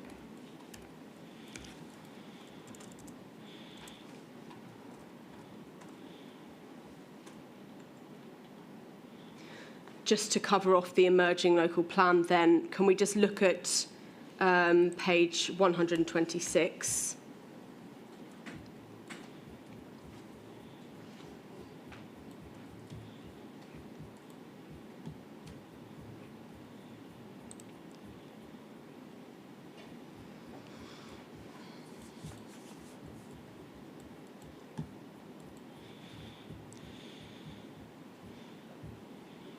Strategy for Didcot Garden Town. Exactly. So that's the proposed draft policy. Yes. And if we scroll through to page 128, you'll find a paragraph 2. Yes. Within the Didcot Garden Town Master Plan area, development proposals will be required to address the following. And if we go to E, support active travel and multimodal sustainable infrastructure, as well as alignment with planned infrastructure schemes, including, and there is then a list, and the third line of the list includes Didcot Garden Town Housing Infrastructure Fund schemes, doesn't it? So that draft policy for Didcot contains explicit support for HIF. I don't see where that comes in. We'll look at paragraph 2E. 2E, where does it say HIP? Oh, HIF doesn't. Yes, I haven't seen that. Yeah, that's fine. Yep. So, I just, in my evidence, referred to D, 1D, seeking a will reduce reliance on motorised vehicles and promote a step change toward travel. So, but they're both in. Yeah, I mean, that is the list of Garden Town principles, which is also in the current local plan. Yeah. And as we know, Hif1 scheme is in the Garden Town plan. Yes. But so we can agree that this draft policy in relation to Didcot explicitly refers to and relies on HIF. It does, but it also requires a step change in towards active travel and public transport. So Sure. I agree with your point as well. Yeah, it wants both of those things. Yes. One is not at the exclusion of the other. Yeah. Okay, let's go to, sorry, I'm jumping around, paragraph 2, page 277.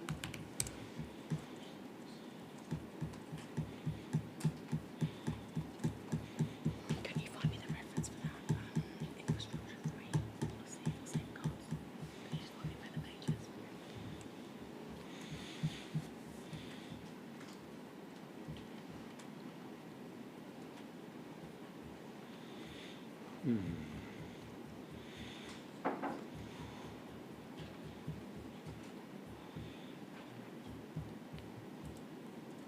Land adjacent Culham Science Centre. Exactly.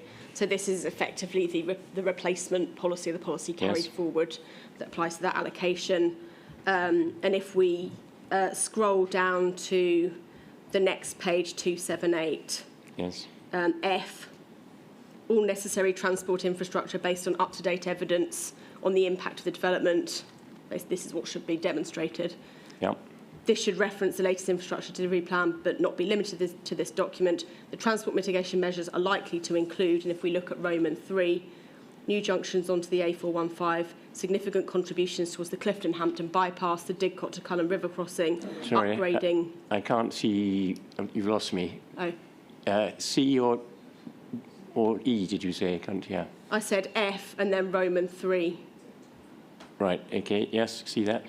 Well, you'll see the references to the HIF components there, Yes, I can won't see you? that, So yeah. again, so far as the emerging policy Yeah. for Culham is concerned, we've got HIF1 as a key part of it again. Yep. And including cycle routes and all that. A new cycle bridge across the Thames. Cycle premier route in F1. Yep. Bus improvements, all that. Yep. And then finally, if you look at page 503, please. 503. Just to help you get there quicker, you can usually just click Yeah, on I the can and do type that, it in yeah. rather than, Yeah. yeah.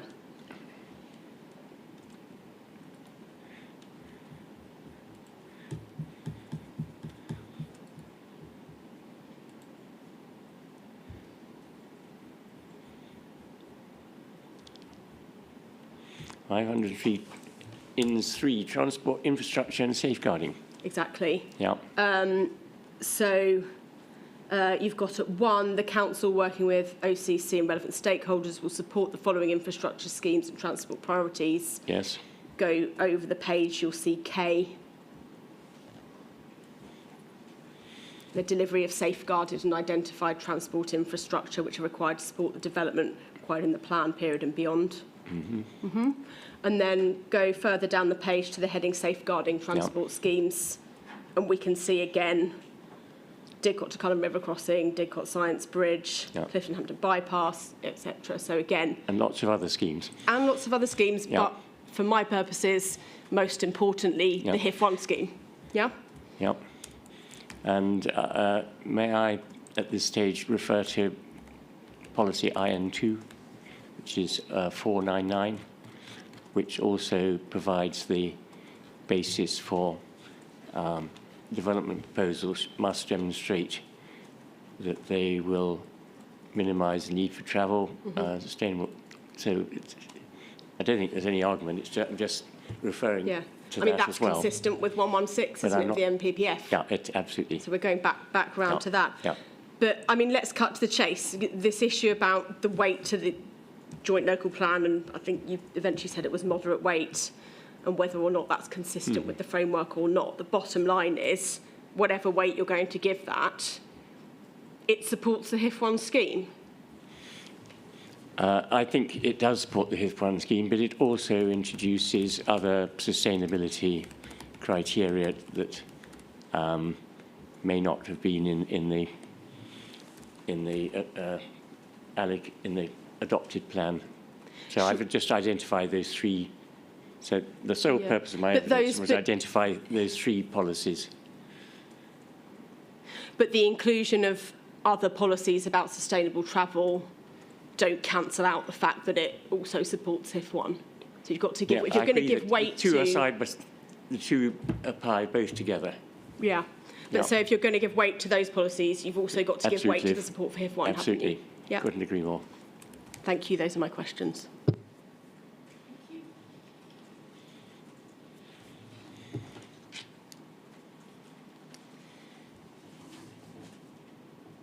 I'm afraid I've got some questions. I thought you might. I've got some questions for you as well. Hopefully they won't prove too difficult. But bear with me.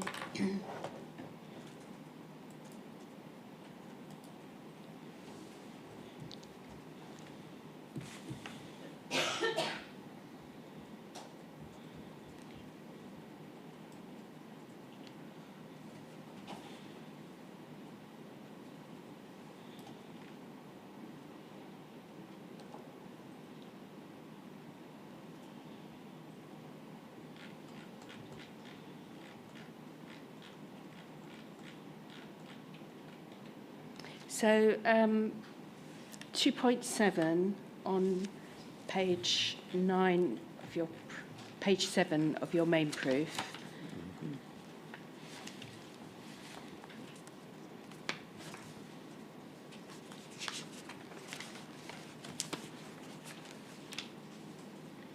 Yes. Yes. So you talk about the traffic flows, and I don't want to return to those. You went through those with Mr. Humphreys.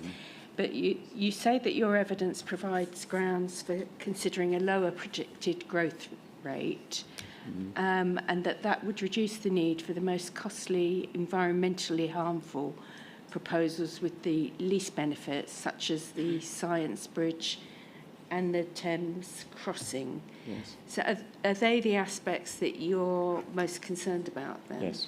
They are. And we've heard from some witnesses about the level of congestion at the bridge, Yes. the fact that the existing bridges are, I think they're all listed, but they're all elderly. Yes. I use them And fragile, frequently. some of them, and that. So we've heard from the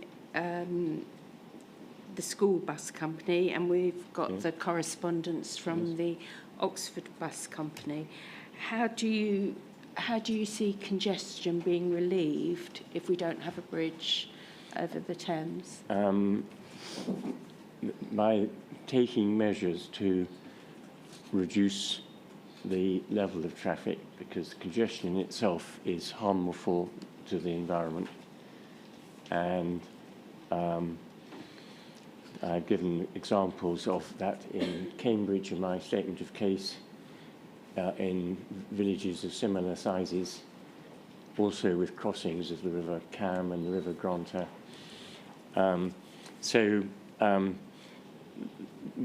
The main strategy is to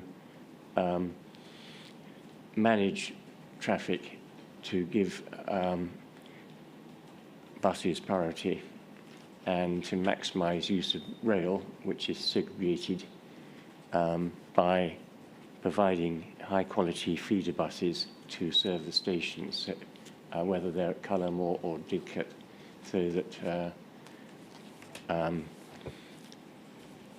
that I feel that in the current plan there isn't an option of using public transport to most people. They feel they can only use a car, and I think that's where my experience in Cambridge is different. People feel the car is probably the worst option, and that they've put in £100 million in supporting active travel and busways.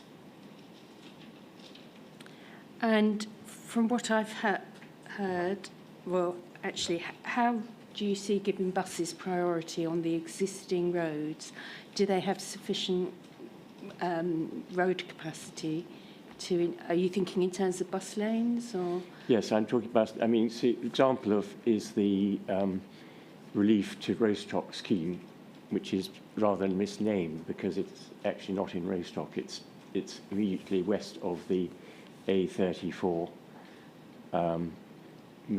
Milton infrastructure interchange, and that puts in bus lanes in both directions and cycleways in both directions. So that is deliberately reducing the flow of traffic and increasing, giving priority to buses. So is that a proposal, or is it implemented? That's Sally Popovsky, that's her scheme. Has it been implemented? No, it hasn't been implemented. Right. So if we're looking at the bridges, because from what I've heard, that's a pinch point, Yeah. particularly when there's flooding. How is there enough road capacity for the existing bridges to Well, have bus the issue lanes? isn't entirely with the existing bridges. So in the Oh, evening, I'm afraid you're both inaudible because you're not Right. close enough to the microphone, so Thank sorry. you. It's my mistake. My apologies. So in the evenings, the advice I got from Mr. Tucker, who gave evidence earlier, is that the queues go back from Abingdon town to the lights at Culham. You can get across the bridge, but you can't actually get into Abingdon. And the admittedly anecdotal evidence I've had from people who work on Culham is in the morning they can get over the bridge Culham, but they can't, they're met with a T-junction, which is where they don't have a right-of-way, and the queuing relates to that T-junction, which the residents don't want improved because they see that as a measure that prevents the increase in traffic. So your suggestion is that the bridges aren't the constraint? What I'm saying is that the view's been expressed, which I support, is that if you improve the bridges, you inevitably more people will use them, and that will make it even more difficult to get into Abingdon because it's already completely constrained. So it won't actually relieve congestion. And where the A34 is blocked, it will encourage people to take this route and in overwhelming numbers, not far above the traffic model numbers, because the entire A34 will seek to divert along the roads, local roads, which is contrary to local plan policy 34. Thank you.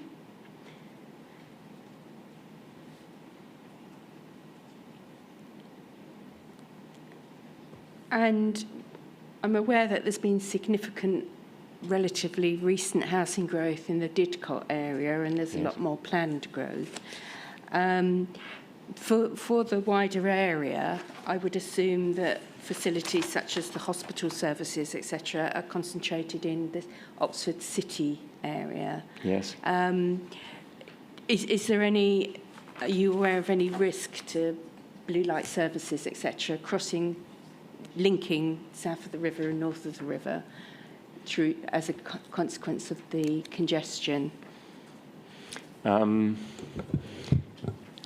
No, not really, because congestion is primarily at peak hours, and people accessing services don't necessarily need to travel at peak hours.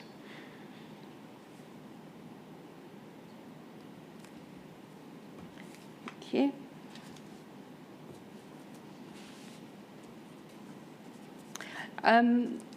In various places, your proof indicates that demand could reduce over time and that the applicant's modelling hasn't really taken account of the impact of working from home and changes like that, similar changes. Obviously, working from home changed a great deal with the pandemic. Yes. We do now have, probably from the end of last year, I think government policy about civil servants needing to be in the office at least 60% of the working week, which for many is quite a change from what they were doing before. We've also had probably 18 months or more of rail strikes, which have made travelling quite difficult for people. Yes. And how, assuming the rail strikes are resolved, given the government policy, and there seems to be, I think I've read of a trend back to the office, do you think that's likely to have any impact strengthen maybe the applicant's case? No, because I've never said that people would not come to work. What I've said is that a hybrid system of working from home and working from the office is here to stay. So I'm just saying that, you know, if civil servants have to be in the office 60% of the time, that's going to, instead of full-time, that's going to reduce journeys to work by 40%. Thank you. So I rely on the British Chamber of Commerce survey of 1,000 firms on this issue, which is in my appendix. Thank you.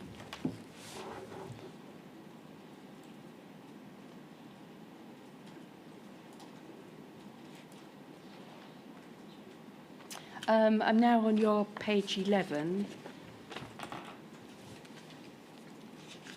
paragraphs 3.3 and 3.4.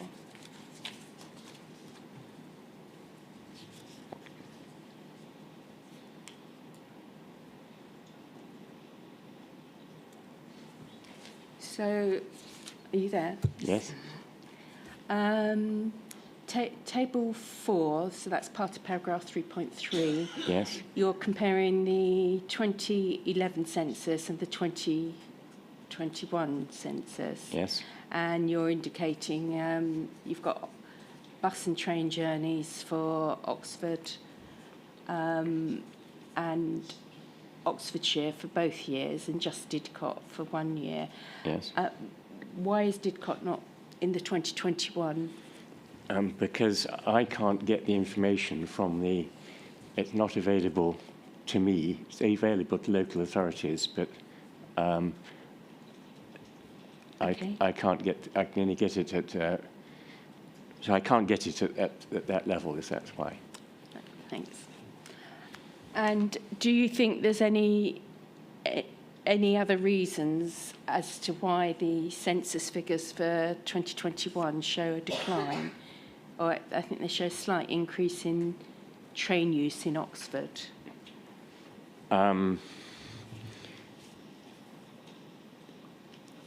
I wouldn't pay too much reliance on that change because currently the station is undergoing massive modernisation.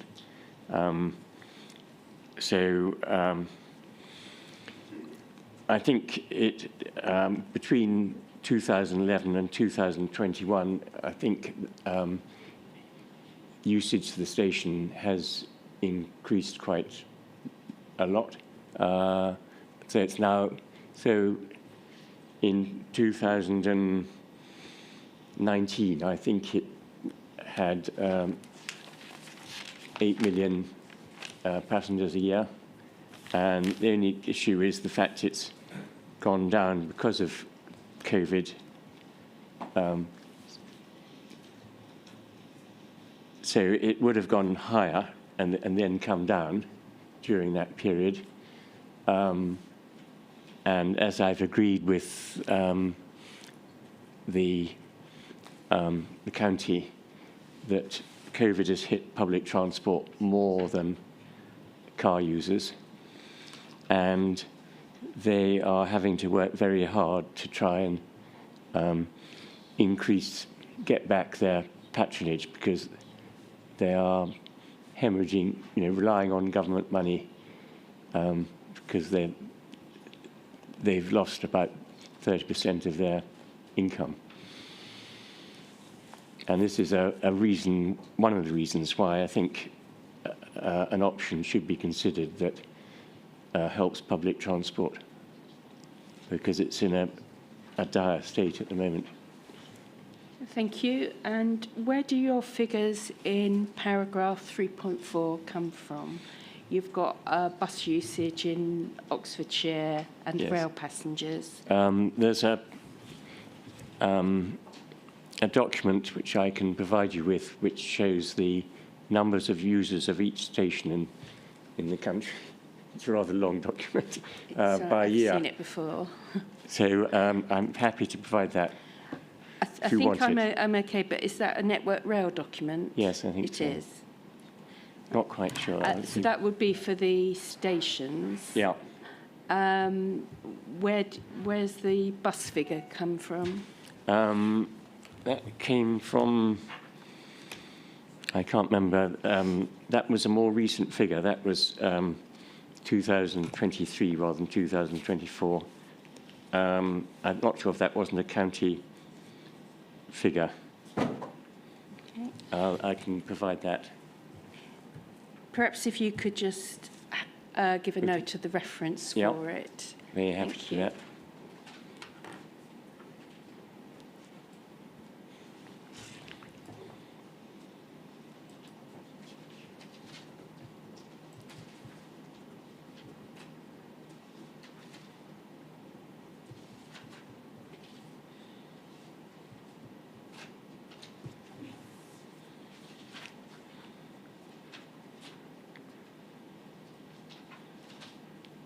So your paragraph 4.1, I just want to understand the comment. So this refers to the numbers working from home, and you say Yep. that it's exceptionally high in the science fail. Yes, I think And- I think one can place more reliance on the fact it's exceptionally higher than the English language, than English average, than you can on the actual numbers. That's fine, but the point I wanted to ask you, that it's the next sentence where you say that the results have been excluded from the journey to work by mode share tables. Yes, there are. When you use the census, they tell you that on some of the journey to work tables, I don't know what, it may even be the Oxford one, is that they have removed some of the tables. They've removed those living at home.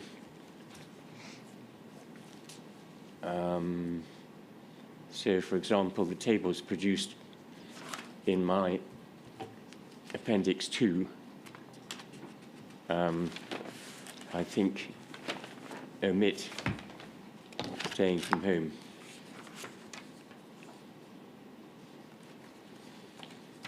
So, what they've done is they've said you can have it. You can either have the figures with staying at home, or they've also produced them without. So in our table, in my Appendix 2, Figure 1 says, method of travel to work, excluding those working from home. Thank you. And in terms of the definition of those working from home, we just talked about, and you used the term a hybrid Yes? system. So would everybody who works from home at all be within the working from home figures? Or are you not sure? I really don't know the answer to that. Thank you. I suspect there may be I could go on to the census and find out what. No, I think we've Yeah, probably okay, got you're happy enough to. before us. I don't want to mislead you.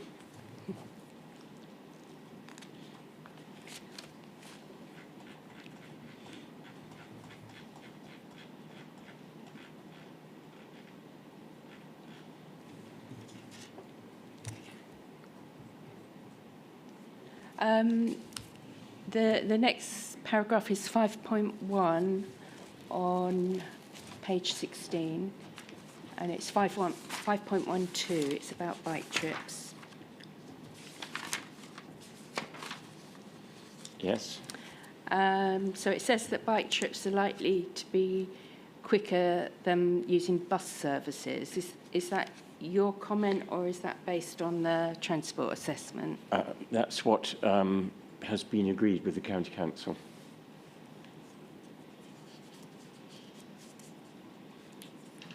And that's at the moment? That's at the moment. So I'm a regular bike user, and I know average, and also related on Google Maps. If you use Google Maps, you'll find that information. Thank you. And in your cross-examination with Mr. Humphreys, no, it might have been Ms. Lambert, actually. There was a reference to policy CP35, and you responded to her about, you made the comment about the number of roundabouts and the number of crossings. Yes. And you said it would be very unattractive, especially to recreational cyclists who seek to use quite a more attractive facility, Yes. lanes. But in terms of what the Hif's directed towards, is cycling as a journey to work? It is released on journey to work, but my view is that in terms of providing active travel facilities and which are supported by health and well-being policies, that cycle networks are benefit not only people travelling to work, but also recreational users. And clearly, if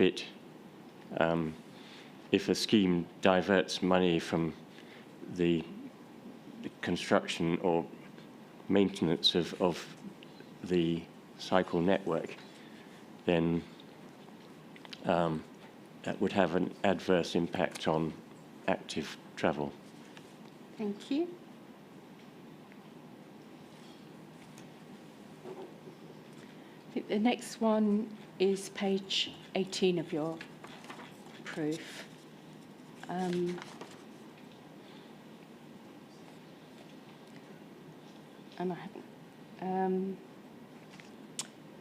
you talk about, I'm just trying to find the paragraph. You make a suggestion that there could be more flexible bus services.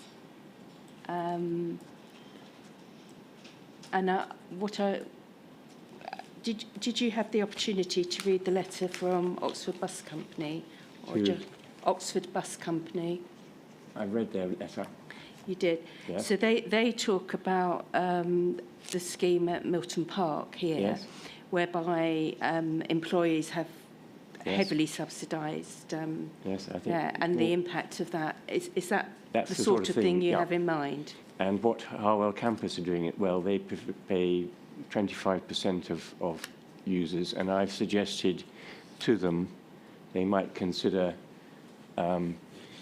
making arrangements with all three campuses to provide free buses, because, to be honest, there's not many people. There are 12 buses an hour go to Harwell Campus, and they're not well used.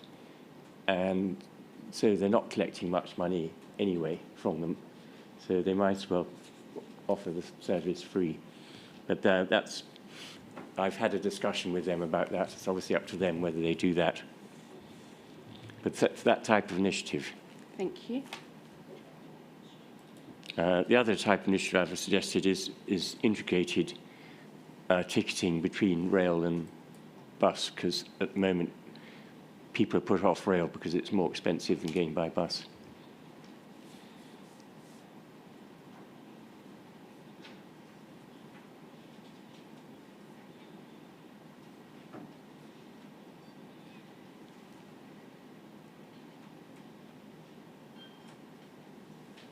So at 514, you talk about improving, that the campus is constrained, Culham campus is constrained by the river to the northwest and south. Yes. But there could be north-south rail services. You're suggesting additional trains on the existing service? Yes, well, there are existing trains, but the rail corridor study is so it's all part of the plan that they will be increased by 70%. So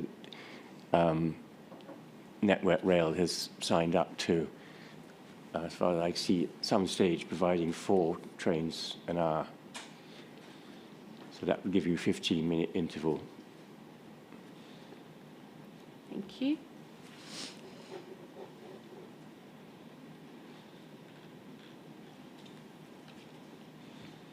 And clearly that would get you across the river in Didcot and Culham in 6 minutes.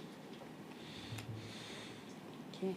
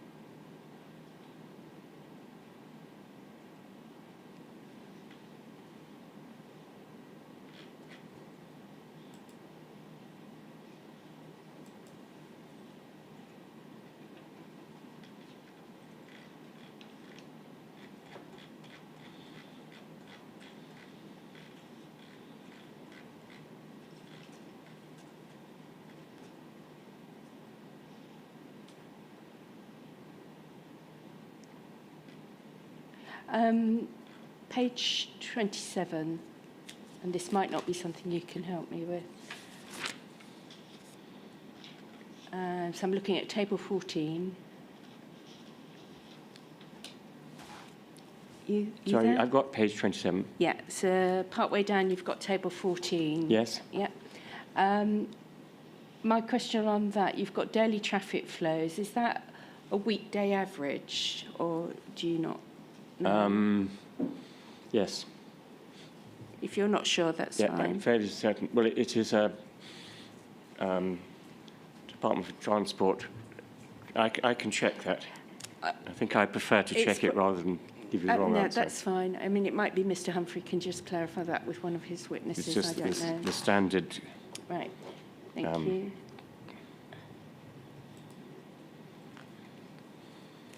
I've got that on here. Thank you.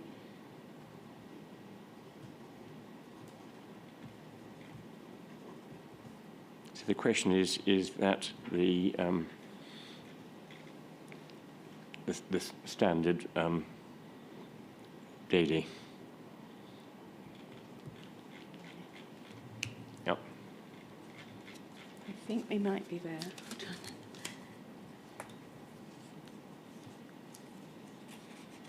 Right, that's my questions for you. Thank you very much. Thank you.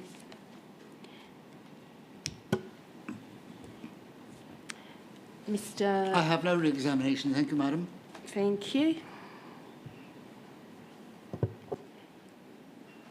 You'll be pleased to know it's been a very long day for you. Thank you, Thank Mr. you. Turnbull.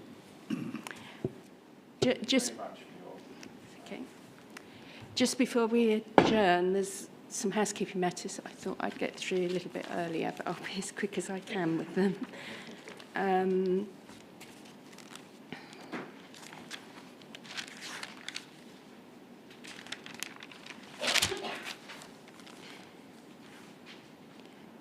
So in terms of the timetable for tomorrow, and I'll be correct, well, actually, I'm going to hand over to Joanna because it's changed again, I think, since earlier this morning. Joanna, do you just want to come and explain where we are? I think the one fixed thing tomorrow is Sir Ian Chapman, because I think we agreed he was not very flexible. We were hoping for Mr. Harmon, but we haven't had confirmation. Yes, we have. Oh, we have we? Sorry. Oh, Joanna knows. I don't mind. No, he has. agreed Could to you put defer- your microphone on, because some people have hearing issues. Sorry, Mr. Harmon has agreed to switch to Wednesday, which I think facilitates the inquiry for tomorrow. Thank you. So we've got Ian Chapman. So we're almost back to where we were on that. Okay, so we've got the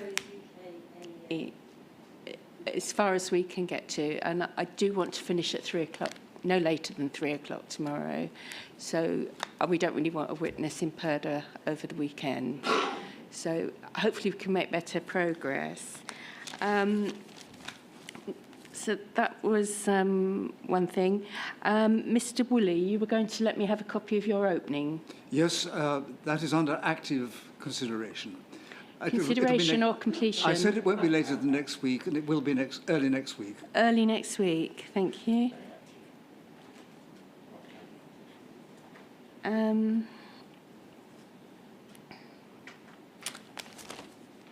So we've got a time, well, no, we probably haven't got a timetable for next week yet, have we? Oh, we do. Right, so we'll let you have the timetable for next week, and then we'll try and sort the rest out as soon as we can. In terms of the site visit, I did say at the beginning that I've got, for the week commencing, I think it's the 4th of March, I've arranged an accompanied visit, and I don't know if anybody, Mr. Bruin, is there any, do you know who might be accompanying us from the Rule 6 parties? What we were planning to do was to have an individual from each parish during that section of the trip, but possibly have one person on the bus the whole time. So we would have, if you're agreeable, one person on the bus and one person for each village. That would be absolutely fine, because I think it's a 15-kilometre walk, so not everybody might want to partake of that. So, but I don't know the chap from the council that was organising it's here. Is he? No. He'll be listening from upstairs. Oh, he'll be listening. And yourself. Right. Okay. So we're hoping that we'll do some of it on the Monday afternoon and the rest of it on the Tuesday. And the precise way we organise it might depend on the weather. You know, if the Monday's really wet, it might be that there's some areas that are better to do than others. So I needed to do that. I've got the additional route that you wanted to, that I was asked to look at, and where we can incorporate that in the route we've already got, we'll do so. Where it's difficult, I'll do it separately. I'll go and do it unaccompanied, because having looked at all the suggestions from poets and the parish councils, I think they're all public places. They're not on private land, so I should be able to look at them unaccompanied if we don't get round to doing them accompanied. Could I ask, with respect, there's 2 points to make in relation to Appleford. I am seeking permission for the site visit to use somebody's garden. It's a place that we've used before, and it gives a very good view that I think should be of interest and pointed out to you. Mm-hmm. And the other point is, I am aware that the matter of the bridge crossing at the sidings at Appleford is particularly important and sensitive, and I'm very keen that Mr. Hancock would be able to be there on that part of the site visit. Now, that is on private land, I think owned by FCC. It is an area that I accompanied Mr. Wisdom and I think Harry Davis before with council officials. So I'd be keen if Mr. Hancock could be on that part. I think it's very relevant to what we want to. Yeah, we'll certainly be looking at those areas anyway. So I'm perhaps referring to the additional areas. It would be easier for me if you talk to each other outside the inquiry and agree it, and then if there's places that fit in easily to that route, that's fine. If they lie outside that route, so for instance, I've been asked to look at traffic in Abingdon, I can do that unaccompanied. I don't need, and that's the distinction I'm trying to make, just that we're not dragging everyone round to places that not everyone needs to go. But in terms of private land, that will be fine if you're with us. Mr. Humphreys. Madam, one thing you just might want to stress and explain to people that perhaps aren't used to these things is that on the site visit, people aren't allowed to give you evidence or comment on things or anything of that sort. You're literally going, the only reason there's someone from each side is to make sure that nobody else speaks to you or gives evidence. So, of course, Mr. Hancock can perform that role, but he can't be there to give To- evidence about no. stuff or comment on things. I think I mentioned that in my opening, and I think I've also mentioned it you did, when I ma'am. sent a Very letter clear. out asking for additional locations. But I think it's useful if everybody is aware of that. We're aware of that, thank you. Thank you.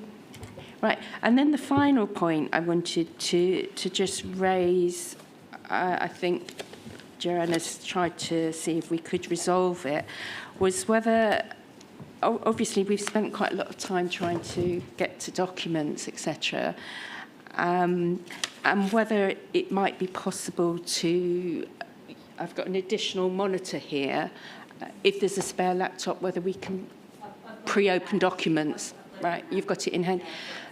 And I think it, no disrespect, I think it's mainly the Rule 6 parties. I think the other parties have probably got the documents together a little bit more, but it might help if there was a second computer next to them and somebody from the council's team will bring up the document when they need it.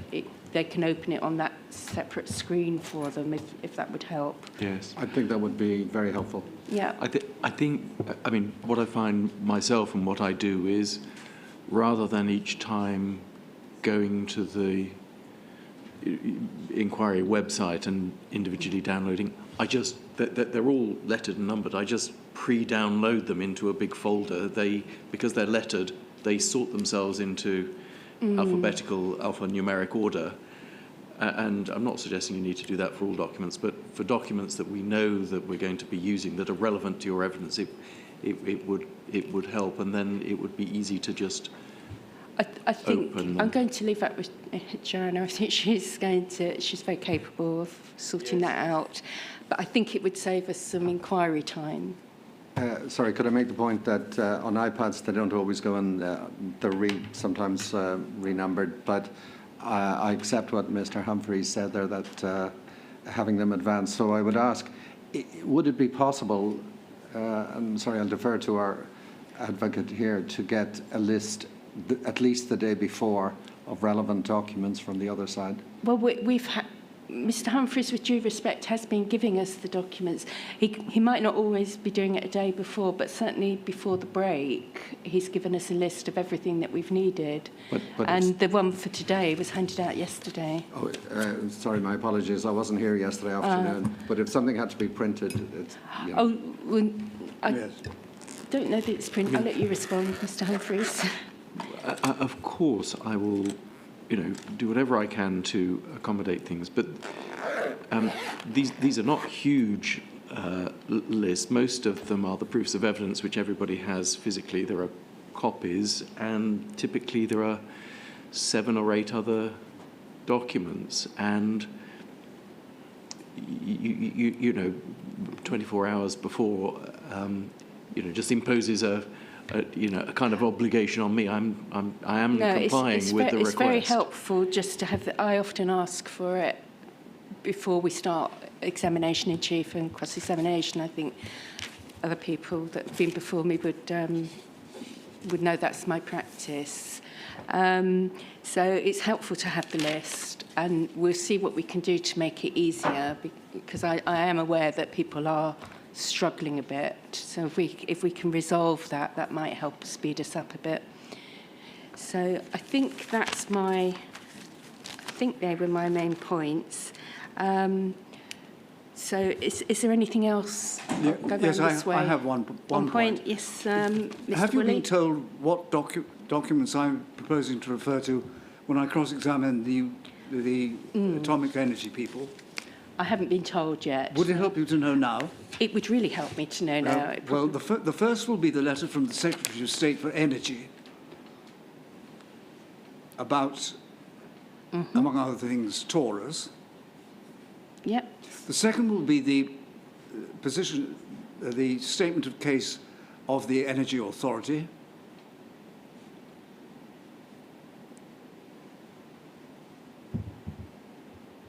Yes. And the third, Mr. Tamplin's proof of evidence. That's very helpful. We can pass those on to UKAE tomorrow, can't we? I think as it's only 3 documents, they shouldn't struggle with that. But that's very helpful. Thank you. So if there's nothing else, no, we shall adjourn. It wasn't quite the short day, I'm afraid. Okay, so tomorrow we've got 3 witnesses, but it's also Friday. We're checking out of a hotel on Friday. I always get stuck behind the person who has lots of queries.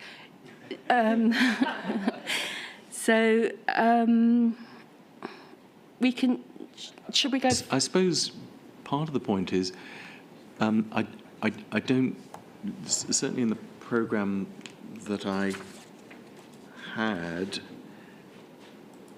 I'm not sure whether the estimates in cross-examination are Mr. Woolley's or just defaults that have been put in. Are those your estimates? They're each... They're ones that we were provided with. So actually, Mr. Woolley, we will be starting with Ian Chapman tomorrow, and you've got an hour for cross-examination. It won't be anything like that. No, half an hour? I would think more likely half an hour. About 30 minutes. Okay. And for Tim Foxall, again, we haven't got any time for that. Was the hour to be spread between the 3 witnesses? I should be able to leave, to not cross-examine. Not cross-examine Mr. Foxall or Mr. Simscott, because I should be able to comment, I hope, in the light of the evidence of Sir Ian Chapman. When you say comment on Ian Chapman's evidence? No, I will comment on their evidence in the light of the answers I hope to get from Sir Ian Chapman. And when do you anticipate commenting? Because that's in my final submission. in your final submissions. In December this year. It feels like that, but okay. So I think, actually, we should get through those. Yeah, that's why I was, and I'm very grateful to Mr. Woolley for just clarifying that. So that's helpful. So, Madam, I don't think about 4.5 you don't need hours. to worry about people in the queue at the hotel. I think 10 o'clock will be fine. Right. So I think 10 o'clock tomorrow then.